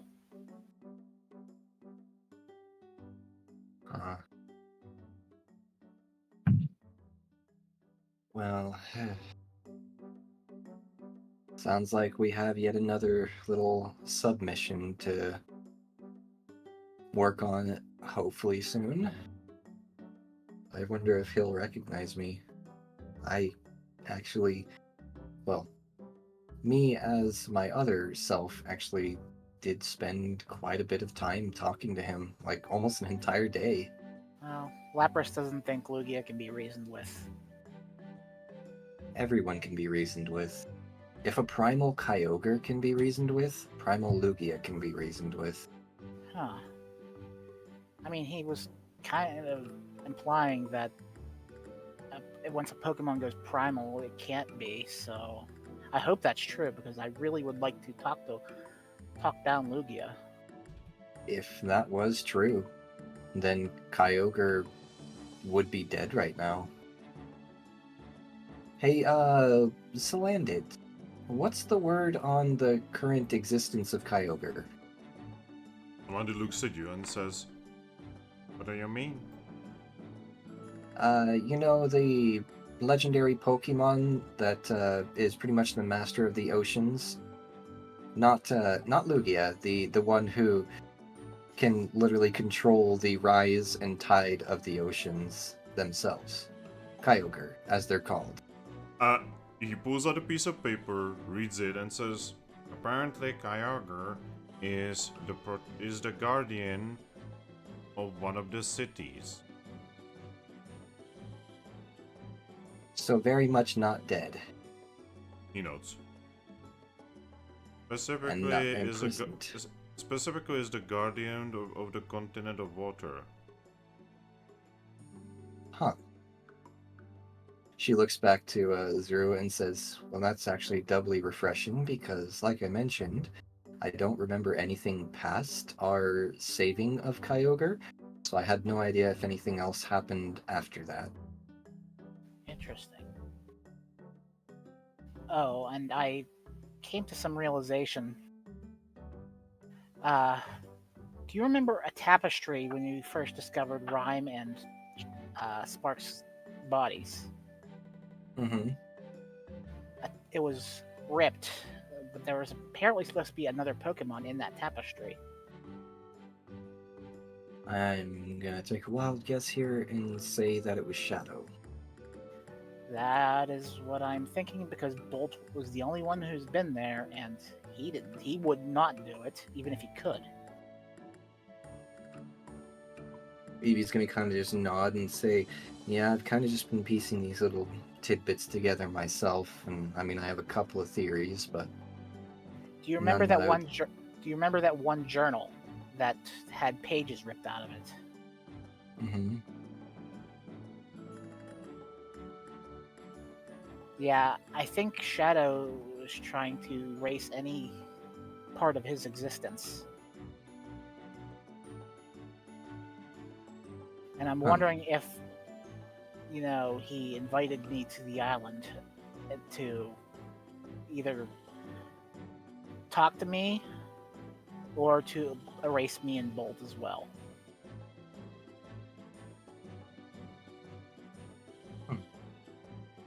Well, that would definitely put a dampener on the idea that they are directly working for Gothitelle, because Gothitelle wouldn't want them dead. Well, wouldn't want you two dead. There's also the idea that, that I had that Shadow would also be a key.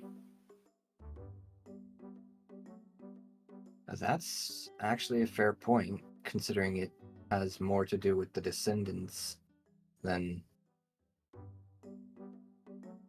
whoever was actually attuned to those DNA pads down there. I have a feeling that Bolt may not actually be attuned to the pad, but I am. It may be something to test the next time that we go down there to actually explore. Because, I mean, we're a family, like apparently, they all loved each other very much. But we know that Bolt is not part of Zorua. Eevee's gonna nod. And Yeah, I apparently got onto that. Zorua was apparently important to the bunker.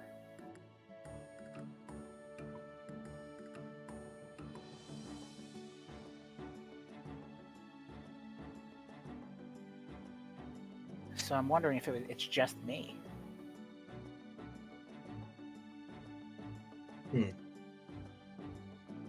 It's possible. Again, it's one of these. Apparently, it's one of those things that there's a lot of potential answers, but until we find out for sure, we won't really know. But I do agree, it does seem odd that we never found his body and everything of him is removed. So, yeah, that was honestly one of my many theories that he could be alive.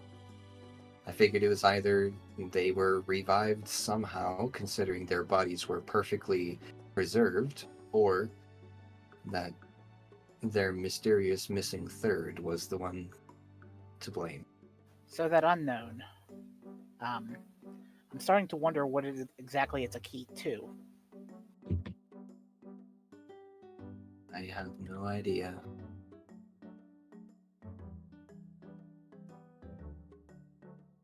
Possibly this mystery.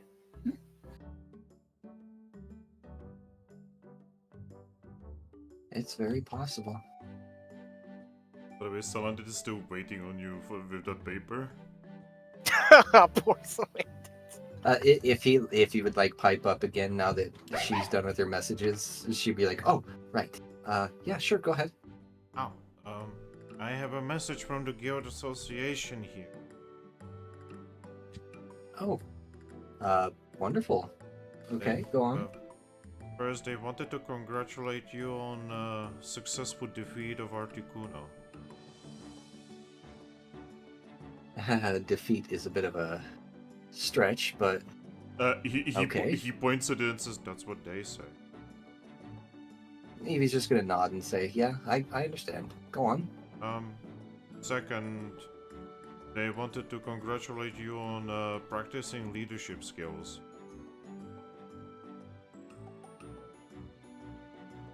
He kind of just smiles a little bit at that. And three, they're expecting you specifically at Treasure City at your earliest convenience for party and for cake. Did they have a specific date in mind for this celebration? No, I'm just saying that you're supposed to send them a message right before you should arrive.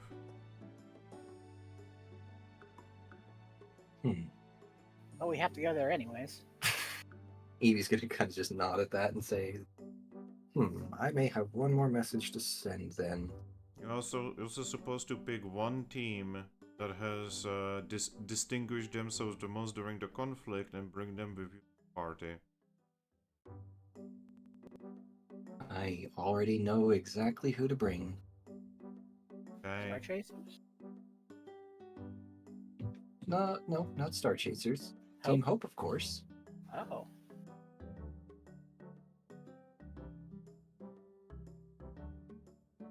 I mean, during that conflict, if it wasn't for Brainwave, if it wasn't for Brainwave, we never would have been able to paralyze him long enough to get the thing off. if it wasn't for Shocker, we never would have been able to hide. Well, most of us.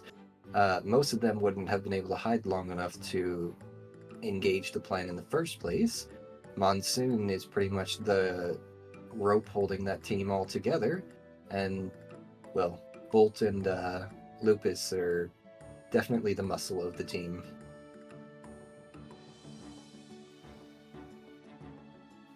Wait a minute. A So I'm theory sure if it were to have come to blows, they probably would have done a lot. Yeah. I only wish I could have talked to Articuno before. if I had known what I know now, I would have wanted to talk to Articuno about Lugia. She's gonna hand you Wonder Mail. You've met him. You can talk to him.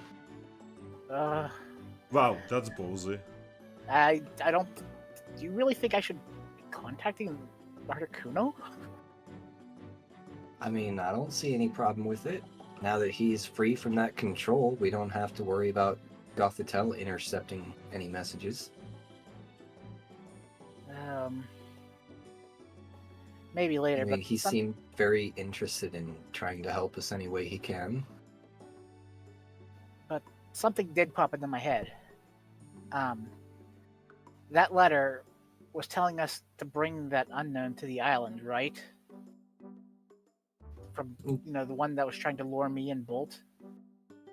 Well, so it was actually the journal that mentioned the unknown unlocks something at that island. They just wanted us to go there, probably knowing that we have the unknown in a jar. Well, Primal Lugia apparently did something to corrupt Shadow, and if Shadow is trying to lure us there with that unknown,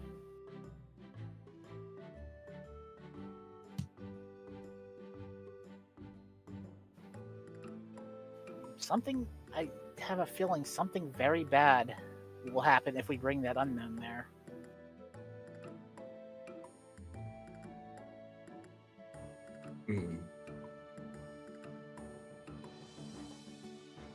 Well, I know that, like I mentioned, it's definitely possible to communicate with those that are primal and corrupted, so we just need to find a way to get through to him if he is still alive and orchestrating all this.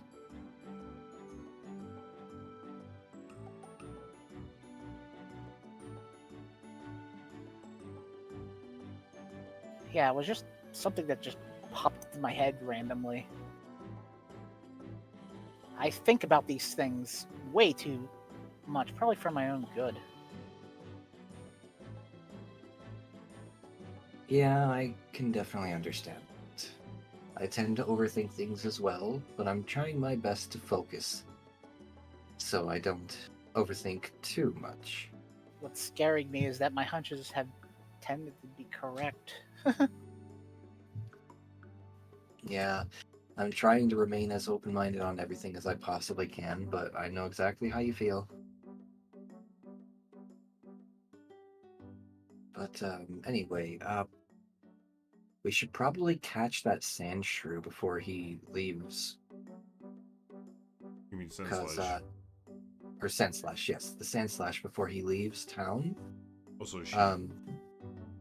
Before she leaves town, because according to Jolly, that Sandslash is actually the mate of the Glaceon that's causing the trouble here, so might be smart to see if we can get any details from them as to this whole situation. I'd say hopefully they're not nasty, but considering they're from the continent of sand. No. See, that would have the opposite effect as like that her attacking Jolly's team anyway would have, instead of us immediately being able to prove that yes, Jolly's actions were justifiable. It would be the exact opposite if we were to attack them. It'd be clearly something is going on and we don't want them to know, so now we're the criminals. So no, we're not gonna go beat them up. The cat is back. The leaf cat. It's funny. I figure Go on. if I'm going out, I better be transformed still. Even though I'm not really not as much of afraid of Gothitelle as I used to be. Eevee will just nod. That's fair. Let's go see if we can find them. Jolly and her team should be coming back soon too. They were only out by about like 3 minutes outside of town, and I messaged her to let her know that I resolved the situation.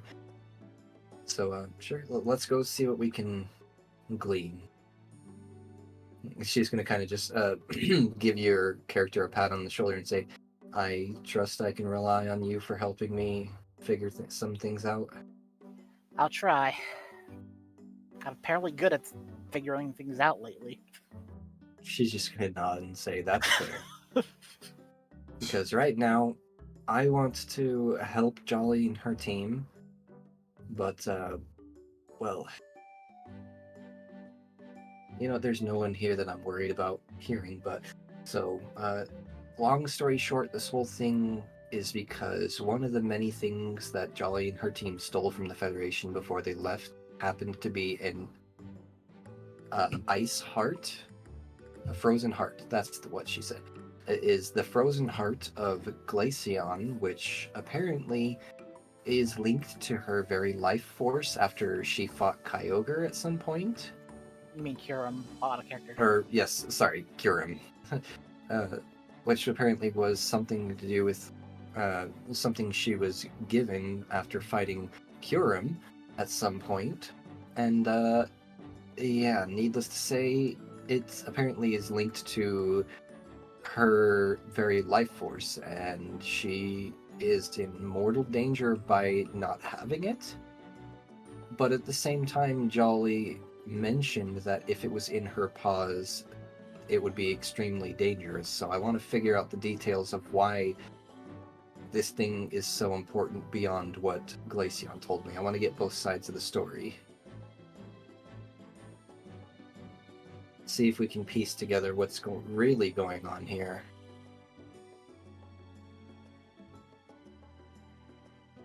Right. You guys want to do? She's going to start heading for the door and in the direction of the dojo, hoping that that team is still there.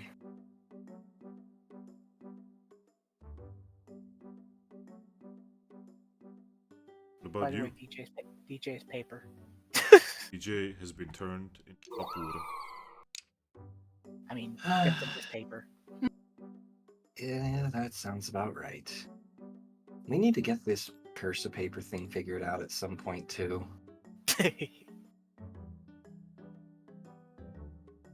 Well, just carry him safely in your bags for now.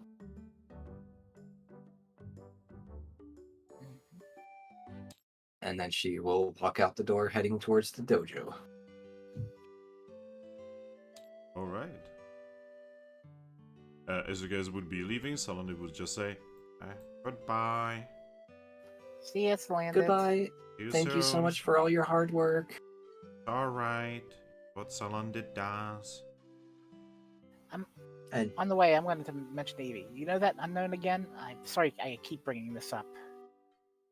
uh-huh. You think we could have, like, a psychic read its mind? Whoa.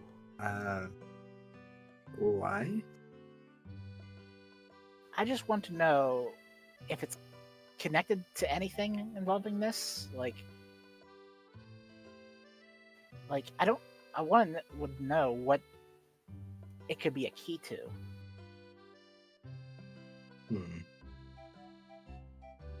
Well, they're not dark typing, so yeah, they could probably read their mind if they have thoughts. I don't know. They seem to have like some sort of swarm mentality from what we saw in that dungeon. Well, they're Pokemon. Of course they'd have thoughts. Well, yeah. I suppose I meant to say higher thoughts, Sentience, essentially. Because things that tend to swarm like that also don't tend to have that level of higher thought, but then again, it is the Pokemon world, so they could still. It's definitely worth figuring out. You have already So- you have already actually spoken to him, and you know that he does thing. Oh, right, it was a long time ago. Actually, yeah, I do remember him saying Session something 2. last. Yeah. I completely forgot what he even said to me.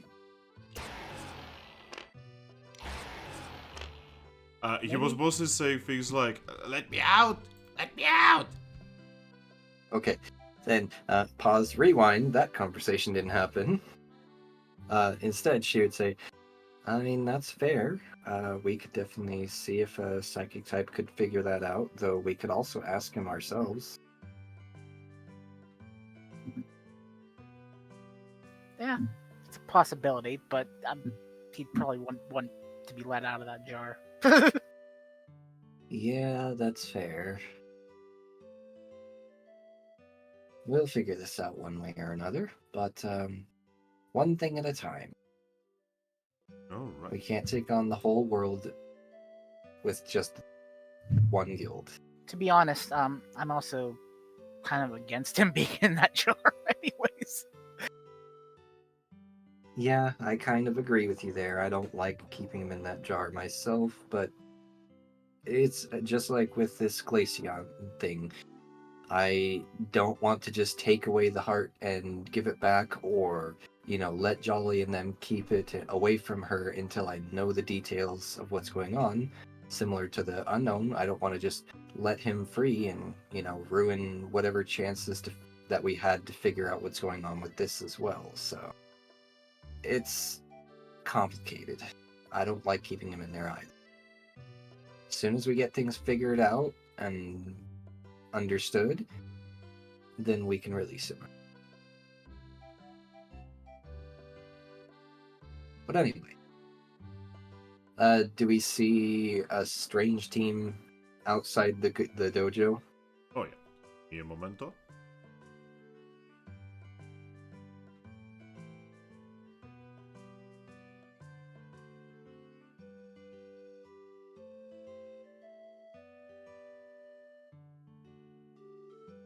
Sorry, I was opening the character sheet. Yep. You're actually gonna see a team waiting for you outside of the dojo.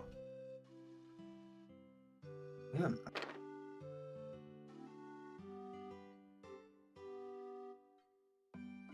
Interesting.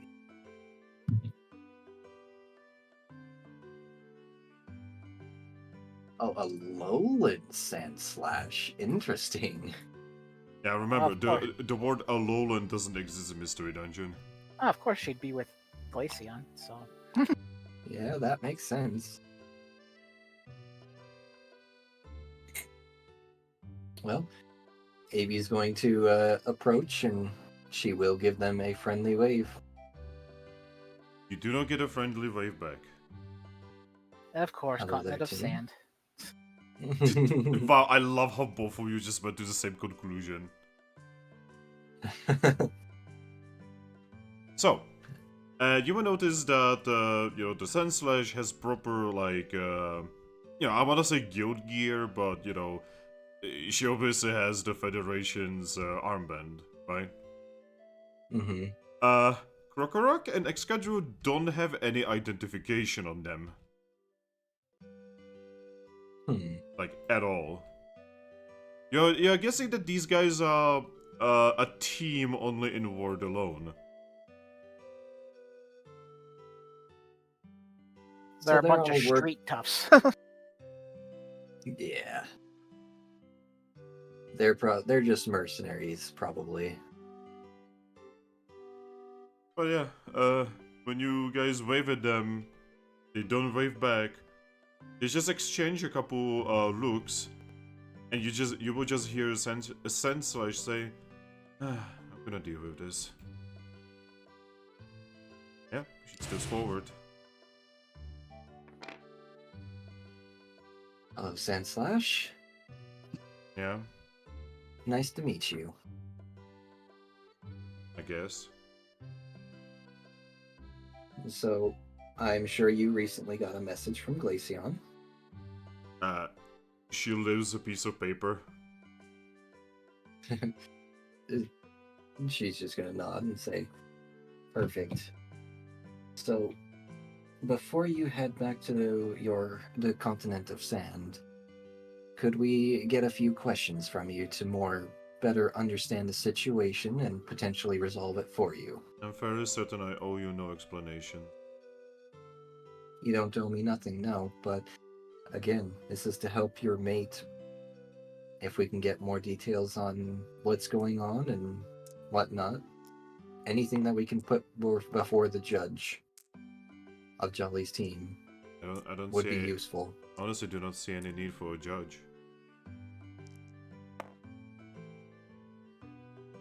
You may not, but it's how things work with the Guild Association. Yeah, this is why we left. Protecting criminals and potential murderers. That seems about right for the Guild Association. She resists the urge to kind of just pretty much say, "Look who's talking," What, and instead just said, what do you think she's a murderer?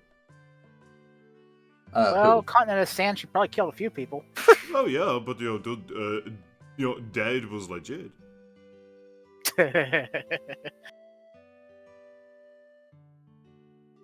But instead, she'll just say, as true as that might be in some cases, we want to know the facts. The fact is that they stole something from Glacian. And whether or not if it was justified for them to steal is what we're trying to figure out. Oh, there is such a thing as justified to steal here. Yes. Really Yes. now? Have you ever seen what evil Pokemon can do with certain objects of great power? We want to know whether or not if that's the case, or if this is just petty theft. You see her claws whip out as she looks at you and says, "Careful with what you say, the Eevee. I can promise that your friend over there is not gonna protect you for longer than one slash." She's just gonna kind of sigh and say, again, if we wanted to fight, we wouldn't have taken this conflict directly to Glaceon and spoken with her. And yet you are here saying what you are saying, right in front of me. Because I'm trying to help you and you don't understand that. You are not trying to help, you are keeping fugitives in your town. And that's the way that you see it. No, that's the way it is. No, the way it is nobody really knows the facts but you guys, and you're trying to tell us that they are fugitives and that we should immediately turn them over and return the item without giving any details as to what the object is or why. It's because the object is nothing that you would ever understand. It is connected to Glacian. Without the object, she will die. And there's nothing more to it. What do you mean there's nothing more to it? She's a hero, she saved the world. That's what I'm asking you. Is there nothing more to that object than the life force of Glaceon? But obviously there's nothing more. She needs that object, otherwise she will die. I'm literally telling you this. Oh, Okay. seriously, That's why I'm seriously, asking you to Pokemon from understand. the continent of grass, all of you. I heard you, and I understand. What I'm getting across is I was asking if it had any alternative uses. Obviously, it is an incredibly powerful magical item. Yes, there are potential horrible uses. It was literally not given to her, it was forced on her by Kyurem, one of the most powerful Pokemon to have ever lived. She's gonna nod and say, I'm really sorry, but not a single word in any of the sentences that I'm saying about this is okay. But you are in a guild, you know how this goes. and yes, and I understand that. That's why I'm asking you, if Jolly stole it, it may be for a reason to use it for evil, and I want to know what she could possibly try to use it for. She points at you and says, "That's twice, by the way. 3 times and you are dead."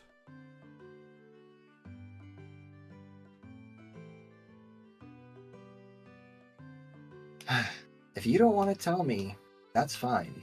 No, you can promise to do this without implying that Glacian is evil. I said Jolly, not Glaceon.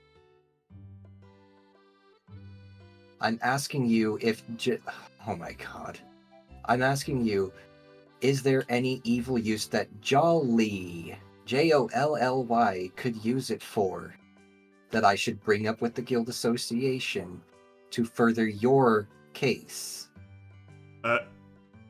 You to calm down, shake her head and say, "I highly doubt that Jolie is smart enough to use it." Well, if it ends up with them in prison and that the artifact returned, then I don't really care what she knows how to use it. Just the potential of what it could be used for. Not to mention, you need to be an ice type to use it anyway. And she'll just nod at that and say, "Alright, well, that should be good enough for now, I suppose. I won't keep you any longer." Actually, no, you're gonna be keeping us here for quite some time. Well, you are welcome in our town, as long as you don't cause trouble.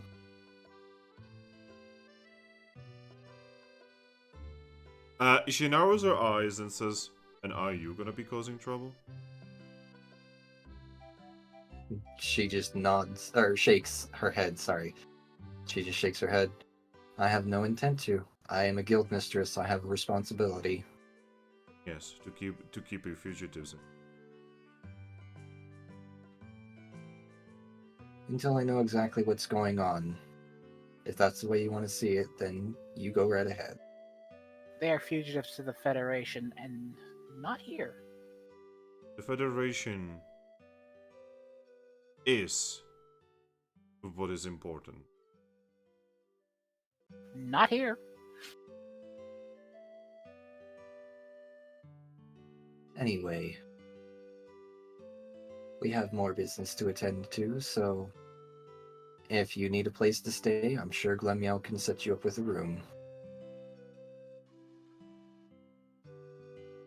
She's just going to nod. And then Eevee will turn and start heading towards... My brain completely just... Oh, right. Towards the exit of town that Jolly and her team left. Your brain completely, and then that freaking roar happened. Yeah. My brain did a dumb for a moment and forgot what my second location was, and then I was like, oh yeah, right, trying to meet with Jolly. So, as you guys are making your way, outside of the Nice. town, you will actually notice that they are not there, they are actually at the center. Oh. Mostly, you will see Igon currently landing with Jolie. Pieces of work, those guys. Indeed. Just lands, drops of Jolie.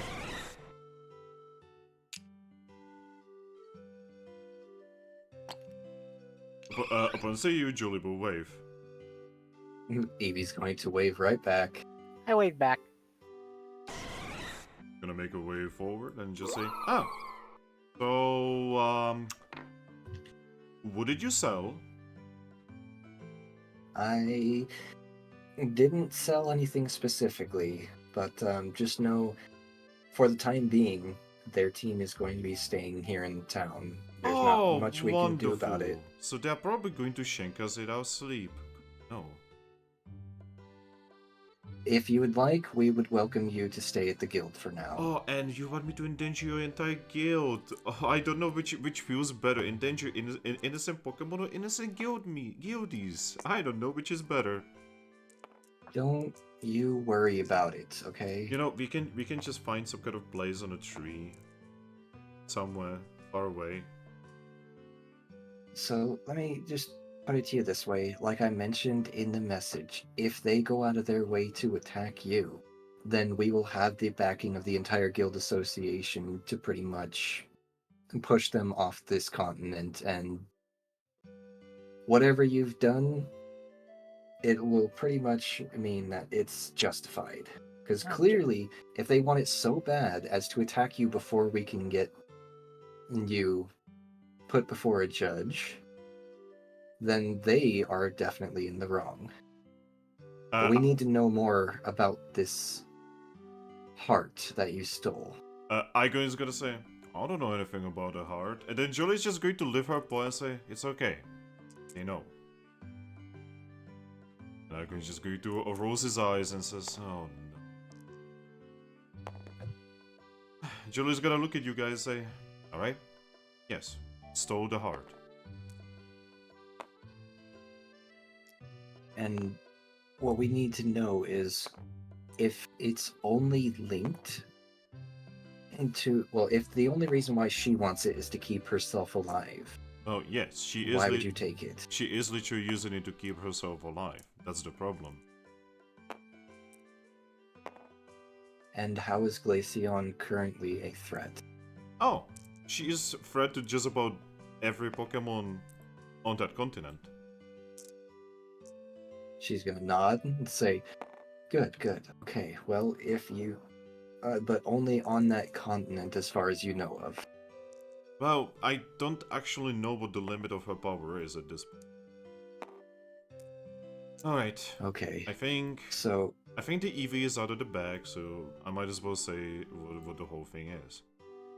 Alright, so, do you guys actually know what that item is?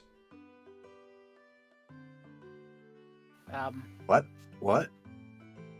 What just happened? Huh? Ben? Guys? Ben? Guys? Yeah, I can hear you. What happened? It made a sound like I got booted into a different chat and then booted right back to here. The fuck? I didn't do any of that. Weird. I literally... Guys, I literally am not controlling the chat, like, when I'm doing this, because, like, I'm already juggling so many things. It's Yeah, the I same believe ghost it. that was. It's the same ghost that was messing with your stuff in your DM area. Yo, don't scare me like that. But yeah, what was the last thing you guys heard? The Eevee's out of the bag, so we might as well tell you. Okay. Do you know what it is? And Yeah, then that was it. yeah. She's gonna say, alright, so do you know what this item is? And she's going to pull out the... She's going to pull out the freaking heart. Well, as of right now, we've been told it is a frozen heart that was given to her by Kyurem, well, forced upon her by Kyurem, apparently.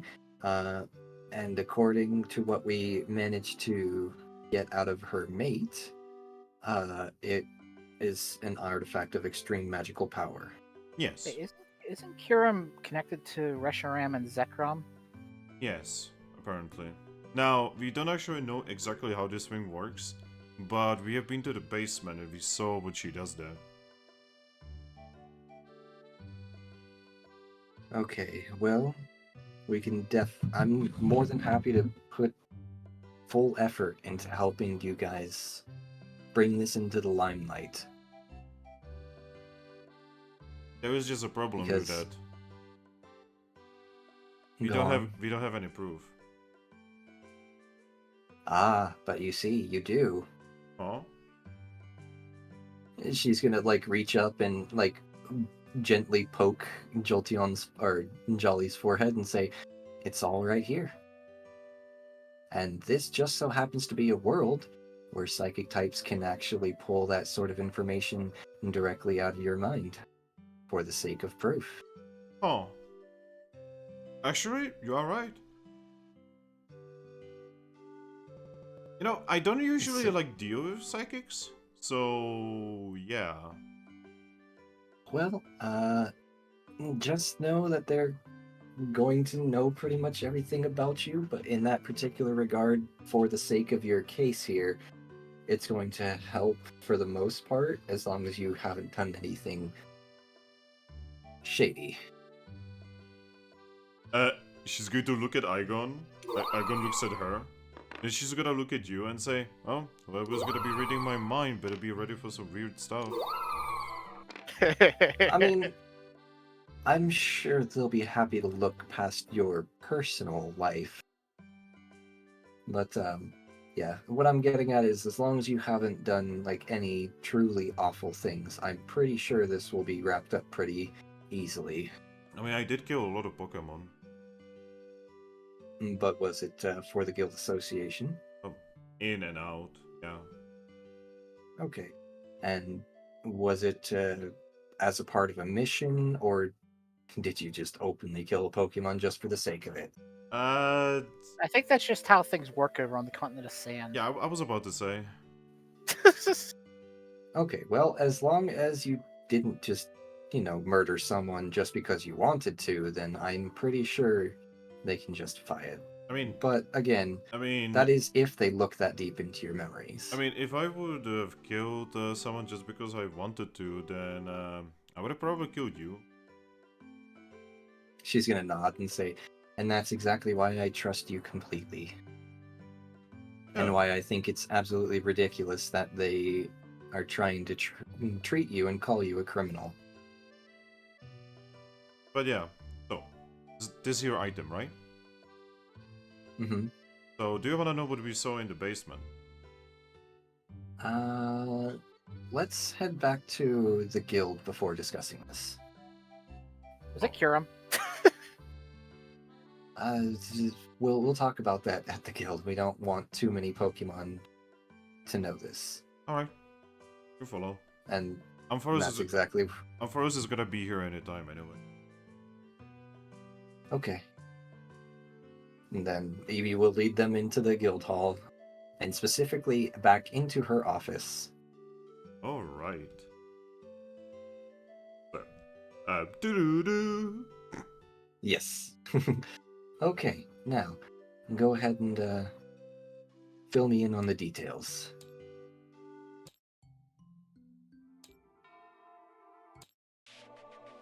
There you go.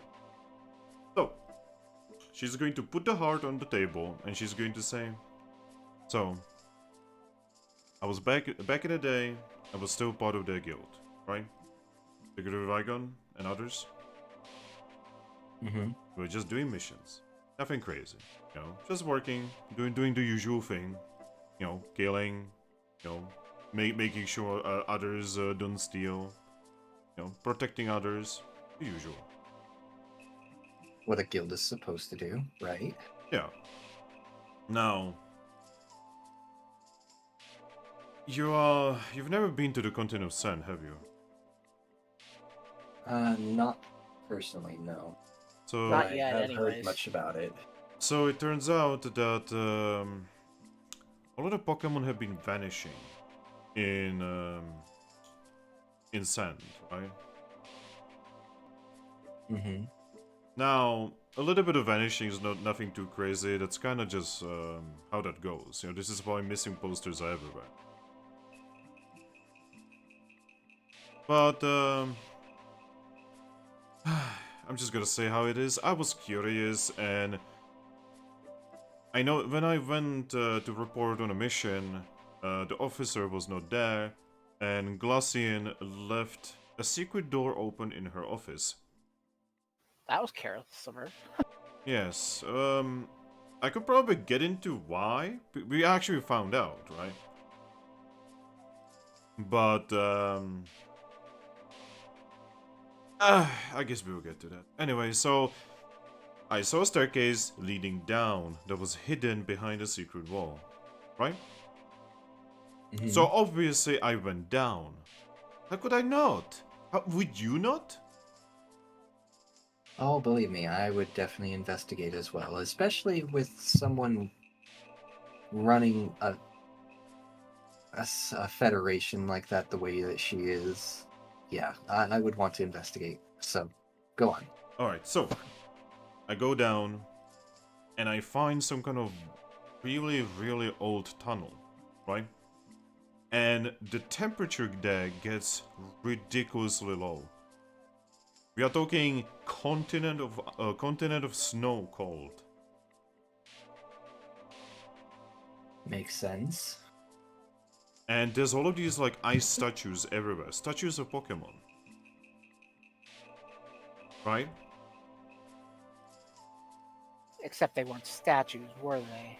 Well, I'm just kind of walking around, and I find a room, or more like a chamber, I guess. And in that chamber, I see Sandslash and our guild mistress going at it, right? So, being creeped out and just a little bit of a pervert, I do actually just gonna, you know, watch them for a little bit, and I hear what they are talking about. And apparently, I'm pretty sure she's not happy about it, but Glacian has had Sandslash capture a Pokemon every, I don't know, she calls it a month, and basically infuse them in ice. And she basically subs their life essence in order to keep herself alive. Because Kyurem, being angry after being defeated, basically cursed her.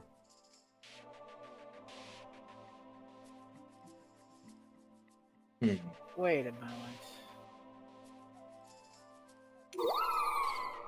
I wonder if this is the sort of thing that happened with Rhyme. Potentially. Yeah. So apparently, what's happening with Glacian is that she's sick, basically. Now, you would not be able to tell. She has nothing. Nothing that a normal sick Pokemon has is actually happening to her. Why? She's one of the most powerful Pokemon I've ever met. She could probably single paw defeat all of us without even thinking about it. But, apparently, she's dying.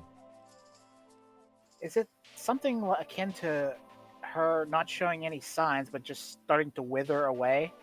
That I don't know, because I've actually never seen it, because apparently they're really good at keeping her alive at this point. It has been going for a long time. But yeah, so I hear them, you know, in the middle of everything they are doing, that the item they are using for this was found in that very dungeon. So, I go there, grab it, and then I return to watch them for a little longer. You know, you cannot blame me, alright? Anyway, when I was watching them, I sneezed because it was getting really cold. And I was feeling myself just kinda getting weak, right? And I found out that this thing, when it's in a cold area, activates. It was sapping at my energy the whole time.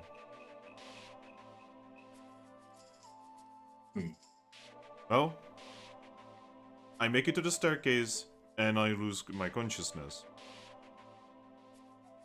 I wake up with Igon grabbing me and flying out of the guild.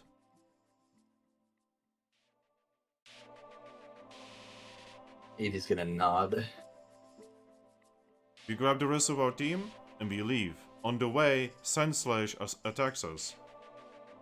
Basically saying that we stole something extremely precious from the guild. We fight our way out, and we barely make it out. We steal one of the boats and make our way, well, different places, eventually here. So you believe she's been murdering innocent Pokemon to steal their life force to keep herself alive? I literally saw it. They literally said it in the middle of moans. If you said it and heard it, and if a psychic type probed your mind, they would pretty much reveal That'd exactly be all that. the proof that we needed. Now, So, important thing is, she doesn't feel good about it. But like, she's still doing it. that's no excuse whether or not if she feels good about it or not. She's robbing others of their lives for her own selfish interest of keeping her own life going. Julie just shrugs and says, I've been living with this for a long time, you know. And every Eevee's time, gonna nod. that's why we are in such a warm place here, because every time it gets too cold, this thing activates and starts killing me. Eevee's going to nod at that and say, well, for now, she's going to open up the, like, hidden space behind the painting, revealing her safe. If you would like, I'd be happy to keep it safe and hidden here. She will shake her head. No, I'm keeping it. I'm not letting anyone be in danger from this. Ever. Well, see, I can understand that. I definitely understand that as well. Then priority one for us right now would be to keep you safe, because without you, there's no way that we can prove this to the Guild Association. I also need to tell you something about that item. Go on. It like whispers to you. Like when I sleep, it sometimes just appears in my head and I cannot shake the feeling. It does weird things to you. Apparently, apparently Kyurem had this item like hidden somewhere, like locked behind a lot of walls and such. They just kind of randomly found it. Apparently, he like broke the wall or something when he got defeated. Hold on, I might actually know someone who may know more about what that thing can do other than what you figured out. Well, we all know him now, actually. Who? Articuno. Oh, Articuno. He's well beyond our years. He's lived longer than, well, more lifetimes than I could possibly even fathom at this point, probably. So, especially being a very powerful ice type himself and living as long as he has, I feel like he may know more about what atrocities could be committed with that thing.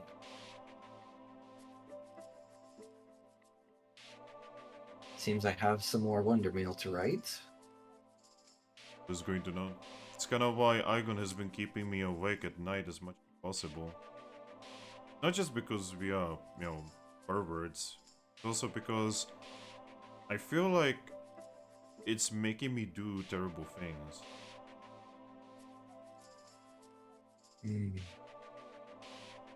It may be smart to lock it away, as much as I know you want to keep an eye on it. What if it does something to you? What if it does something to anyone else here? If it's not in our possession, I'd say the chances of that are pretty low. And I don't plan on opening that, like, first of all, the people in this room are the only ones, well, and the other two members of my team are the only ones who know of this safe's existence here.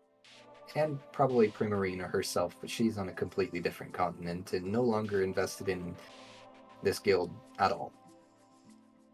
But anyway, the point is, the only people who know about this safe are...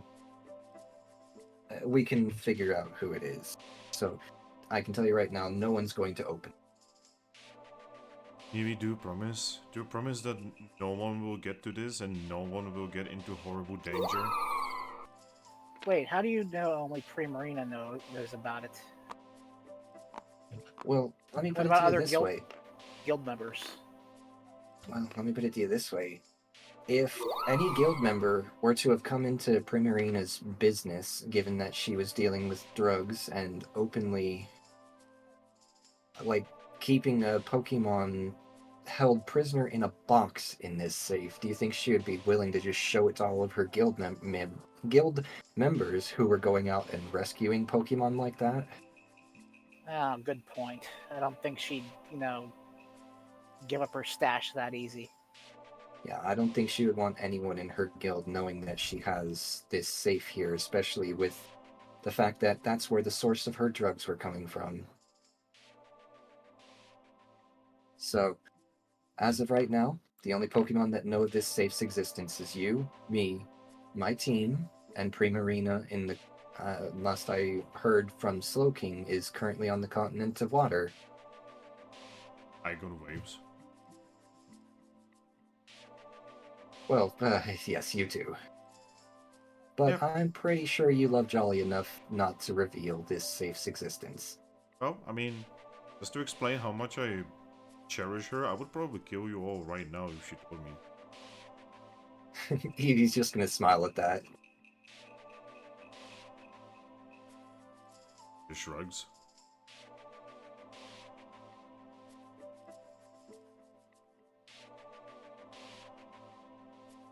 Right. A question about Glacian. Is she a human? Yeah. Mm-hmm. Actually, makes this kind of worse, to be honest. Well, I mean, we already knew that. I don't think I was present for that conversation. Yeah, I don't think you were, but yeah. Alright. Now, I do have to say that, like, she did build up probably the most powerful guild to have ever been. From absolutely nothing. Get an entire city built. You know, like, under her, the train wreck of our continent has been turned into, well, less of a train wreck. Though I can say, knowing now what I know about this, I think it is actually still like a 50-50 chance they may try to attack and take it, especially knowing that you know exactly what it's capable of and what they've been doing with it. Glaceon probably knows that if this goes to a judge, you'll be exonerated. So she may actually try to attack you to get it back and to prevent you from being able to testify. I mean, technically, she did say that the team is not to attack me, right? Yes, she did say that she would call off the team, and, well, we spoke with the team just before we spoke with you, and they had the message right in front of me, so she did call them off. But, But they are not actually our team. yeah, they're definitely not an actual team, no. So if they misbehave or go against her order, suddenly, if they fail, she can just say that they went against her orders, and if they succeed, she can just say that she never ordered it. I think you just gave her alibi.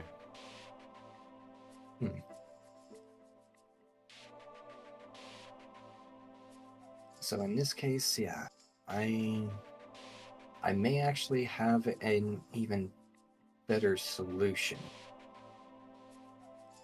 Until the time that we can get you to be able to bring the proof and the artifact to the Guild Association to keep it out of her paws, I actually do have a even safer place, and actually somewhere I'm currently keeping a bit of a powerful artifact as well. And she's gonna like just bring her paw to her mouth in a shushing motion that no one but us can presently reach. Alright.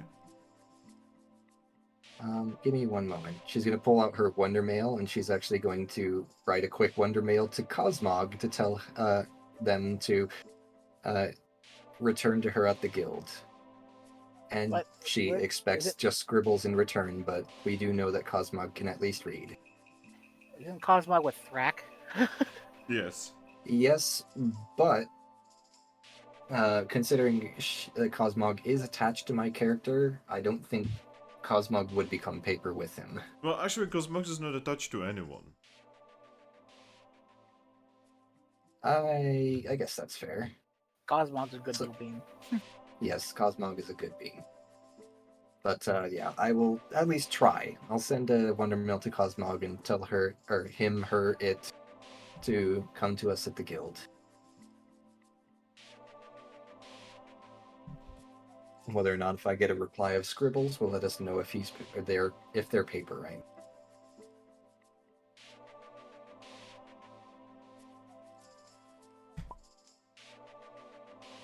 Oh my god, he actually... Wait, they actually sent a proper response? Yep. Cosmog is a lovely Pokemon. Well, that raises questions about the other campaign, but I can't bring up now. Yeah, because you don't know. Yep, I don't know. Or maybe our Cosmog's just smarter. Yeah, probably. But yeah, the other Cosmog, now Cosmoem, literally could only write in scribbles, doesn't know how to write. This is just alright. And I'm gonna guess Mew messed it up somehow. alright, Aries? Yes. You suddenly hear a blip.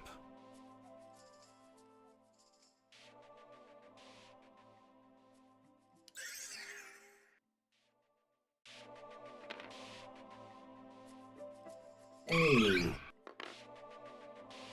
There's my favorite Pokemon. She's gonna smile and give him a gentle rub on the side.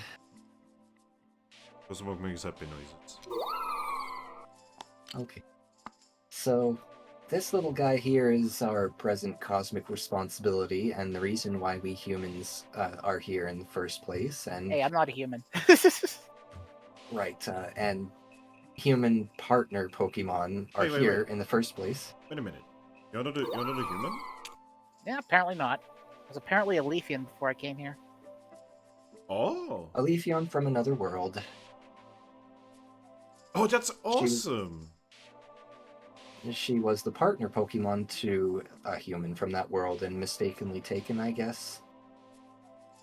Or maybe intentionally taken. We never know with the will of the gods. Alright. Yo, Zorua. Yeah? If we survive this, I have a proposition for you. Oh? Yes. But only if we survive this. But anyway, so long story short, our boy here can take us to a location that only members of the Guild Association and our mayor know exists, which would probably be a great place for you guys to actually be able to finally rest without worrying about being attacked. Okay. So, when you guys need some rest, I would be happy to send you there. And then that would also be a great place to store it, away from any Pokemon that could ever reach it. I mean, Because the only Pokemon that can reach this place in the entire world is standing right next to me. Well, right. floating right next to me. Alright, so you're saying that there is a super safe place that we can go to and be safe. She's gonna nod. Well, heck, Eevee, yeah, we are in. Eevee's gonna smile. Good. But not right now, I need to go grab others.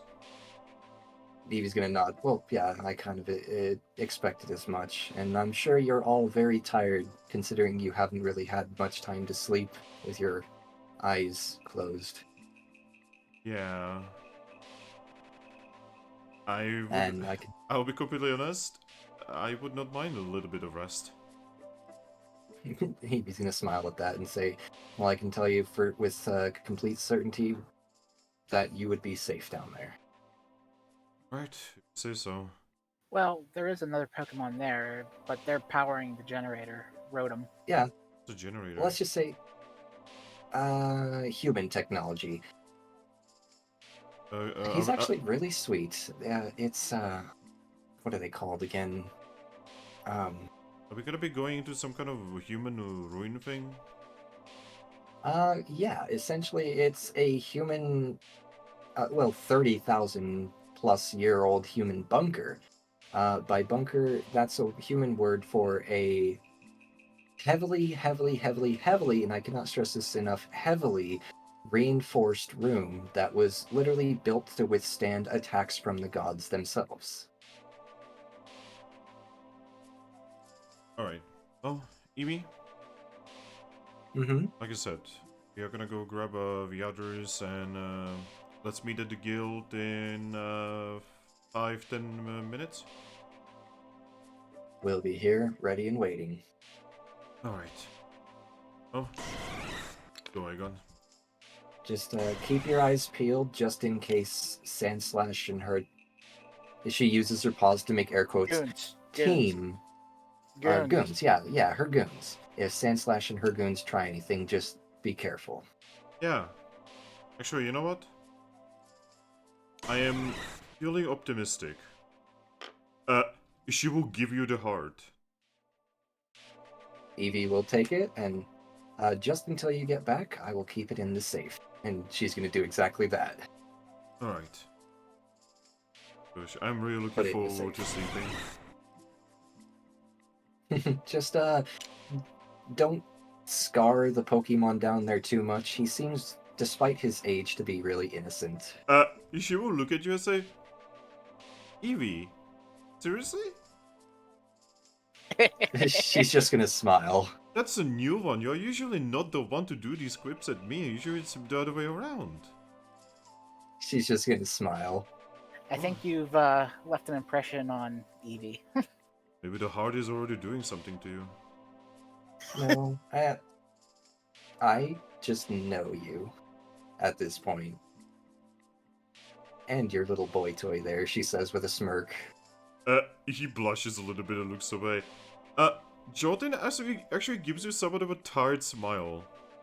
She looks at peace for the first time. It's like you took a massive weight off her. And then she's going to hide the safe back behind the painting again. And then she's going to give her a nod. We'll be here as soon as you get your team. Be careful. Need to fly off. And as soon as they're gone, Eevee's going to breathe a huge sigh of relief and say, I knew they were innocent. Yeah, I like him. She's going to smile. Yeah, I like them too. Because we're just They've Yeah. been nothing but helpful since they came here, so... Oh, sorry. Well, you know what? I honestly don't even mind telling you. You're clearly very intelligent. So, needless to say, our friends there that were just here, they need your help. They're being chased by some bad Pokemon, and, when they get back with their team, I'm gonna need you to send them down to the bunker where they can be safe for a while until we can get them, exonerated by the Guild Association. Ghostbook is going to nod. As far as we know of right now, they're the only witnesses that we have to several major murders. Whoa. Like lawyers and witness protection programs? What Yeah. does this campaign become? Crazy. Yep, now we are literally in witness protection. Thrack is gonna be like, what the fuck? Yeah, because last session it was, we were just winding down and preparing to actually do personal stuff last session. We did a couple of dojo runs. Yay, we're going to actually get to our personal missions, and now there's a lot happening. Yeah. To be fair, I figured out a lot about our personal missions. That too. So, what would you guys be doing while waiting on Jolly? Well, first of all, I'm going to ask, has any of my memories returned since I gained a 4th logic point? Yes, absolutely. We will get to that next session, by the way. Okay. Well, the only thing that I want to do right now is I would like to write some more Wonder Mail. To whomst? I'm going to write this one directly to Articuno. And in short, she's going to say, hello again, my friend. Sorry to be bothering you again so soon. But I would just like to ask you a couple of questions about an artifact that I'm sure you may know more than us about. It's called a Frozen Heart. It apparently was forced onto a Pokemon by Kyurem at some point, and, well, it is now in our possession.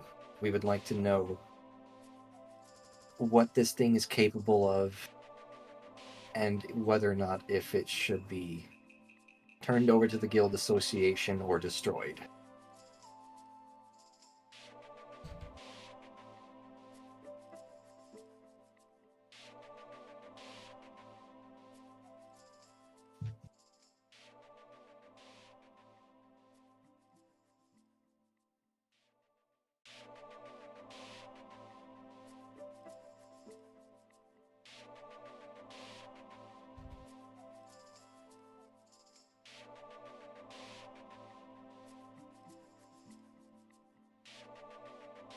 I still can't help but think about the similarities between what is happening to Rhyme and what is happening to Glaceon.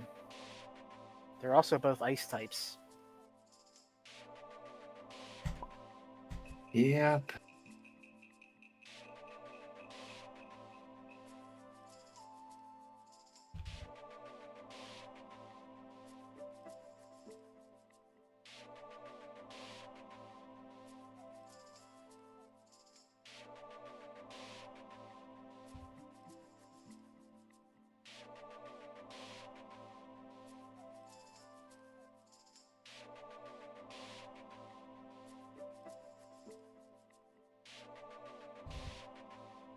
Do you think Rhyme might have come into contact with this heart, as weird of a coincidence as it might be?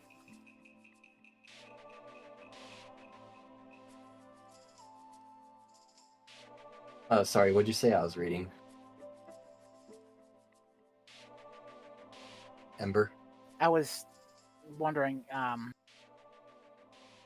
do you think Rhyme, as weird of a coincidence as it might be, could have come into contact with the heart at some point?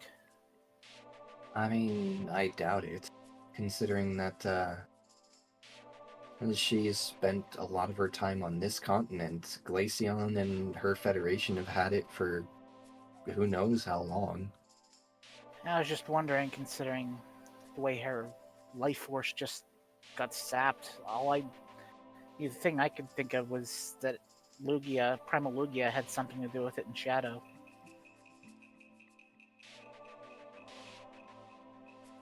But why would Shadow curse Rhyme?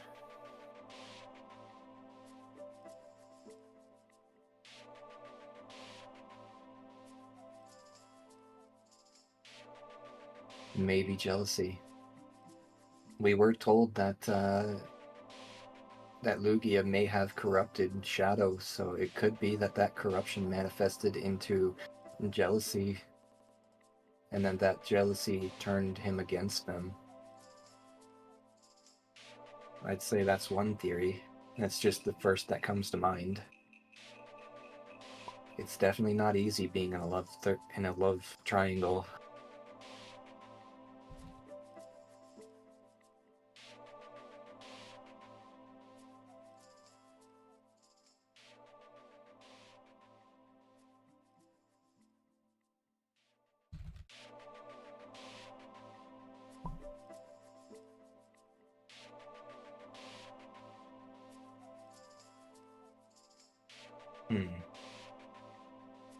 And in a reply, Eevee's going to say, so in this case, it is not directly linked to the Glaceon. It's not something that, if we destroy it, would kill her directly.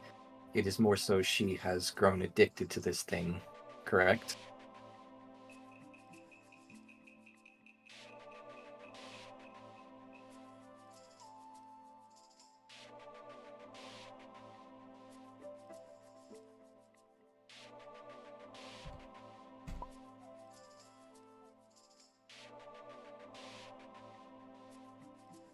In response, I'll say, though this only being due to the fact that she has lived beyond her time, though, right?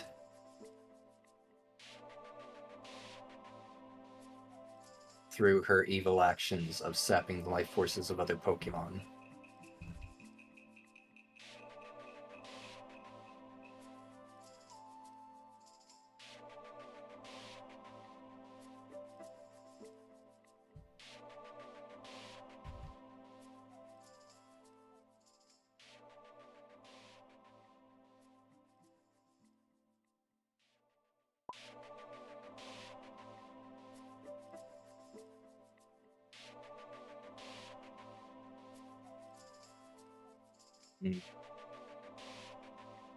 So it seems he did link it directly to her then.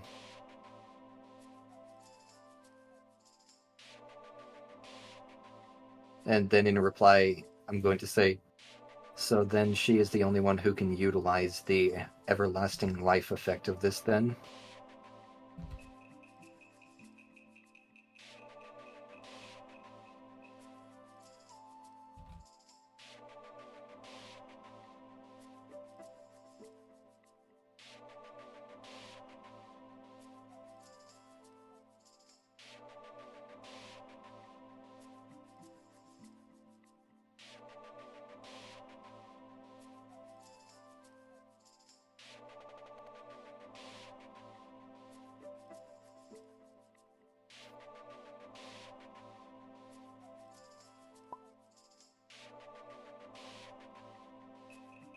Aren't you gonna fucking spitting lore that you probably don't even know what the fuck is going on?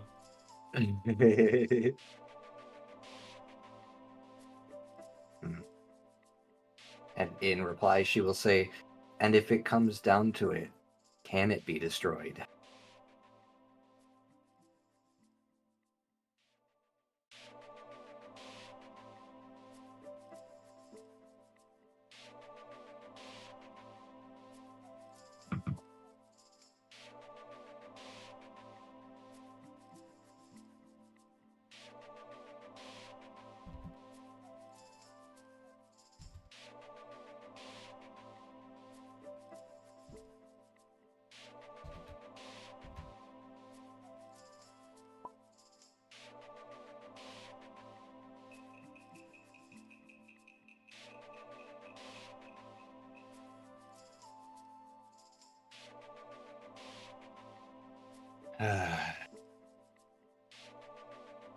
Well, in reply, she'll say, okay.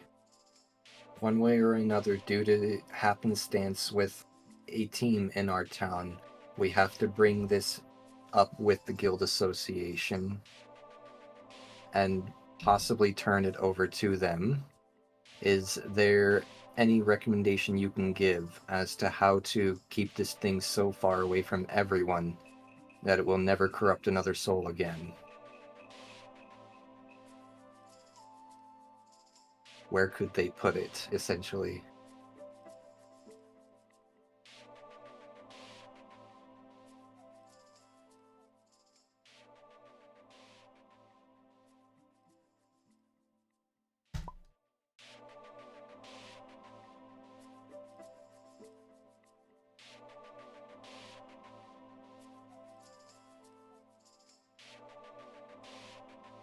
Eevee is going to reply, I will do everything I can. Perhaps even in the sun, if someone could ever manage that. We'll take it Would and the throw heat- it directly to the sun. In response, she'll say, would it coming into contact with such a heat source as, say, the sun or a volcano, would it not destroy it? Or Reshiram.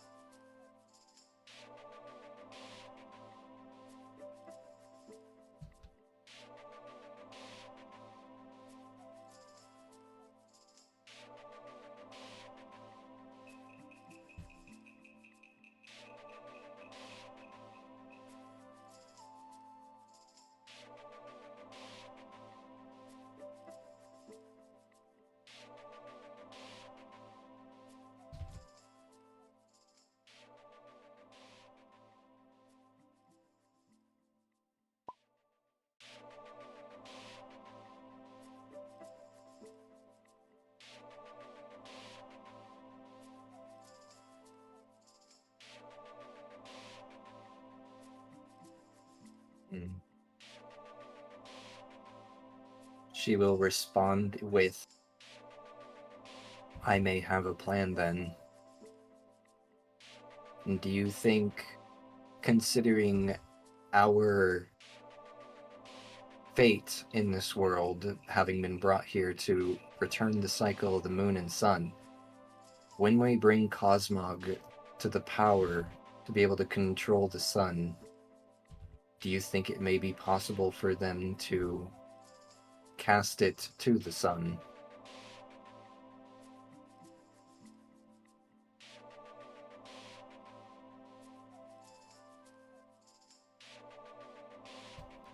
The power of the sun. Well, considering Cosmog is literally fated to control the cycle of the sun. Something so vile as the sun.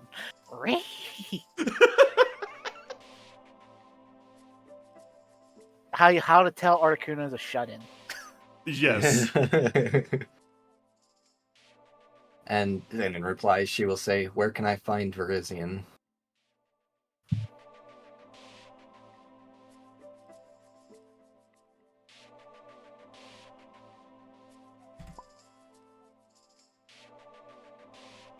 Which, out of character, I know exactly where to find her, but... It's a continental water, is it? Maybe. Because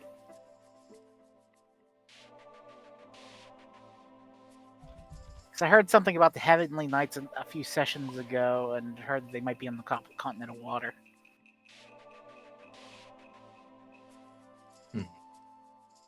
Again, Articuno, a shut-in. Seek someone who actually travels, lol. Lapras. She'll maybe? just respond, "Okay, I appreciate everything. Thank you, my friend." I'm basically just looking at over Eevee's shoulder. Lapras, maybe? Yeah, I was thinking the same. I literally just talked to Lapras not too long ago. Well, seems like she's going to be getting another visit today. Well, Articuno was surprisingly In fact, since I've got to receptive. wait... Articuno was surprisingly receptive to talking to you, though, at least. Well, I mean, he's not a bad Pokemon. He just kind of got caught up in a bad situation. I wonder I'm how sure his interest is in the world's best interest as well. I wonder how he'd take my questions about Primal Lugia. I don't know.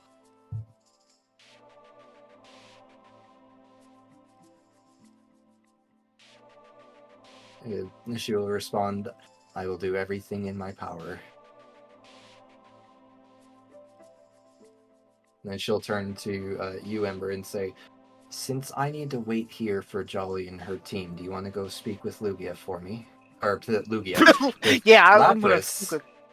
Hey, You want this- Lugia, are you there? Lugia answers, "Fuck you." I am going to write a wonder mail to Lugia.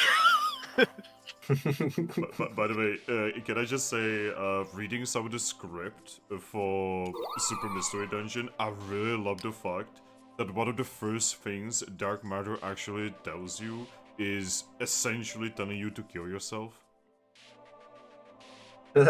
Yes. So he's a regular Twitter user. Got Yeah, it. basically. Like, you and your partner, when you encounter Dark Matter for the first time, right? You basically go like, "Hey, you know that, like, you don't have to, like, ruin everything. We can, like, help you and such. We can, like, talk to other gods and, like, resolve this without murder." And then he's like, "Wow, you are so selfish. Kill yourself, Lamau." Obviously, he says it slightly differently, but that is basically what he says. Fair enough. But anyway, Okay, yeah. what is it exactly you want me to tell Lapras? We need to find Verizian. And if she has any idea where Verizian could be, because Lapras are known to travel a lot, so I'd say there's a chance she may know. Yeah, I'll go ask her. I'll be right back. I will be waiting in the main lobby. She's actually going to do exactly that, head to the main lobby of the guild. Alright. So, Ember. Lapras sees you. I am so sorry to bother you. Oh, but you're not bothering me. I enjoy dogs. So, do you happen to know where Verizian is, or the Oh. Heavenly Knights? Ah, I happen to know. I happen to know where they've made their dwelling.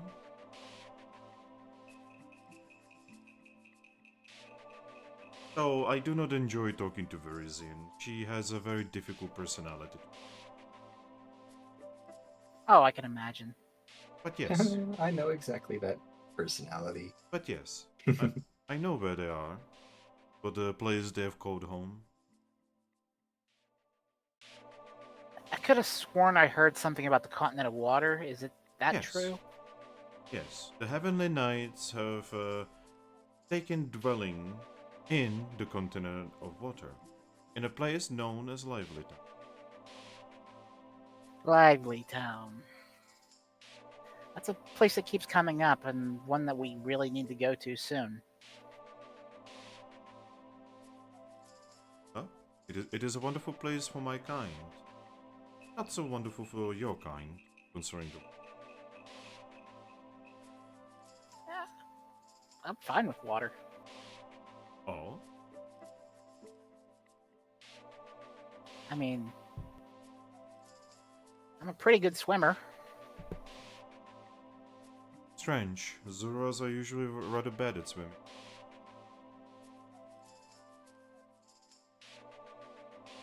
Ah, But yes, why are you asking so suddenly for the Heavenly Knights? well, they know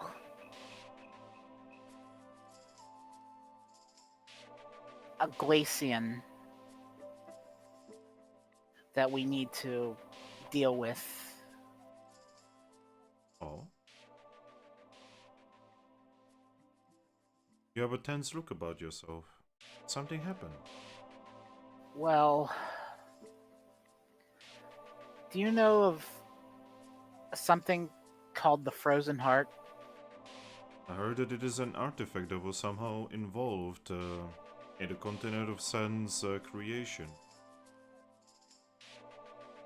Did you know that the Well, continent of Sand used to be an icy paradise? no, I did not know this. Yes, that used to be a long time ago, way before my time. Did it involve a Pokemon named Kyurem? Yes. How do you know?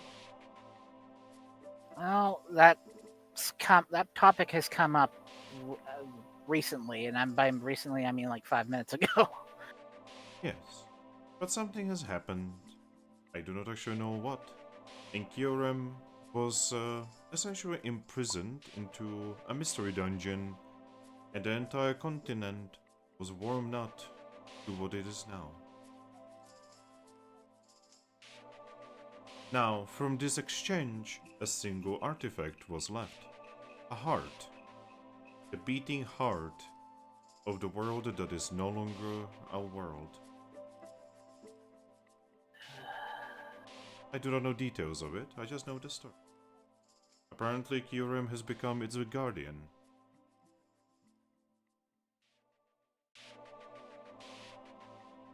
Well, yeah,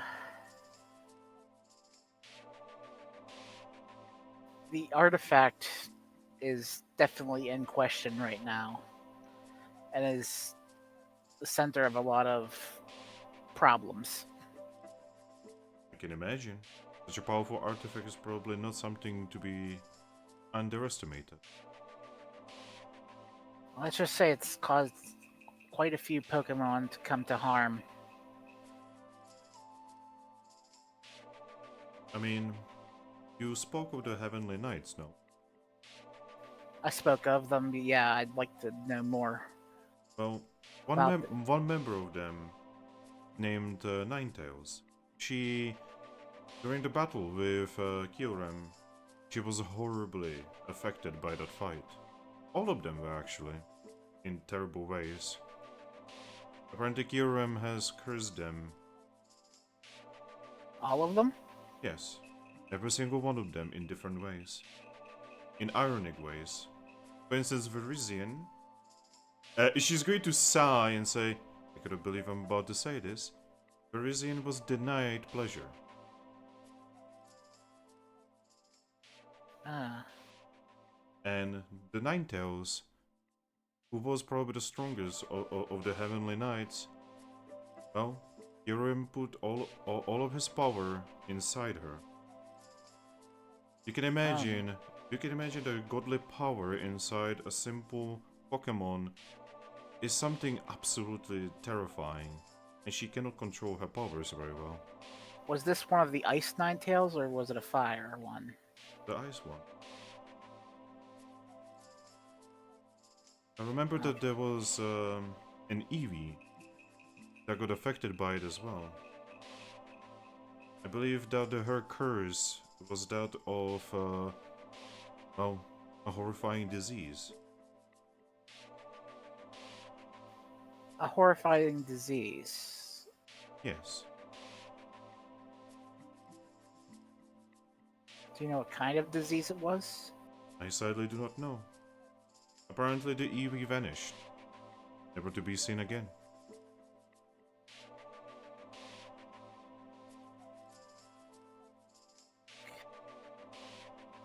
Probably died today. I was just wondering if by some weird coincidence, was related to what happened to my mother, as I told you earlier. I do not believe in coincidences, Zorua.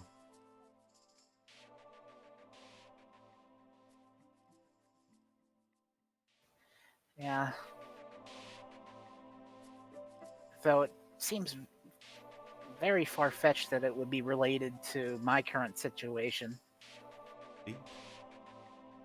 When we are in a difficult situation, we try to see links where there are no links.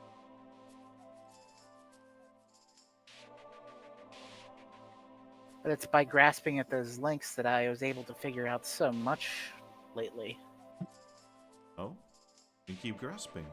Maybe these links will lead to something. In the end, whatever keeps you going, the only thing that matters, no? Mm-hmm. Anyway, I do hope that you will not play with this strange artifact. It is probably incredibly dangerous.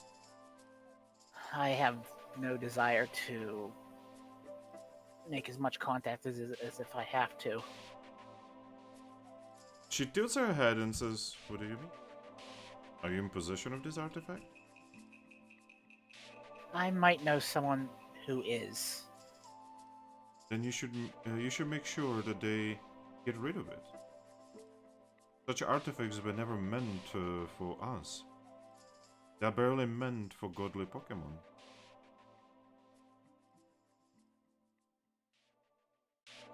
I know Lapras is trustworthy. I'm thinking to myself, there's a possibility it might be closer than you think. She's going to sigh and say, Zorua, Yeah, don't play with dark powers. I do not intend to. It's more of a matter that we are trying to prevent it being used for darkness, Purposes. dark purposes. Rose is going to nod and say, I will not ask more. There are things that even as Laprases do not wish to know about. We are trying to get the Guild Association involved in this matter. Can you trust them? Personally, no. Because if even half of what I have heard of this item is true, then it is an item of godly power. Personally, I don't trust the Guild Association very much. They have a lot of ill-defined roles that don't really serve that much purpose. Going to note.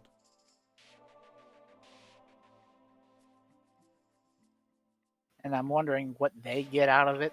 So I will talk to you later. Probably. Sooner, maybe, rather than... She's going to think for a moment and say, Zorua, Yeah, please be careful. I will.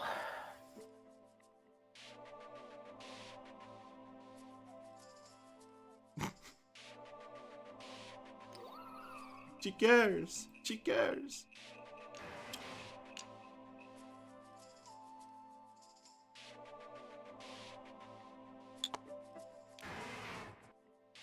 So, I will be right back.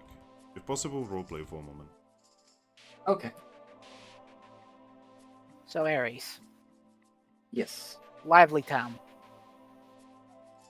Parisians in Lively Town. Of course she is. That's where the Heavenly Seems- Knights are based.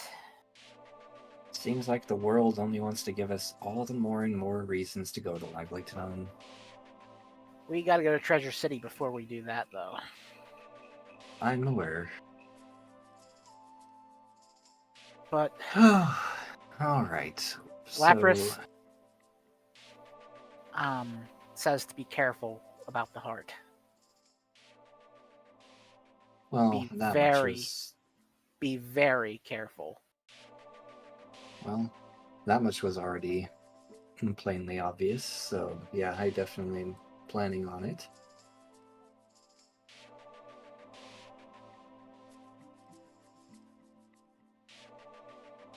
So I guess it's gonna go like this then. We've got a plan now. So, first things first, we take Jolly and her team down to the bunker so they can get some much needed rest without the threat of Sandslash and her team trying to murder them in their sleep. We lock up that frozen heart and just send it down there with them. And in fact, I know just the perfect box to keep it in, she says, pulling out the old box that Cosmog was in and lifting the key. Keep it safely locked up in here, where the only key is this one, she says, holding up the key that we got out of the tablet. Since no chest cracker could possibly open this. Keep it down there as well, just like we're keeping that DNA splicer hidden down there. And until the time where we can figure out whether or not if we can permanently keep this thing out of Pokemon's hands or not, we look into ways of being able to free Glaceon and also get rid of it permanently. Which is going to end up with, after we exonerate Jolly and her team in the Guild Association's eyes and get her protection from the Guild Association, then we go to the continent of water to try to deal with the numerous things that have come up recently for us to look into there. We really do have a lot of things to do, don't we? She's just gonna nod. Seems Hope- like we may not actually have time to do any normal guild missions for a while. Hopefully I'll have time to see Umbreon at least. I sure hope so. If there was a way that we could, protect the Eevee town so he wouldn't have to, he could even come with us. But as of right now, I don't see any way that we can keep the Eevee village safe without him there.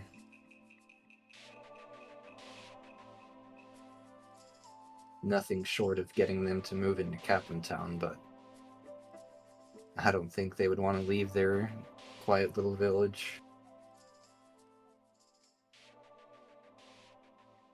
I'm back. I quite like their village. I do too. I'm back. Welcome back. Welcome back. What did I miss? We pretty much just formulated our plan for the next few days, which, yay, means we're pretty much not going to have any time to do actual guild missions for a while. Yay.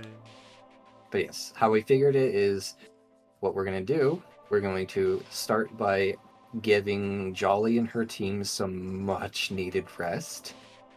Eevee is going to take the chest that Cosmog was in, and she's actually going to lock the heart up in it, since Oh. no chest cracker can open that chest. Okay, okay, okay.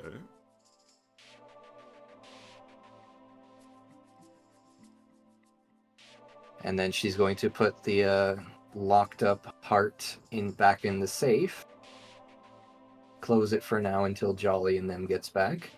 And then the plan is to give Jolly and them some much needed rest and to leave the heart down there in the bunker, locked up in that chest, until such time we can figure out how to permanently deal with it.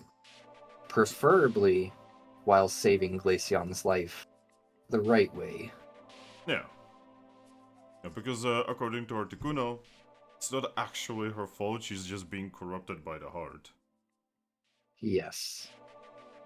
So if we can somehow figure out how to lift the curse, which I did, I don't know if you got a chance to read it, I did send another message to Articuno asking him if he knows about any way that we could lift the curse without her Oh. dying.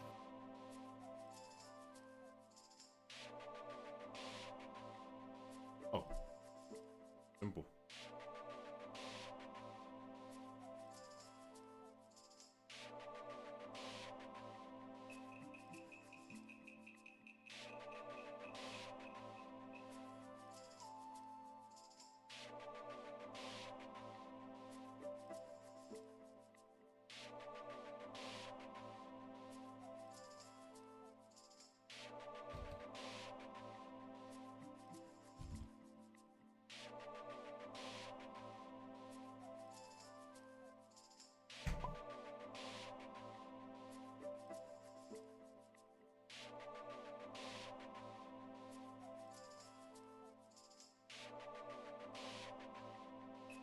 And how do we convince Glaceon to do that in her state of madness?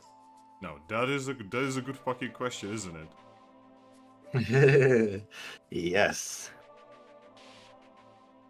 She will reply, however, saying, does she just need to choose to do so, or is there some sort of ritual, or...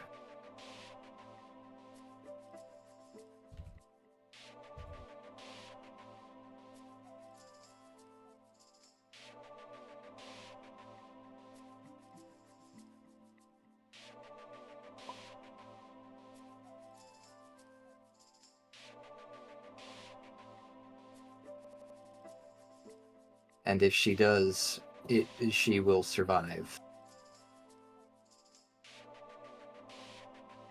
She's on some real good drugs, and she has to get off them willingly. Yes.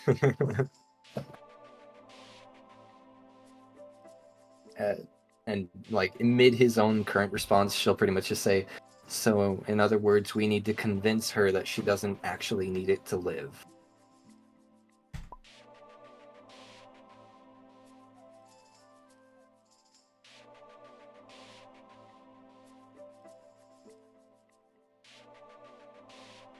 But what you're saying is she doesn't actually need it to live, question mark?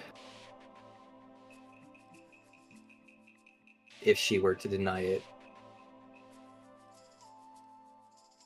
So the problem's psychosomatic. That's what I'm hoping.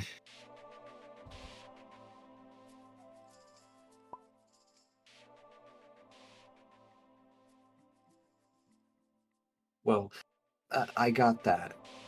What I mean is, if she were to deny it its power, would she die?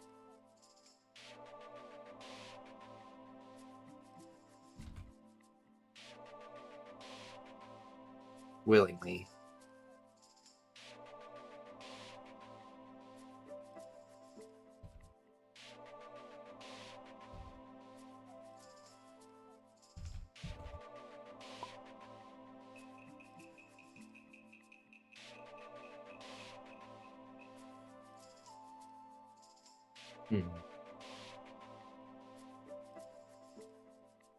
Okay, so what you mean is everyone dies But if she were to willingly deny its power, she would not immediately die. She would only die at her normal given time.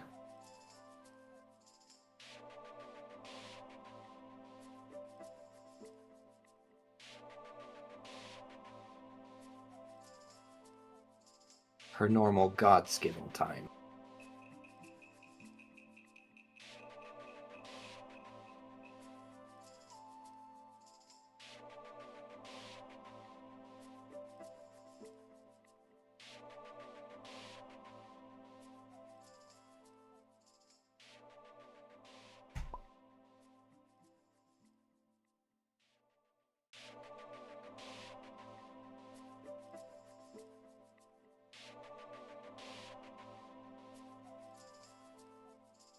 I think I understand. So, the heart itself is not cursed. She's just cursed to need the heart to live.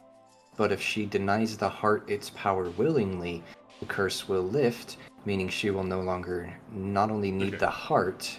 Okay, I feel like I need to do this out of character. Okay, Eevee, Yes. it is actually omega simple and you're overcomplicating this. Okay, Yeah, so, that's what I'm getting. So Heavenly Knights and the Hero of Gates together basically kill Kyurem, right? Mm-hmm. Kyurem curses everyone in spectacular ways, right? With Eevee probably Yeah, I actually getting just caught that. with Eevee probably getting the worst possible curse. Because, you know, Kyurem basically blames Eevee the most. Right?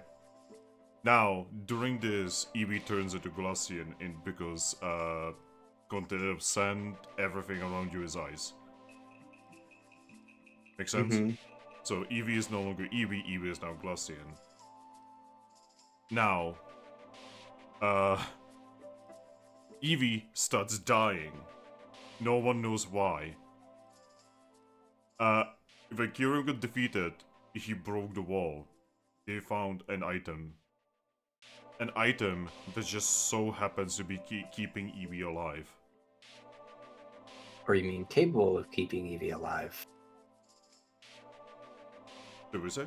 So I get it now. So the curse and the heart are not one and the same. Yeah, they are completely separate things.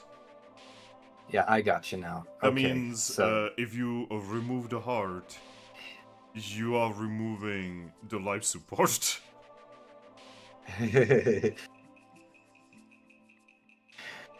so then the objective would be to convince her to deny the artifact the power willingly, the item's power willingly. That would sever her connection to the heart, but now we would then be stuck in the difficult situation of figuring out how to lift the curse. Yep. Okay, then she will instead respond, okay, I get it now. They are two separate things. So with us having removed the current lifeline she has, how can we lift the curse?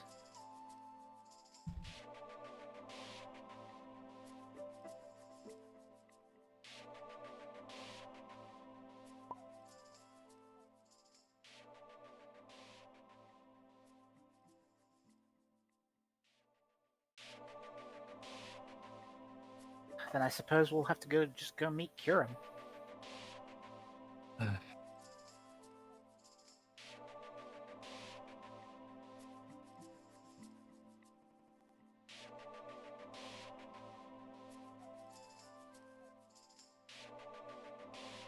No Pokemon of greater power than Kyurem can?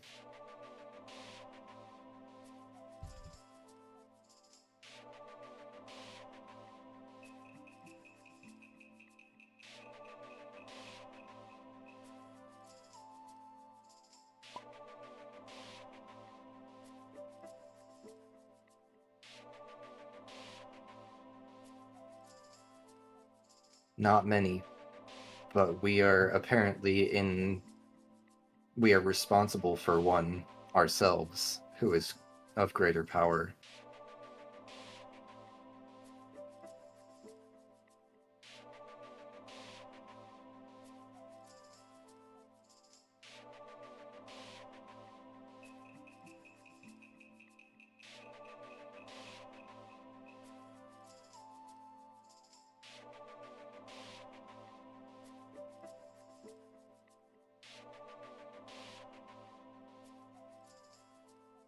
So not only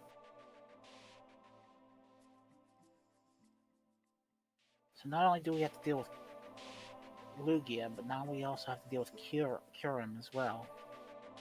She's going to reply and say, "Oh, I wasn't expecting him to do so, or them to do so as Cosmog. Considering we were told ours is fated to become the controller of the sun, I can easily see that he is going to become Solgaleo."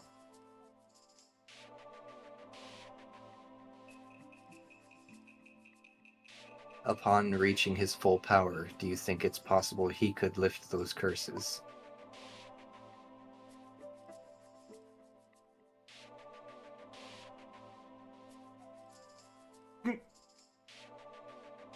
Fucking Articuno is like, I do not know this Pokemon. Articuno just failed the "Who is that Pokemon" challenge. Eevee's just going to reply, "I think I may have an idea then. Thank you again for all of your information. We will do Thrack. everything we can to save as many as we can, Glaceon included." Thrack is just gonna end up vibing into Rayquaza's heart, and then Rayquaza will solve the situation. Well, I think, isn't Rayquaza... No. Well, what power level is Kyurem in comparison to Rayquaza? Because honestly, I don't know who's above who.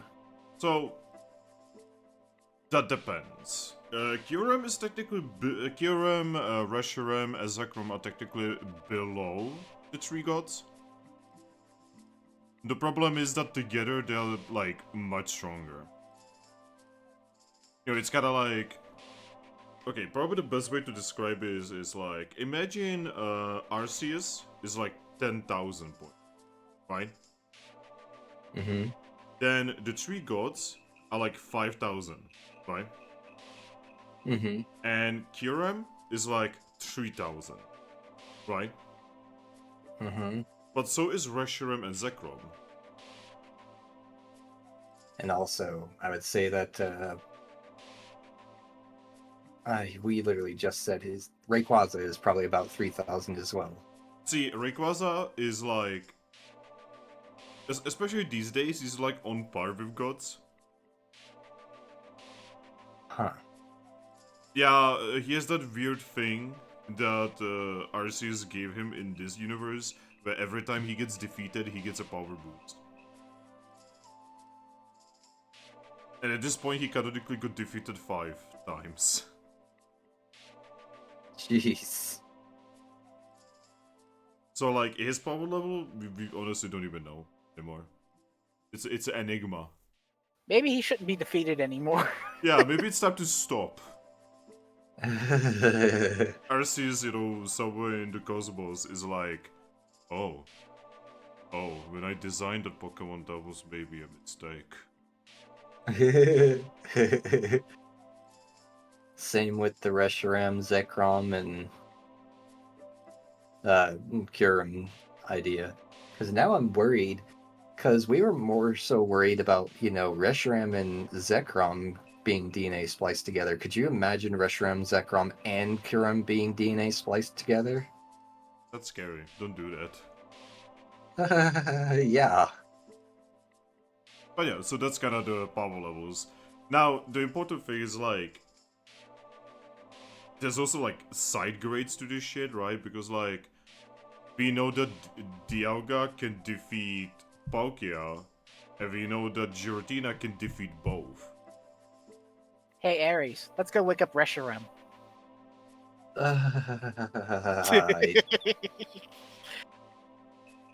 I don't now, think that's a good idea. Both of us, right now. Now, in comparison, you are currently talking to Articuno, right? Uh-huh. Articuno is only like 1,000. Yeah. Right? I'm guessing Lugia is 3,000. Yeah, Lugia is like basically sorta on a similar level as like Reshiram without any help. Yeah, that's kind of what I figured as well. Yeah, because... But where does Solgaleo fall on this spectrum? Now that I'm not gonna tell you. That's Because I we are gonna put that in a shelf for later, and we are gonna call that a little secret. Yeah, I kind of figured as much. But I have caught on between the two campaigns that it's very clear that they are way up there. I mean, Cosmoem can literally like annihilate souls. Yup. Oh yeah, sorry about that spoiler, Ember. Oh, It's fine. sorry. It's fine. Yeah. So, but yeah, the Cosmoem in that other session literally accidentally annihilated a Pokemon so completely that his soul was gone. So we literally couldn't even revive or seed him. I wonder Yeah. whatever All happened on to our accident. Mew. I wonder whatever happened to our Mew. We'll see. We got the chill Mew, so he's kind of just, sitting and taking a back seat and just watching. Yeah, he's just watching. Just like to watch you guys. Sort of like Jolly. As, yeah, pretty Oh much. god, no. No. Oh god, Can I you just got that. can you imagine the fact that all of this was only uncovered entirely because Jolie is a pervert and a curious piece of shit? I Right. like Jolly. I like Jolly the more I hear about her. Well, then I guess we're just going to have to hope that we can save Glaceon, but in the end, I mean, we need to get this artifact we need to keep the artifact out of her control so more Pokemon don't die. One of those needs of the many may outweigh the needs of the individual. Yeah, because like technically Frostless is much more destructive, right? Keep Frostless in one place for a decade and she can turn the entire continent into fucking ice cone. Right? But that's really obvious. That means the guild association is gonna come over and beat her shit before that even becomes a problem, right? But let's just say that a leader of the Federation doing something like this, is very subtle and very dangerous. Yep, she's pretty much a vampire, just with extra steps. Yeah, she's basically a vampire.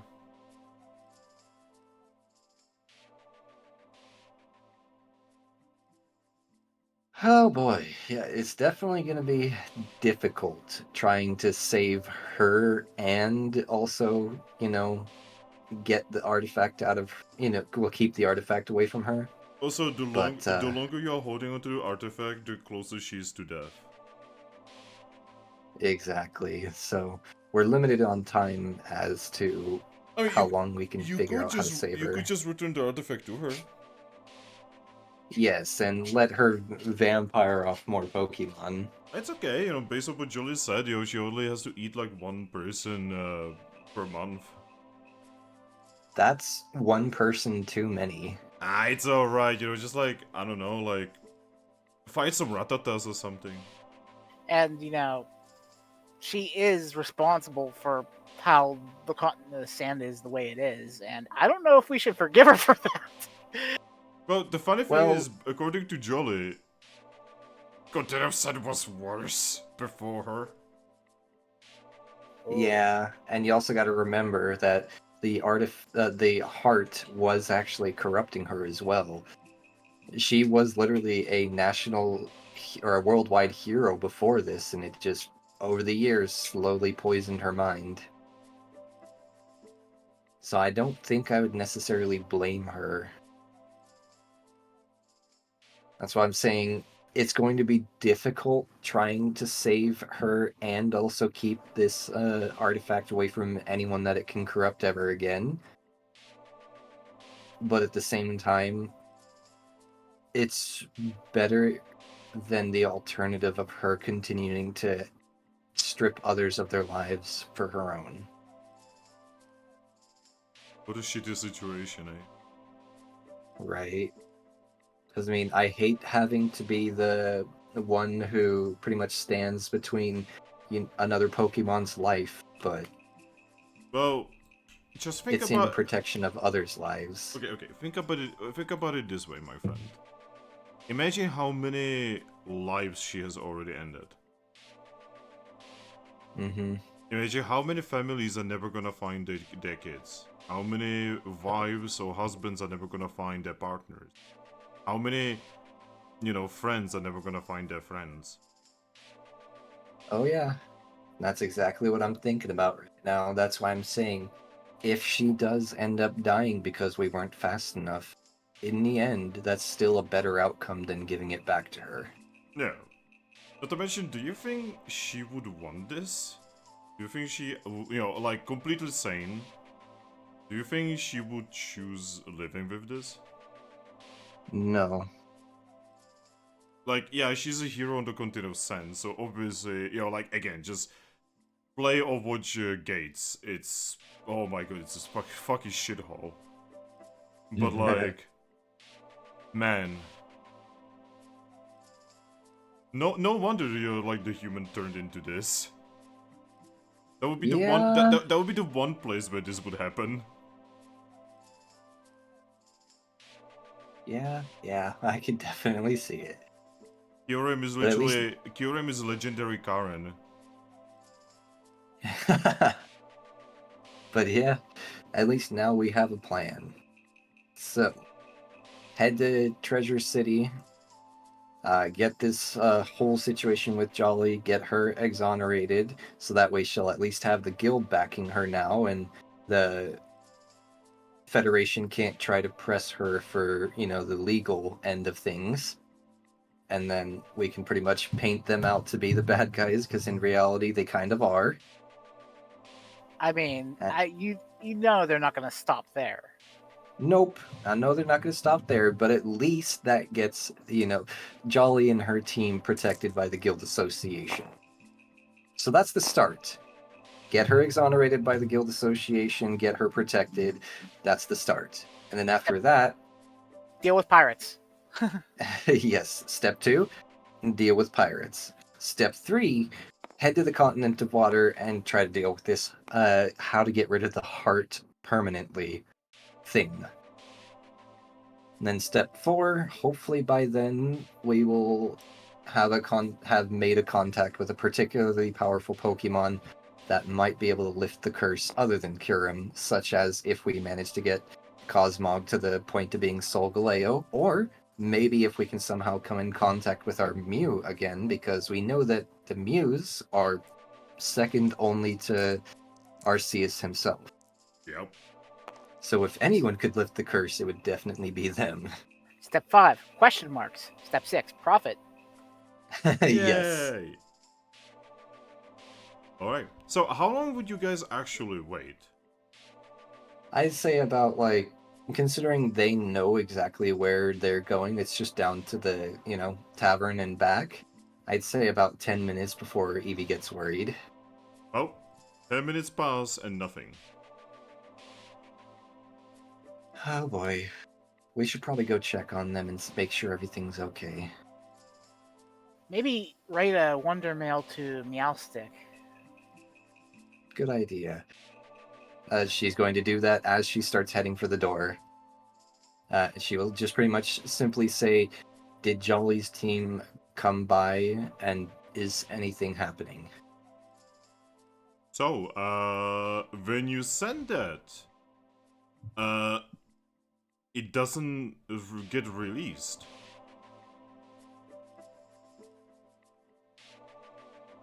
Oh boy. I think we need to hurry. There's no reason to hurry.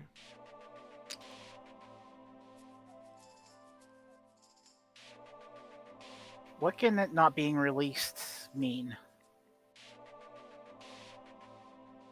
That the Pokemon is either dead, or some Pokemon of incredible power is nearby blocking them.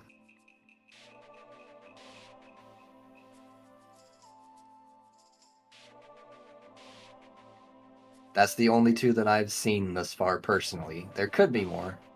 I don't know. We need to go fast. Alright. Yeah, that's what I was saying. Are you going to the pub? We are quickly going to the pub. So as we are going to the pub, it actually looks completely normal from inside. Like, absolutely nothing weird is happening. You guys are worrying for nothing. It's okay.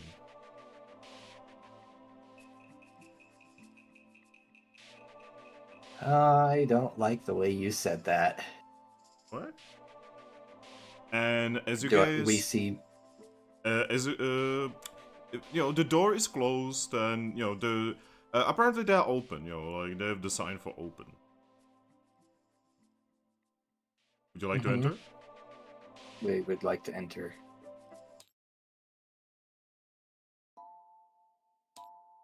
Oh no. All right, so you enter, and you can see that there's curtains over the wall, over the windows. It's actually kind of dark inside. Mm-hmm.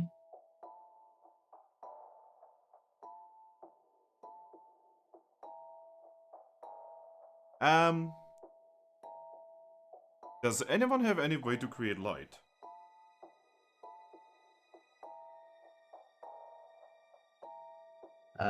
The only light I can create is with my swift stars, and that's not a good idea because I don't want to damage Meowstick's pub. Well, you see, as you guys would be going in the darkness, you know, one of you who would be at the front would suddenly step on what is probably remains of a destroyed table. Oh boy. No, no, no, no, no.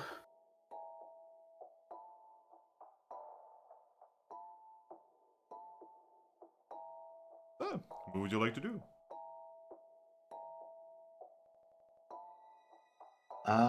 You know what? I'm gonna send a quick message to Team Hope because I know they're pretty much the only team that's still in town currently, and tell them to get down to the pub like now.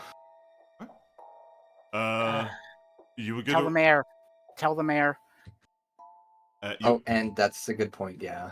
You will get a reply from Monsoon that he's gonna grab Shinx and come over. Get everyone. That's all he has. Oh boy. Okay. Yeah, Hopefully that's good enough. remember, Lupus and Shokra are not back yet, and Brainwave is not in town. Right. Then the next message is going out to, yes, the mayor, letting her know team out of town is causing troubles in the pub. Anyone that can help, send them. And not Jolly's team.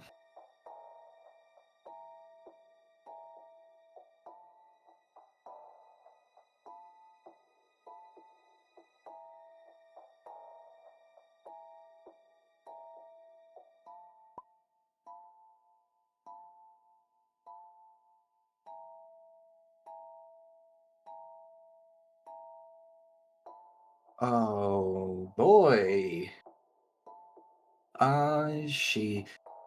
The mayor's with Sandslash now. I'm also going to head over to one of the curtained windows and pull the curtains down. Alright, as you pull the curtain down, you can see that the entire room is a mess. Apparently a fight happened here. A pretty nasty one. Lots of things are, you know, cut up, lots of things are destroyed. The counter is like half not there. No. You can tell that definitely there was some kind of battle happening here. In one more message to the mayor, I'm going to say they're with the ones that ruined the pub are with you. Do not trust them. But also don't make it known that you know this. Try to stall them and get rid of them any way you can without letting on. And then I'm going to start searching around in here for anyone that's injured.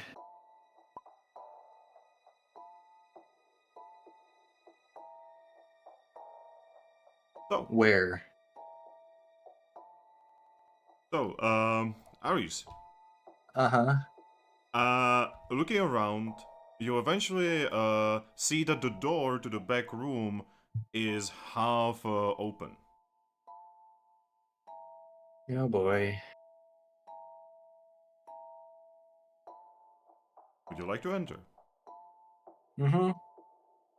So, in the back room, where the kitchen is, you can actually see that there is an unmoving body of a Pokemon that you used to know very well. Meowstick.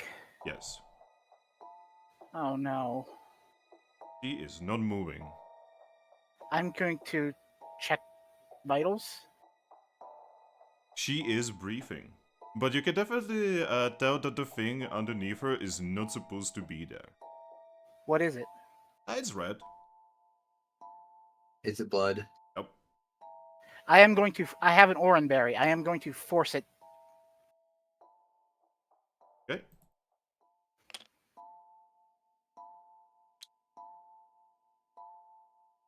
Did I Alright. try to do a check to see just how in the negative she is currently? Get Uh, Audino. that would be a nature check, by the way. Insight, survival, Okay. nature. Okay.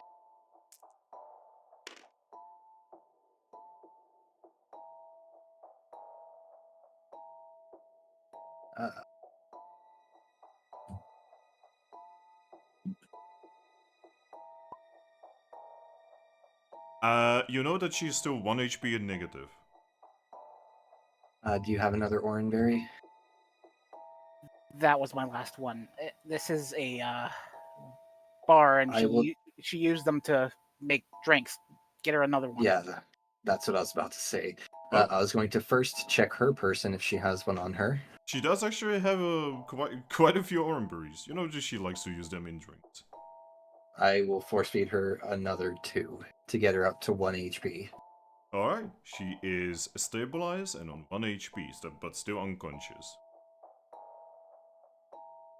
And I believe it is. I don't remember what kind of check to wake her up gently. Audino. Yeah, here, I'm gonna hand you my Wonder Mail. You go ahead and write to Aldino while I try to wake her up. I write to Audino. Problems happened at the Meow Meow bar.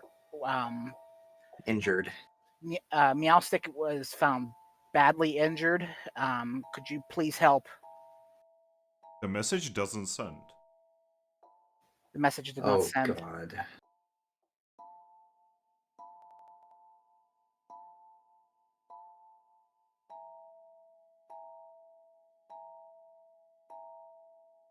What the hell? They're targeting the town. They're gonna do anything that they can to get the heart. Clearly, they aren't afraid to attack. I I'm gonna mean, try to wake up Meowstick. that was probably kinda obvious, wasn't it? Yeah. So chances are they may have attacked the Audino as well in an effort to keep her from helping.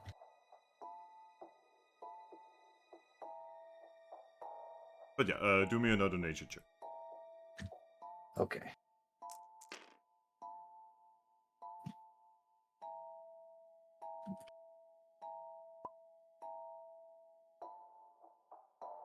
Alright. Oh no, Ember. What? You disconnected. Oh. Saving.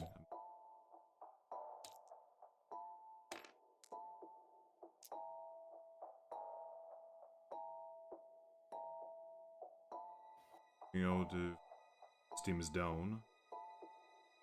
It's not. Alright. I'm just gonna play this in the meantime. Aris, Mm-hmm. you awaken Meowstick. She blinks a couple times, looking around.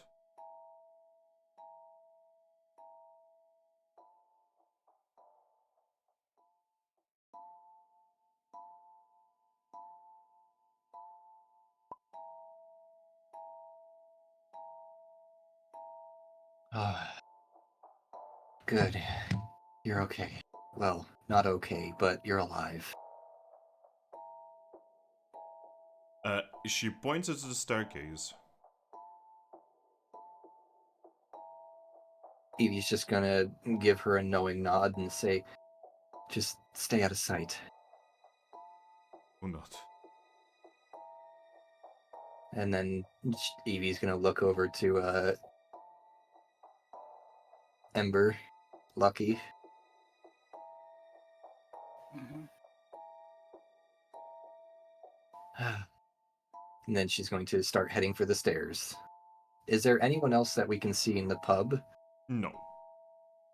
Okay.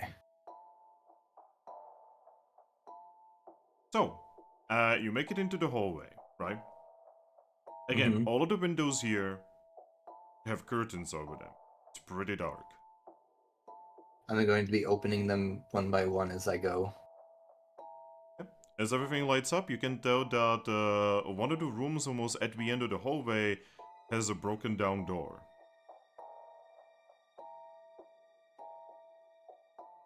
I'm going to cautiously approach and look inside. So, inside you can see an unmoving Pokemon. Is it Obstagoon? Yes, actually, how did you call it? Because Jolly mentioned that he was the only one in the room by himself left. Yep. Oh no. There's an unmoving Pokemon with a piece of paper attached to his head. I'm gonna take the piece of paper Alright. The and message. read it. The message on the paper says,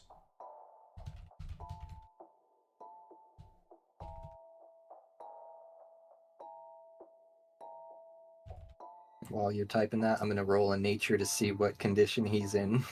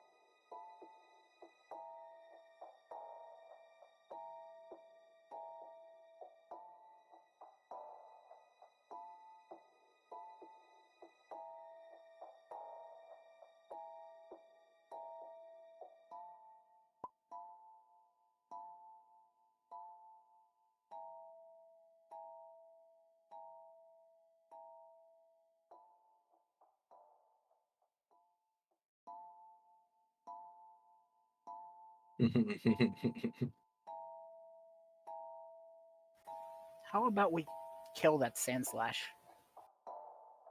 Slowly. No.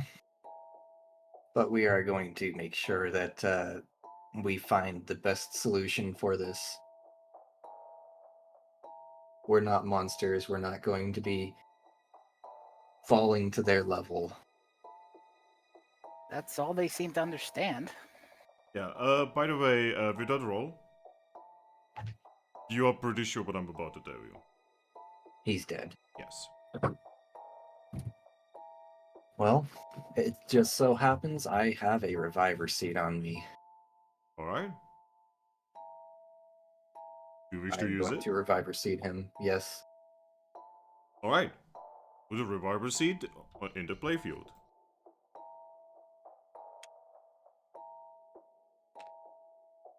Alright. The reviver seed becomes useless. As light goes to him and his eyes open. He jumps. Reaching for a blade that is not there. Whoa, whoa, whoa, hey. It's okay. Yeah, They're gone. he seems to be in a state of panic. Calm down. It's okay. He looks around. Where? They're still somewhere nearby. They haven't had enough time to get far. Currently, one is at the mayor's place. He We looks. don't know where Jolly... Yeah, Did Jolly and Flygon get here before you were attacked? he was just slowly nod. So they have those two for sure. I guess it's a good thing that we got the heart before they got her.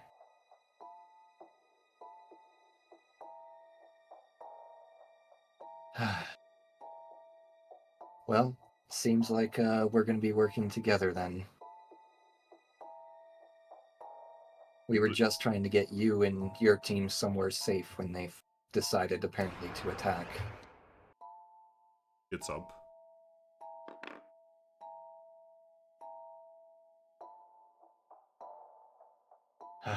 Well, I'm glad that we were able to at least help you. Question, does the Reviver Seeds leave them at 1 HP? Yes. He's also going to be given a lemonade. He is going to just shake his head and say no. You need it. I need to find him. You're not going to be able to find or help them if you're in this bad of shape. Just drink it. He's still looking for something around. Like, kinda ignoring you. I'm gonna open the window in this particular room and see if I can help him find his sword. Well, no matter, how much and where you look, it's nowhere. Motherfuckers took it. I'm pretty sure I can tell what you're looking for, but it's not here. He looks at you and just says, they're gonna pay. They're all going to pay. Eevee's going to nod and say, well then, we're going to help you make them pay. He's going to pick up a chair. He leaves the room. I'm going to be following him. He seems to be smelling the air, following some kind of scent. Now, I just need you to trust me, and just drink this, please. He is I'm going to, He is ignoring you, following the scent. I'm going to put the lemonade in his free paw that isn't holding a chair. He's just holding on to it. He probably doesn't even know he's holding it.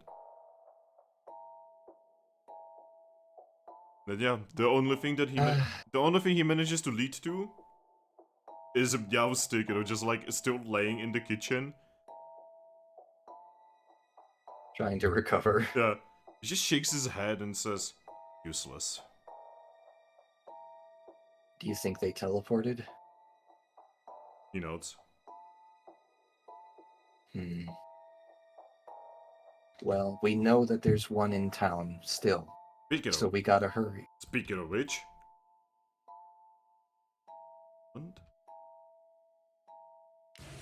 See? Sandslash! He shows up in the pub. And you see... Where do I have you now?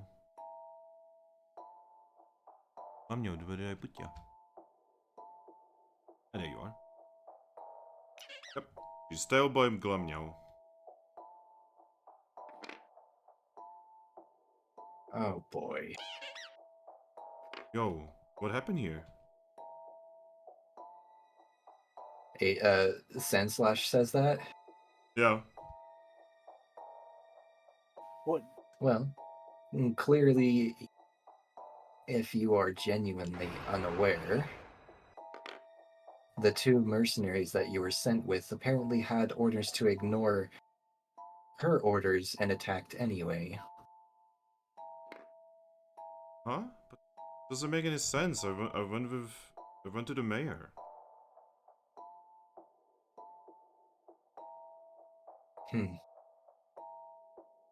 and I don't really want to jump to conclusions, but I don't know if you're in on it. I can't get a hold of Audino. Would you happen to know anything about that? No? Who's Audino? Our local healer, the only one who could really help these Pokemon if not for us. I don't know? Glamnya just turns around and starts going for Audino.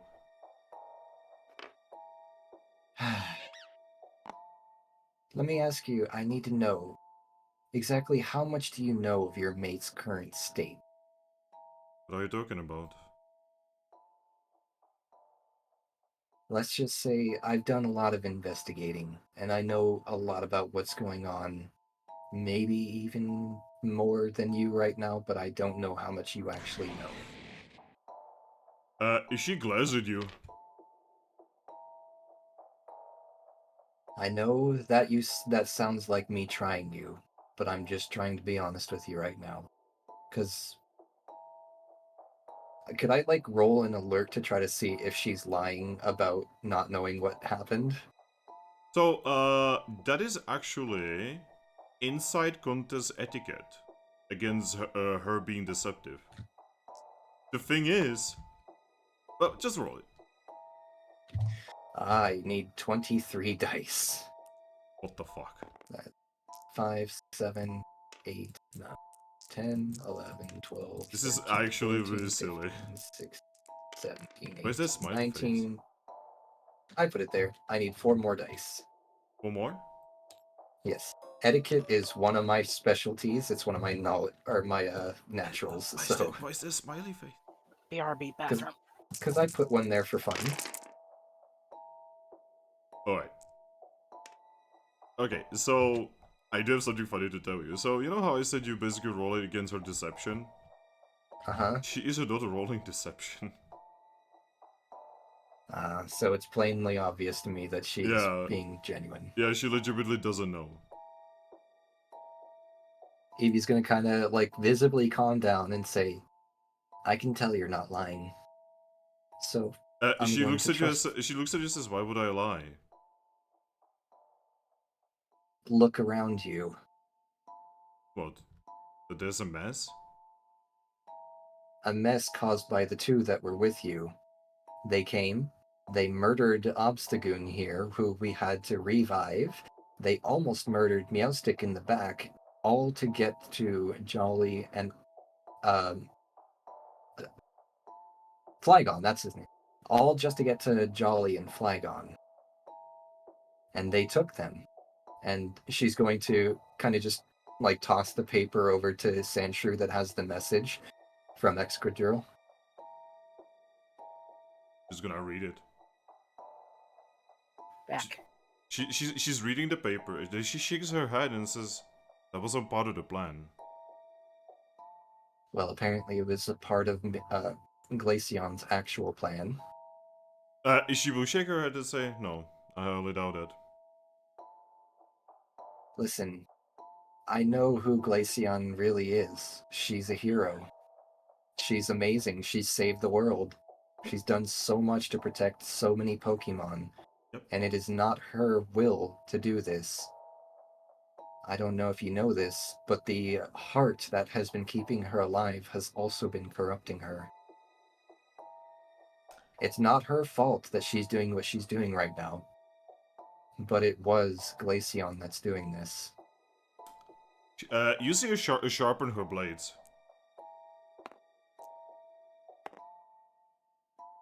She's just gonna look at you and say, "That's third strike."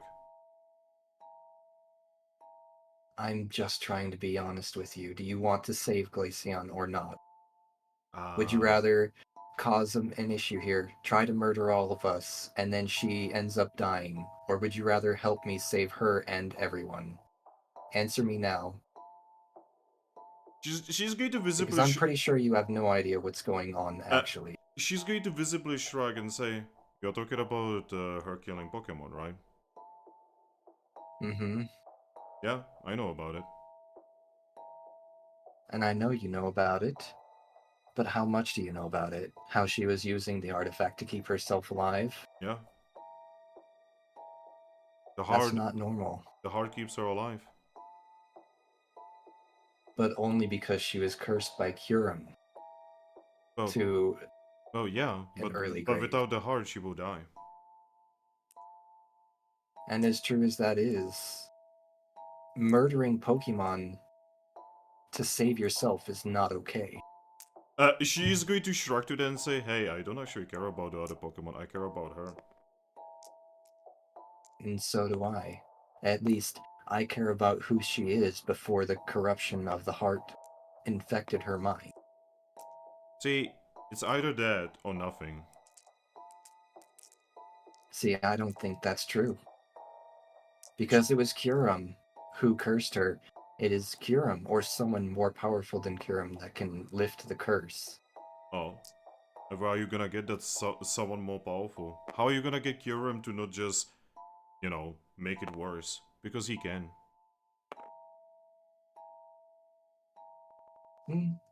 That depends.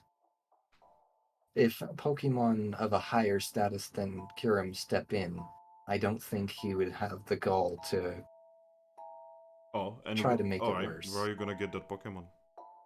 You tried Eevee. Well, let's see, I actually have a couple of ideas. Oh, let's hear it But then.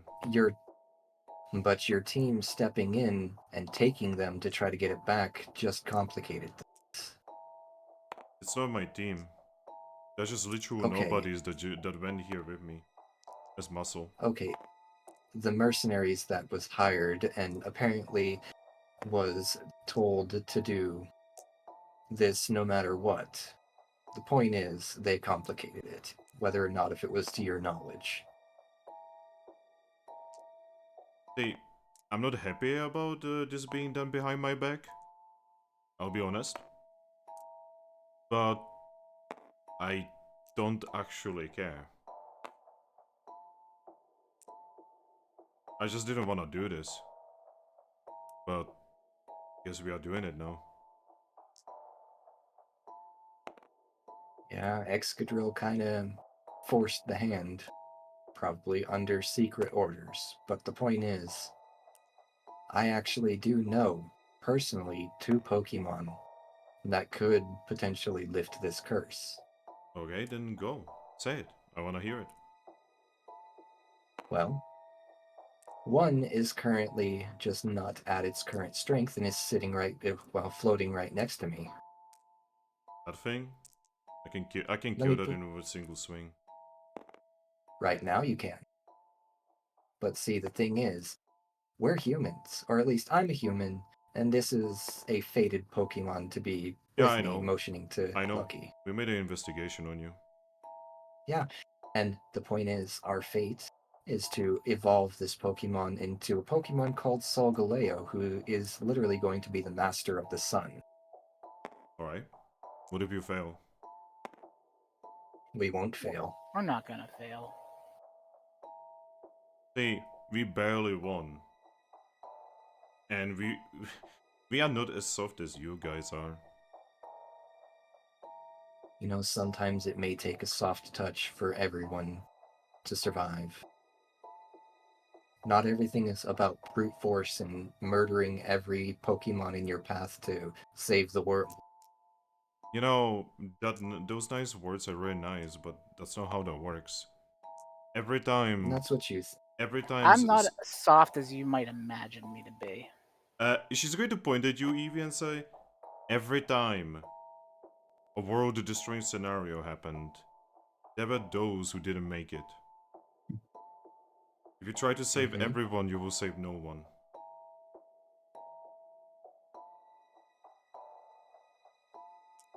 And says who? Says the world itself. Your naive ideals. She shakes her head. I used to be like you know. And yet I've actually done it. Oh. Unlike you, apparently. Oh, you've done it. You've done nothing. You do not. You Oh? cannot even imagine how powerful Kyurem is. No, not Kiram. But I have been in a situation where there could have been multiple deaths. And the only option, it seemed, was to kill a Pokemon that was targeting the town to murder us all and to get at a certain object that they wanted. But in the end, I did it. I stopped him without killing him and saved everyone, not just the Pokemon in the town. I didn't murder for the benefit of saying it was for the greater good. I saved the entire town and the Pokemon, By the way, threatening it. By the way, you see, also gonna drink the lemonade. Good, good. Even he knows that this is getting a little bit too serious.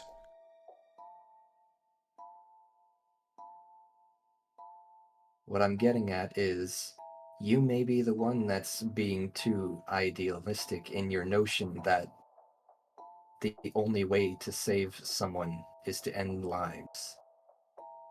Lives don't always have to hang in the balance. Alright, Eevee. You are really cute. You know that? There's something about you, Eevee. I honestly don't know.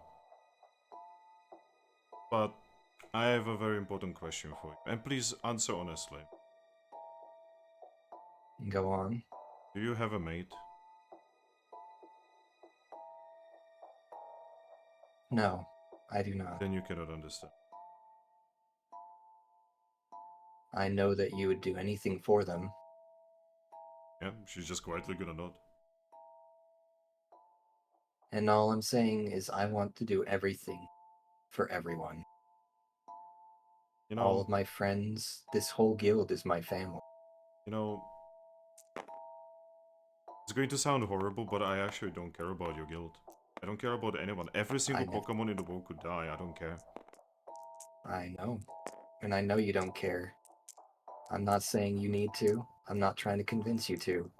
All I'm telling you is I'm trying to help her, Glaceon, just as well as everyone else. No, you're just gonna Whether you betray care her. about everyone else or not, what matters is I'm trying to help her too. No, you're just saying this so that I get out of your way. But the moment I let you go, you're gonna do everything in your power to stop her. And what would I gain for doing so? I don't know. I have literally no reason to get in her way. I Oh. just told you, I know everything that's been going on. I've learned what's happened, and I know that it's not her that wants to do this. Tell me, back in the days before you defeated Kurum, do you think she would want to do this? That's irrelevant.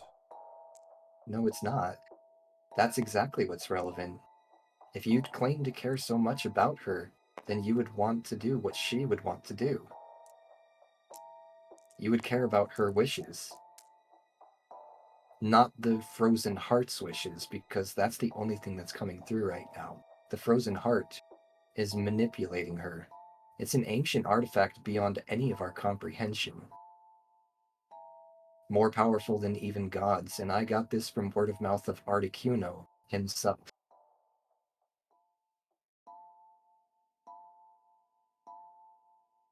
She's thinking.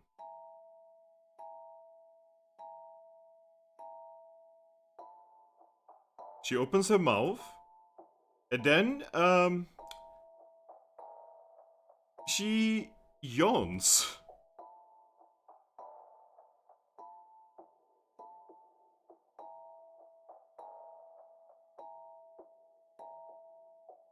So the only point I'm trying to get out of here is And then she yawns again. we want the same thing. And then she falls asleep.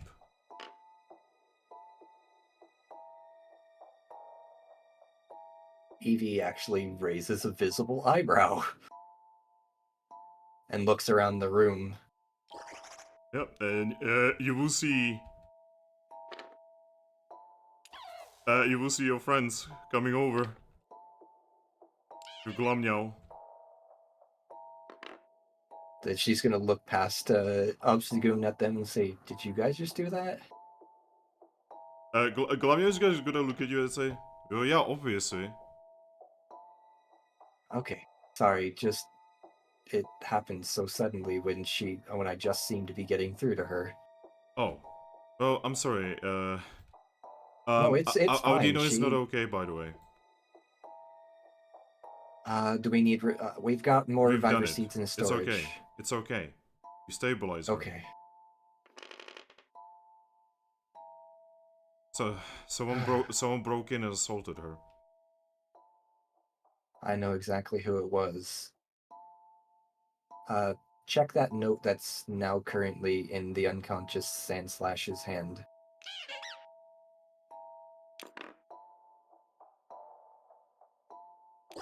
She just reads it. Monsoon just like floats over and says, "Any more of them?" The other two, according to Obstagoon here, have teleported away with Jolly and Flygon.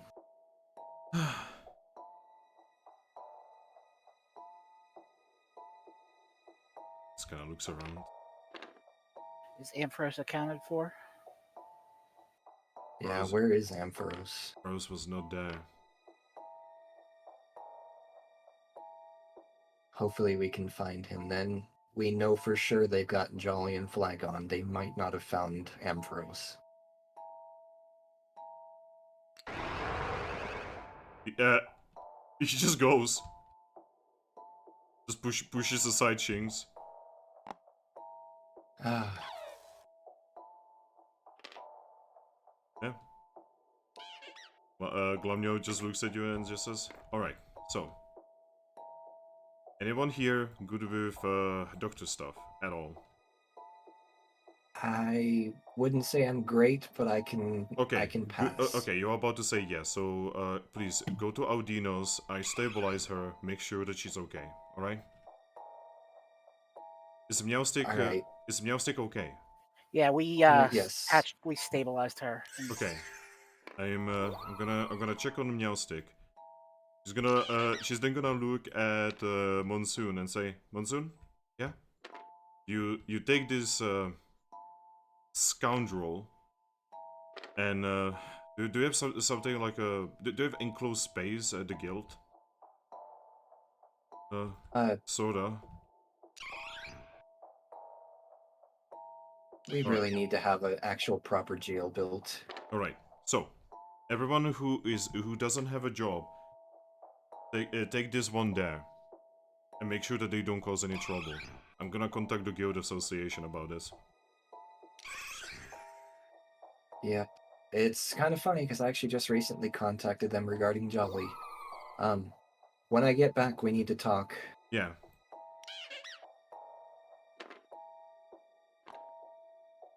Bull just looks around and just says, "What even happened?" It's a long story. Don't really have time to share it, sorry. What? Yeah. Bull just picks up, the Sandslash. And this is where the session is going to end. Oh boy, DJ and Thrack are gonna get a story. Yeah. Alright, guys. They're gonna be so confused. Right, do your thing. I just need to super quickly go on the we are back. Okay.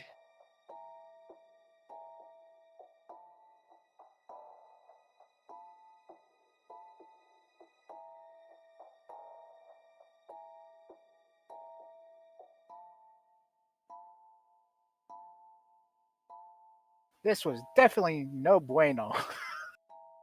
Yeah, definitely not that good.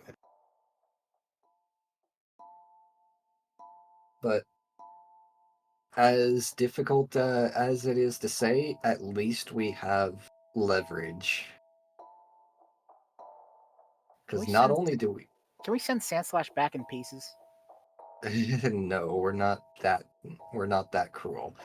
But the point is, not only do we have the heart, we have her mate. And the mate being the more important of the two. Because if there is any bit of Glaceon's actual sane mind left, the protection of her mate should be enough to get through.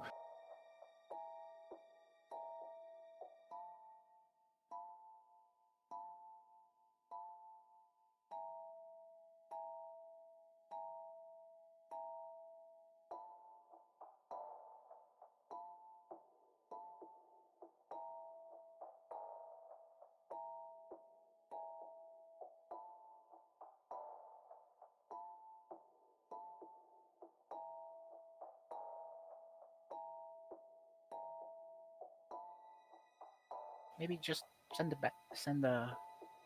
Glaceon an arm. No.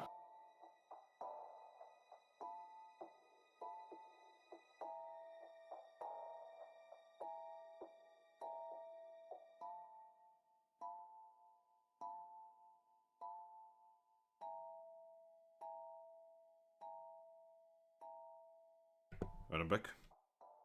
Welcome back. Welcome back. Are you done with your XP and such? Yep. Yes.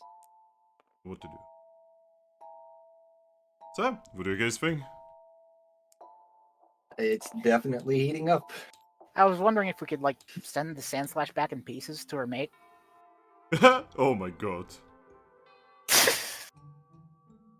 At least just an arm. Yeah, man. Not while I'm the guild mistress. No, we're not doing that. Because I mean, we could have the Chespins do it. Yeah. They've probably No. done it before. They've probably done it. Selling organs. Hey, they don't even need to put ice cubes on it. I'm so sorry, by the way. But yeah, everyone on the stream, thank you for watching, and goodbye.